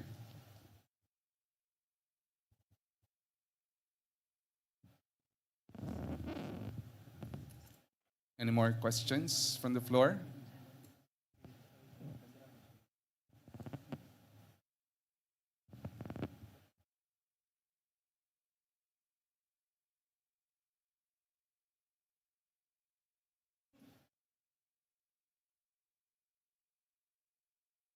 No brave heart?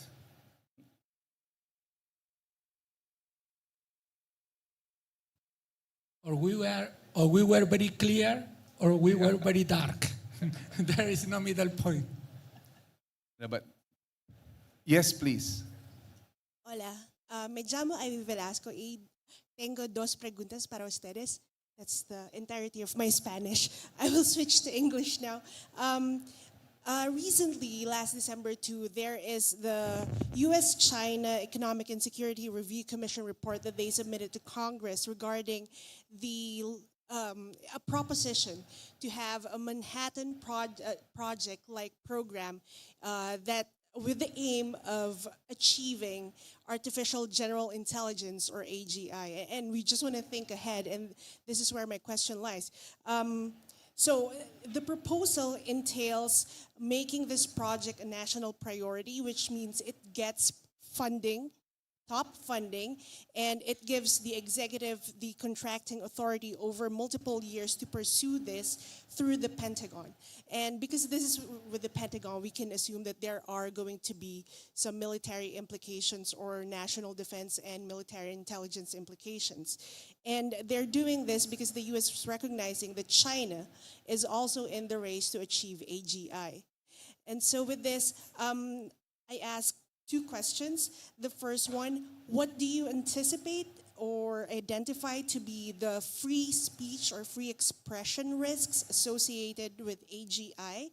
And the second question is, do you think or do you believe that the compliance requirements and the protections provided for in the AI Act or the AI regulation, do you think they're enough or sufficient to meet the challenges or the risks of AGI? And if not, what gaps can we foresee? Gracias. In the case of China, I see a clear risk for the freedom of expression. What is making China? China wants to create a super AI system that can make perfect predictions. They consider when they have this tool in their power, automatically they can establish a perfect harmonized system in which democracy is not at all necessary, because they have a better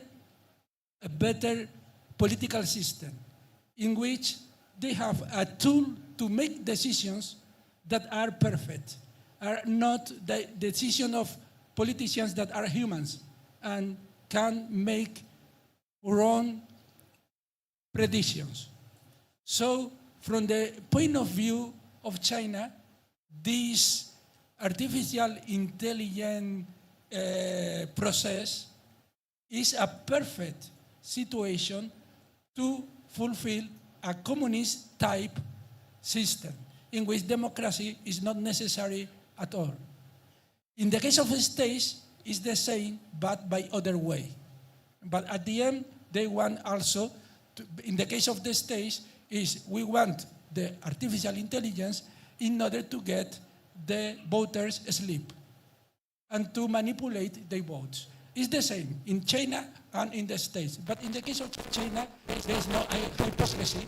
They directly want one AI that control the system and not make the decision for the people, but controlled by few. So that is the necessary person. was taking notes in order not to forget the question that you made. So I will answer in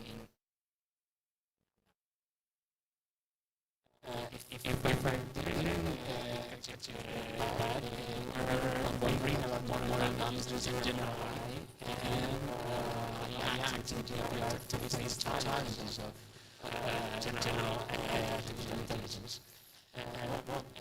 First thing that I would say is that artificial intelligence acts is capable to do machine learning. No more, no less. I would explain, no less, because it's not applicable to expert systems like chess player, and no more, because it's not applicable to general AI systems, not even for systems to general AI. So this was the first clarification. Following is mainly thought on general AI that I was trying to briefly share. General artificial intelligence as one of the centers that this morning explained very well, but this is artificial intelligence that is capable of realizing about the world, thinking about itself, and be conscious of itself conscious. We are not still to that point, so it's a bit risky trying to develop a regulation to solve problems that we have not faced yet. It's commonly said that the law goes always behind the social development, and it should be so, because if you try to imagine those problems we may are imaginating problems that may not exist, or we're getting others. I finished the answer causing Star Wars that there's a futurist film about how democracies die that didn't contemplate artificial intelligence or social networks.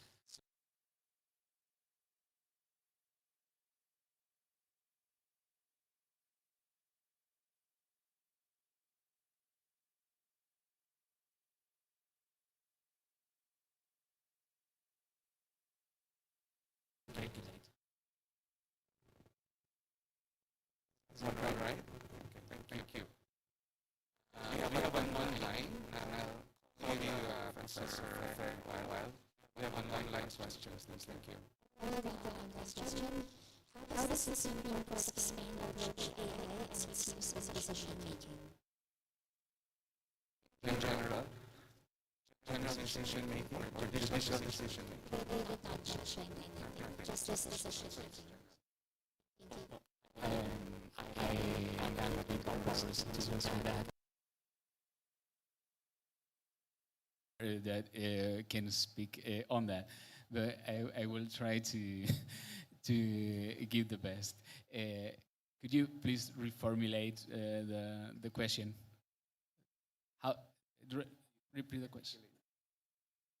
How does the Supreme Court of Spain approach AI and its use in decision making? Okay, just thank you.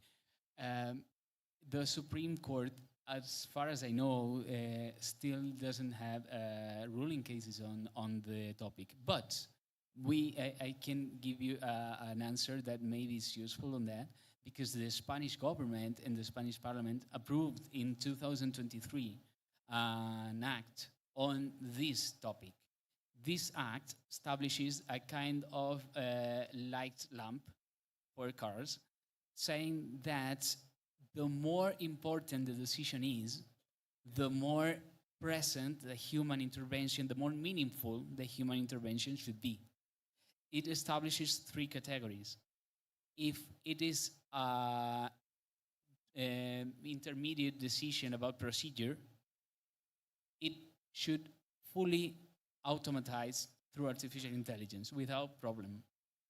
If this decision solves a minor question or a procedural question, simply it should have human general review or human individual review on that situation. Last step, if it is an important ruling decision, it should have important or meaningful human intervention. The same logic than Article 22 of GDPR. If an automated decision has significant effects, it is unallowed unless certain circumstances are given, but with the advantage that it specifies the circumstances under which the artificial intelligence should be more present, less present, or slightly present. Yes, as a follow-through on this, Pablo, in your risk pyramid, no, under the EU, there is a category called high risk, and it mentions the judiciary at the level of high risk. Can you just elaborate a bit on this?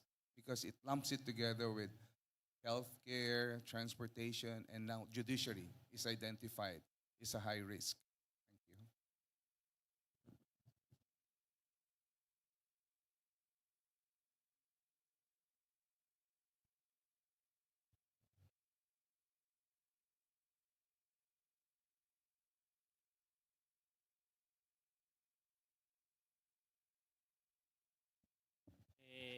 Mr. Ismi, in the annex, the three annex of the European regulation, say that if you use for AI for judiciary to, for example, to make decision of judiciary is forbidden. So you cannot use the unacceptable risk. Normally, they produce a ban of the use of this technology. So in this case, my colleague, I think, is more expert, and you can say a little bit more about this part. No, I think so. Well, I'm speaking about by luck, so I may have some mistakes. But in Annex 3, that lists the high-risk system, there is a mention on judiciary effects. So since it is mentioned there, we can consider those systems applicable to judiciary to be high risk. But with a previous question, those systems should be artificial intelligence system according to Artificial Intelligence Act. That is, if we have expert systems, the Artificial Intelligence Act is not applicable, is not compulsory. This doesn't mean that the Artificial Intelligence Act cannot be a way of interpretation of the current legislation. I will try to elaborate in 1 minute. If Article 22 provides a way under which profiling and automatic decision should be done, this doesn't mean that automatic decision and profiling are prohibited. It only means that those tools should follow the path of Article 22. City system in Deutschland was a system that allowed the government to reduce the quantity of individuals to be individually investigated against social security fraud. It was considered against Article 8 European Charter of Human Rights. But if we examine this regulation, this city regulation that was in a national regulation under the light of Article 22, it would have passed. So we can now, thanks to the Artificial Intelligence Act, say that certain ways of profiling should be considered high risk profiling under the light of Annex 3 of Artificial Intelligence Act whenever Artificial Intelligence Act is not applicable to them. I don't know if... Thank you. Professor Kalina.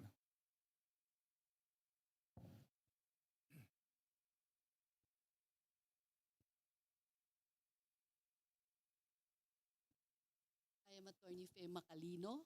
Yes. Okay. I I learned from your discussion this afternoon that challenges of balancing innovation and human rights. Now, I would just like to ask, in the context of European Union's legal system, okay, is AI provider liable for damages to a subscriber who relied on its input? And secondly, I want to ask, how is the liability to be litigated given the AI's public's availability in cyberspace? I hear from you that there is an AI Act in European Union, but I guess in the Philippine setting, there has been none yet. And what we have so far are various laws. And specifically, I would relate to the information that has really been given under our Philippine Data Privacy Act. Is AI being a tool is nothing but a provider, and therefore it is a controller of personal information. It is not a processor, because the processor will really be the person who is really providing the data. But then the moment that the AI already launches it in the cyberspace, what is therefore the right on the part of the citizen insofar as human rights are concerned, given the fact that the Philippine legal system has no AI Act as yet? I hope I can share all the things that I was thinking to answer while you were speaking. Beginning by the end, we, strictly speaking, in the European Union, we do not have AI Act until the moment, because the AI Act will be what is in force, but will be applicable 2 years after. So we still do not have AI Act as a compulsory tool whenever it is in force yet. So what do we have? Apart from that, I said that expert systems are not under the AI Act. And most of the systems that are used by judges, by governments, are expert systems, not AI system under the definition of AI Act. So these are the previous considerations that we should take into account. So what do we have? As you said, when you are processing data for an artificial intelligence tool, you are a data controller, not a data processor. Then you are responsible for the processing of the data. This is said in Recital 71 in General Data Protection Regulation. General Data Protection Regulation has almost 8 years, but it still continues to be useful for the new challenges. When artificial intelligence opened the presented popularly in population, it was after the GDPR. But GDPR has answers to face these challenges. For example, the challenges that I explained, those challenges can be solved through the through the GDPR. So why? Because artificial intelligence will be nothing without data. And most of the data are personal data, because a personal data only needs to be related to an identified or identifiable person. That's why we can apply GDPR to the artificial intelligence systems, not as artificial intelligence systems, but as processors of data. That's the reason why whenever there is actually a subscription to Oh. ChatGPT, then there is actually the liability that is already created by the provider of the data to Yeah. the subscriber. In that regard, the citizen who relies on the data that is actually generated Yeah. as an output can hold the ChatGPT liable. That's only the thing that I want really to be clarified for purposes of addressing the human rights as far as our citizenry is concerned. Thank you so much, because I forgot to say to answer the first part, which is even more important. Artificial intelligence can be responsible in front of citizens, but also particulars can be responsible for the use of artificial intelligence. In the States and also in Spain, we have two pronouncements of the Supreme Court of the States and Constitutional Court of Spain considering liable lawyers, because those lawyers used ChatGPT to prepare a statement in front of the courts. This statement included, in the Spanish case, until 7 judicial references that didn't exist. So the Constitutional Court considered the attorney to be liable in front of their clients because of bad practicing. And also the citizens can be liable. And I have to say that I spoke many times with Pepin about the class actions. I was wrong. Class actions are possible, should be possible in order to fight against the social damages caused by artificial intelligence. The problem is determining the population that is affected. But once you are able to do that, why not? Will it be a protection for the lawyer to be making it as a footnote, similar to when we refer to Wikipedia or other sources for that matter, where that will really mitigate or reduce the cost or the damages on the part of the lawyer, relying on the output that is generated by the AI provider. Yeah, Is that possible?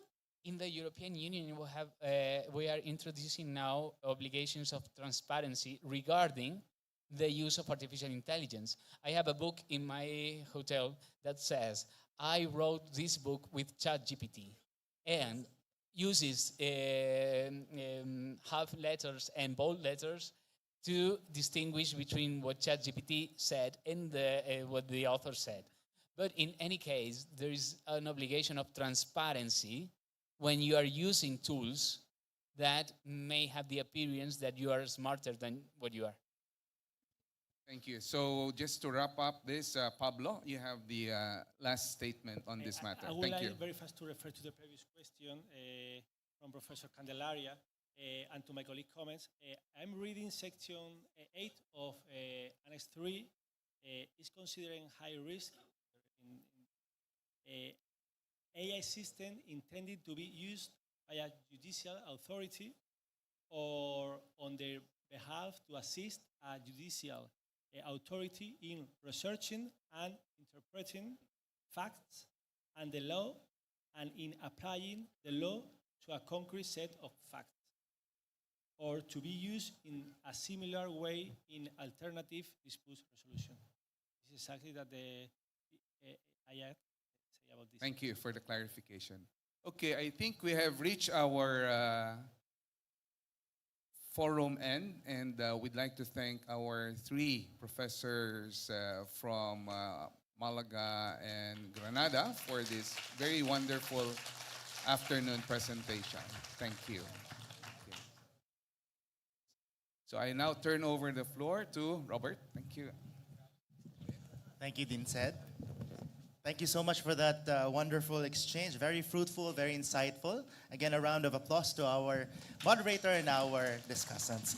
Now, at this point, we will now award certificates of recognition to our esteemed guests from Spain.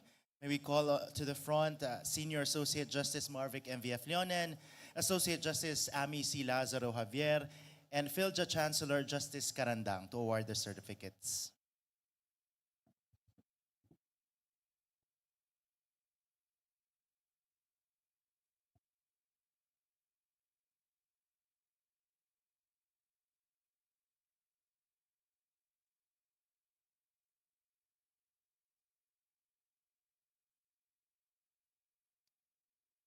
I'd like to call in first Professor Jose Manuel de Torres Perea, and I'm going to read to you the content of the certificate.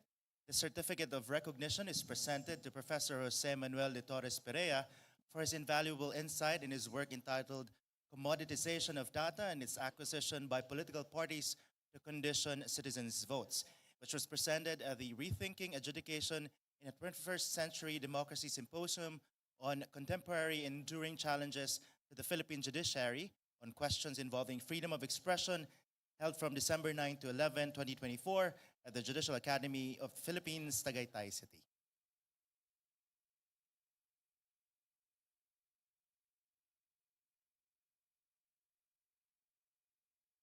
Gracias, Dr. Perea.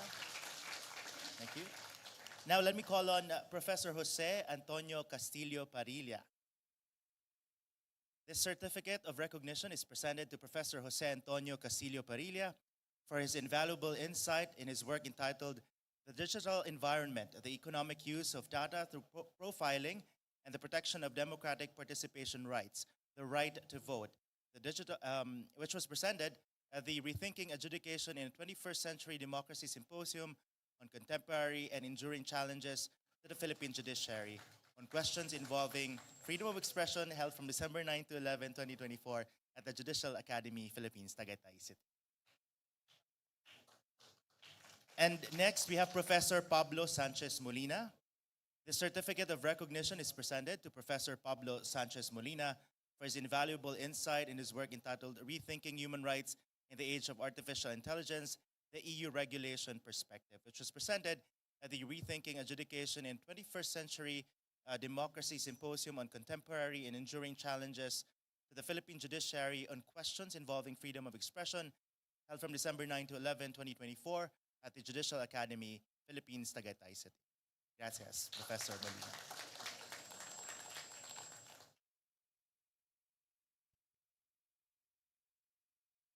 And let me now introduce to you the presenters for days 1 and 2 of this symposium.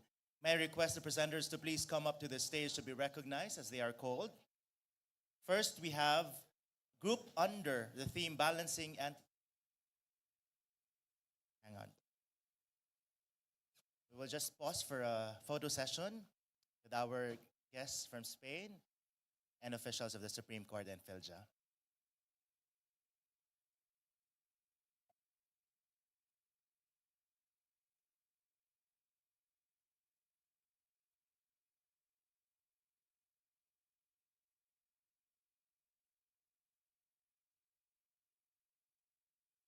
Thank you very much to our friends from Spain.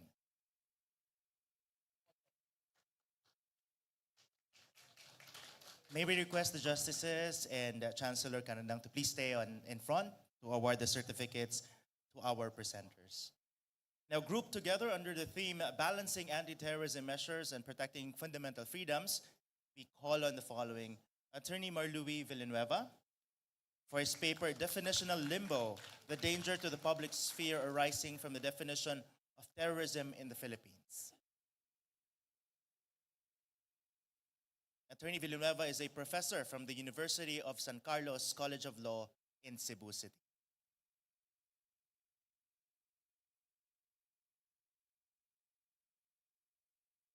Attorney Zarina Maybelline V. Pasis, her paper, co-authored by Attorney John Samuel V. Chan, entitled The Sword of Damocles, Reforged in the 21st Century, the Weaponization of Speech to Censor Speech Through Red Tagging in the Philippines.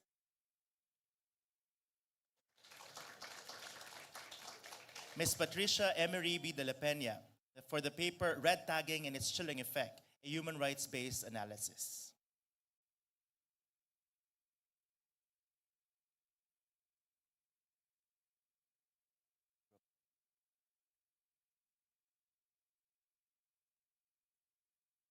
And may I call on the first three presenters for a group photo with the justices.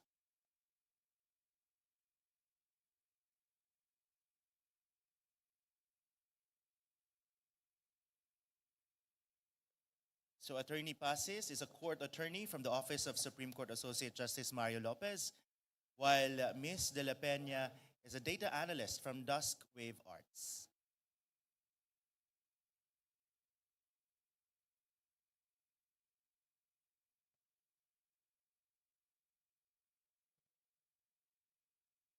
All right, so moving forward, we will be having a group photo for the three presenters under each breakout session. For breakout session 2, the theme is Evolving Freedoms, Ethics, and Responsibilities of the Press in the 21st Century. The presenters are Mr. Joshua Arsenio V. Espiritu III for the paper The Philippine Media's Portrayal of Pura Luca Vega, Narrative Construction, Framing and Queer Misrepresentation. Dr. Peter Jerome B. Del Rosario for the paper entitled Censorship of the Press, Resistance and a Carabao, the Political Landscape of the Philippines through the lens of Calabao in Jezabera's A Lipin Cartoon Strips. Mr. Ivan Haris Tanyag for the paper Examining Regulatory Challenges to Pirate Radio Broadcasting and their implications on freedom of speech in the Philippines.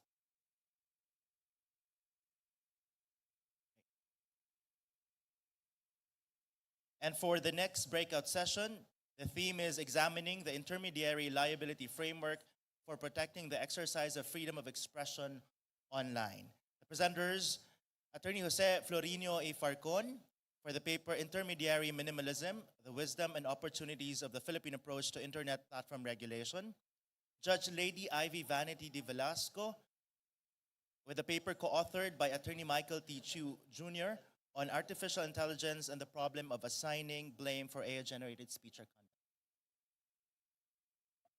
Okay, let me call on the presenters for breakout session 2 for a group photo.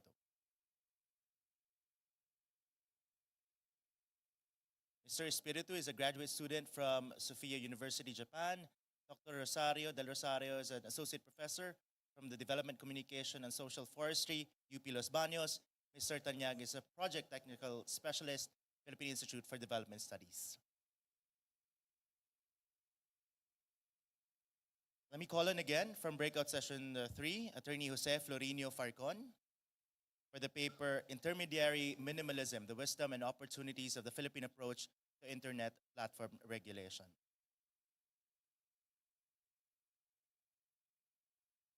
Judge Lady Ivy Vanity D. Velasco for a paper co-authored with Attorney Michael T. Chu Jr. on artificial intelligence and the problem of assigning blame for AI-generated speech or conduct.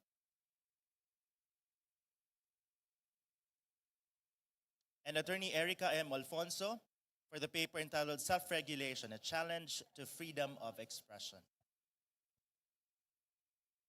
And may I again request the three presenters to stand by for a group photo with the justices.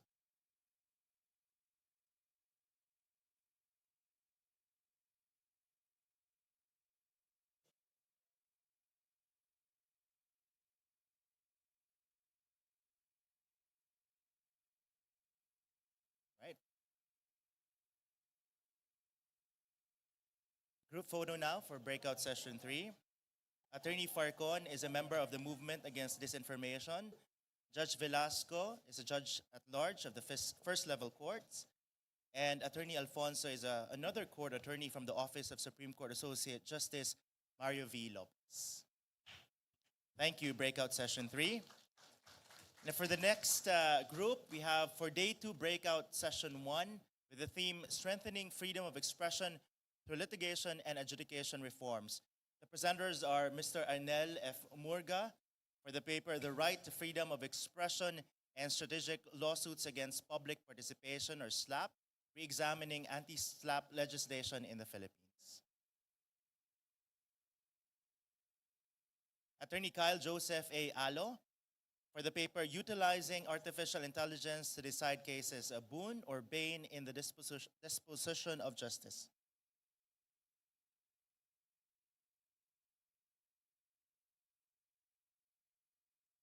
Now for a group shot for day 2 breakout session 1.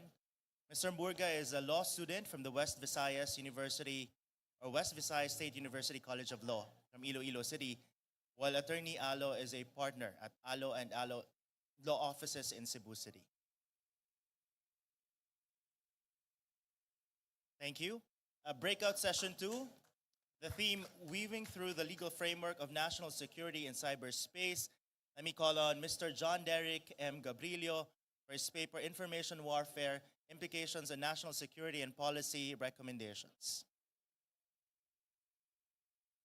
Ms. Maria Corazon C. Reyes for her paper Towards a More Robust Cybercrime Law, a Comparative Study of the Philippine Cybercrime Prevention Act of 2012 and Singapore's Computer Misuse and Cybersecurity Act of 1993.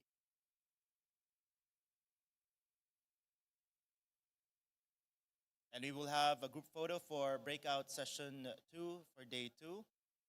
Mr. Gabrilio is a law student from the Ateneo de Manila University School of Law, while Ms. Reyes is a senior project assistant for the Program on Social and Political Change at UP Diliman.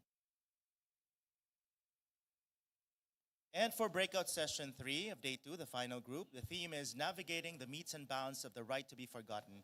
The presenters are Judge Theodoric K. Ayungo for the paper Rediscovering Privacy, Hannah Arendt's Philosophy and the Right to be Forgotten in the Digital Age. Attorney Jasmine L. Infectana for the paper Hindi Ko Na Po Maalala, Your Honor, The Right to be Forgotten in the Philippines at the Dawn of Artificial Intelligence.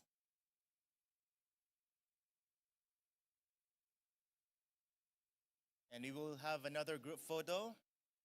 Judge Ayungo is from the Municipal Trial Court of Nampicuan, Nueva Ecija. He is the presiding judge, while Attorney Infectana is an instructor from the Ateneo de Davao University College of Law.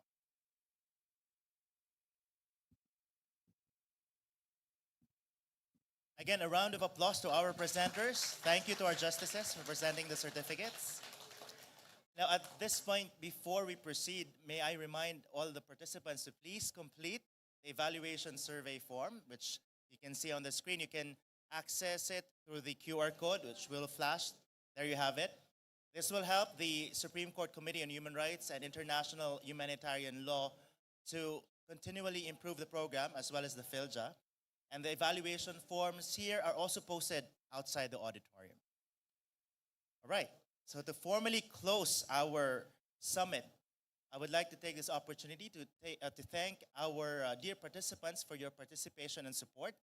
And we may now call on the 182nd Associate Justice of the Supreme Court of the Philippines, Justice Amy C. Lazaro Javier. Justice Amy was appointed on March 7, 2019. She is currently the 2025 Bar Examinations Chairperson, as well as the Chairperson of the Committee on Family Courts and Juvenile Concerns, Co-Chairperson of the Council of ASEAN Chief Justices Working Group on Cross-Border Disputes Involving Children, the President of the Philippine Women Judges Association, PWJA, and Vice President of the International Association of Women Judges, and the Chairperson of the Subcommittee on the Revision of the Code of Professional Responsibility. Justice Amy. Thank you, Mike. Hello, good afternoon. One benefit of doing the closing remarks is I don't have to do the acknowledgement anymore, since many of those I wish to acknowledge have already left yesterday and have been acknowledged many times before. But I do wish to adopt, I feel so empowered. Thank you for the riser.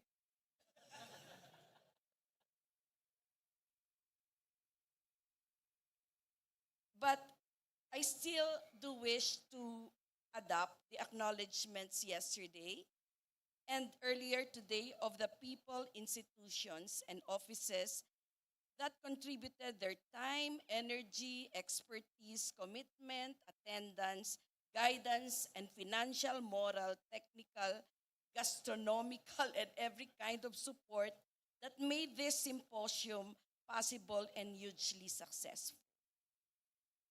Please indulge me, though, for repeating the names of two persons.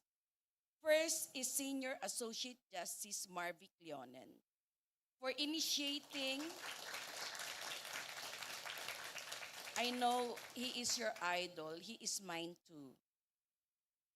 For initiating this symposium and for his sustained vigor, passion, and commitment in the protection and preservation of human rights in all forms and at all times.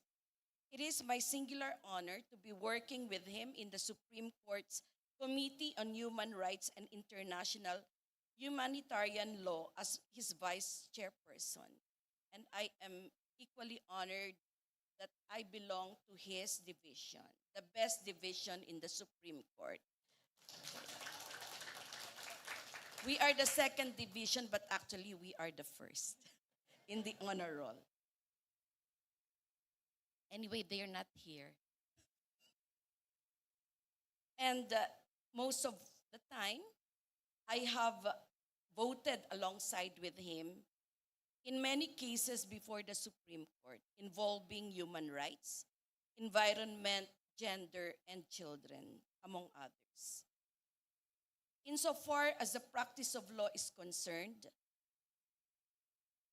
I've known him since long ago in numerous public interest cases where each of us invariably advocated as opposing counsels. I for the government through the Office of the Solicitor General, and he for petitioning NGOs, public interest group, or for someone else in defense of their rights under the law and the Constitution. By the way, there were several cases on which he and Professor Teddy Te, is he still around? No, he left already.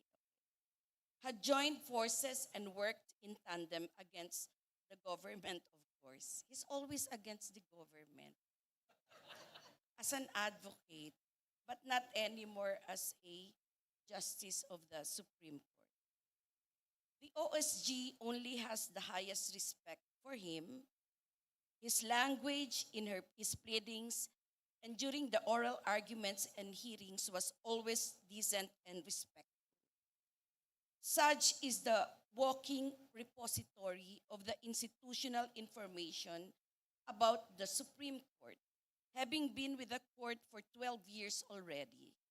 He is the longest serving member of the court after the retirement of Chief Justice Peralta. Another person I wish to make special mention of is retired Supreme Court Justice Rosemary Caranda. The revered Chancellor of the Philippine Judicial Academy for her inspired leadership of PILJA and for putting together the essentials that have spelled the huge success of this symposium. I know I am expected to deliver a light, short, and sweet closing remarks, since everyone is already excited to leave and go home. Know that you're not alone. I am as excited as you. In 1906, in her book Voltaire and Friends, Elizabeth Beatrice Hall wrote the words that would become the banner of free expression for generations to come. I may disapprove of what you say, but I will defend to the death your right to say it.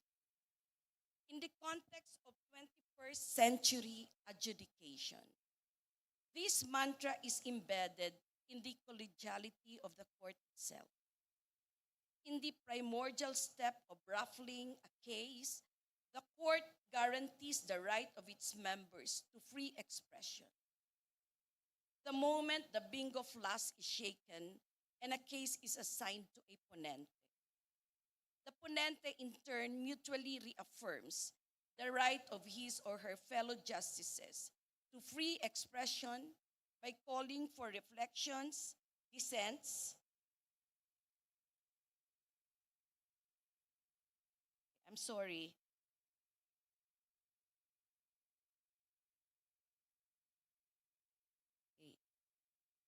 and separate opinions that spark passionate debates.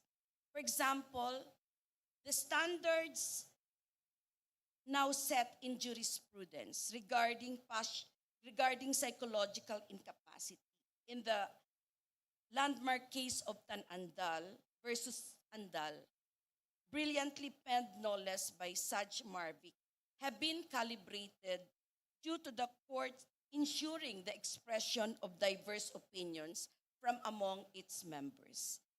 In our closed-door sessions, the right to free expression becomes a great equalizer exercised and respected by every member of the court, from the Chief Justice himself, down to the 15th member of the court who is seated on the farthest side, on the left side of the oval table. That member carries the name Associate Justice Maria Filomena Singh. I fondly call her my beloved twin because she is the only other woman in the court. And we share a lot of things, especially our advocacies, our values. Hopefully, before I retire in 2026, and after my retirement, more women get appointed to the court. It's another important equalizer that will give meaning to inclusivity and gender, which is among the expected outcomes of SPJI. Indeed, every decision of the court is a product of individuals collectively fighting for things greater than themselves. The court draws from its experience of collegiality to highlight the need for mutual respect and well-informed opinions. My colleagues will agree that justices experience a form of dual personality. Hindi split personality, dual only, in that we could agree or argue passionately against each other in the session room and just shortly after enjoy light-hearted and friendly banter while taking our meal together in the dining area. Perhaps the sign of a mature democracy is the ability to accept differing opinions with mutual respect and admiration. Since the members of the court function efficiently and effectively in accordance with the guarantee of free expression, the court is sworn to ensure that this guarantee is always protected and upheld for every ordinary citizen for so long as they exercise it responsibly and in consideration of the rights of others. This was in fact the strong hope which ignited the court's resolve to revolutionize the 24-year-old Code of Professional Responsibility.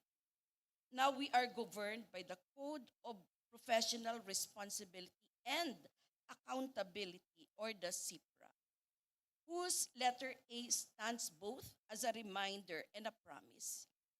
Lawyers must not mistakenly take their title as an entitlement to demean, to discriminate, and to deceive. It was also the reason that the court promulgated the rules on the use of gender-fair language in the judiciary and gender-fair courtroom etiquette, which serves to eliminate any form of gender discrimination and stereotypes within the very halls where we seek to promote equality in all forms. Meanwhile, the CIPRA under Canon 2, Section 4, continues to remind lawyers to always use dignified, gender-fair, and child and culturally sensitive language. While there are greater battles that lie ahead of us, the reinvention of the expression, of the freedom of expression in the 21st century symbolizes a greater lesson. When pushed to a wall, our nation can radically adapt and weed out the roots of inequality once etched into society's identity. Every generation of lawyers has been fueled by the triumph of our free expression over adversity. May it be from our struggle to become an independent nation, our resilience through an economic crisis, or our peaceful revolutions that birth a new constitution. May the struggles you have endured inspire you to speak up and seek a new normal amidst the injustice and inequity of the old. Now, may I deviate a little? In the Supreme Court, we have a 16th justice. His name is Mang Timoy, who's worked with the Supreme Court and Bank for around 4 or 5 decades. He has silently witnessed deliberations on countless landmark cases decided by the highest court of the land. He graciously serves our snacks and brings in documents for distribution to each member before and during the deliberations. He is the only one allowed to get inside the session room other than the members of the court themselves once the session has begun. His fidelity to the code of silence has been tested, recognized, and appreciated since time immemorial. He carries the sound of silence, which in proper cases is the most powerful language of all. Now, may I go back to freedom of expression?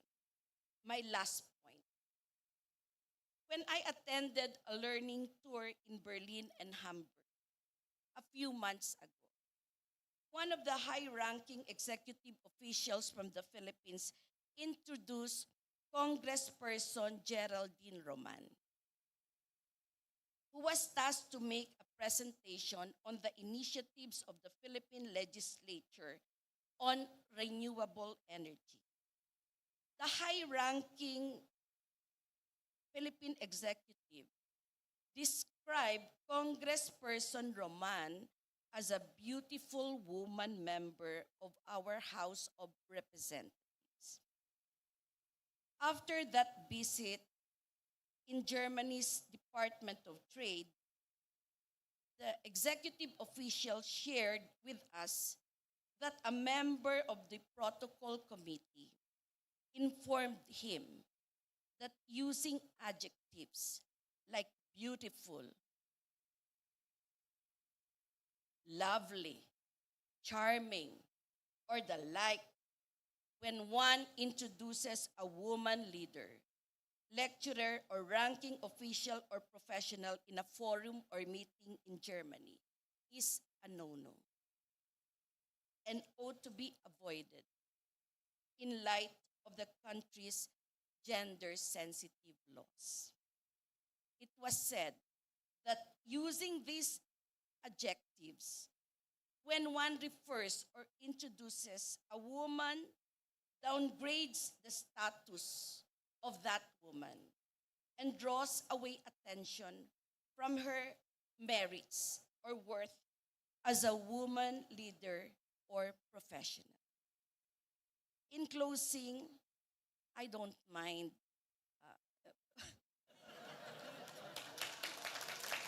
It's all right. I will not protest. And I will not take it against the one introducing me. Because we're different. We're so admiring. And sometimes we cannot control ourselves. We really verbalize our thoughts. Eh kung maganda naman talaga. Di ba ang ganda ni Congresswoman Geraldine Roman. But she shared with me that one time she was advocating for laws protecting women.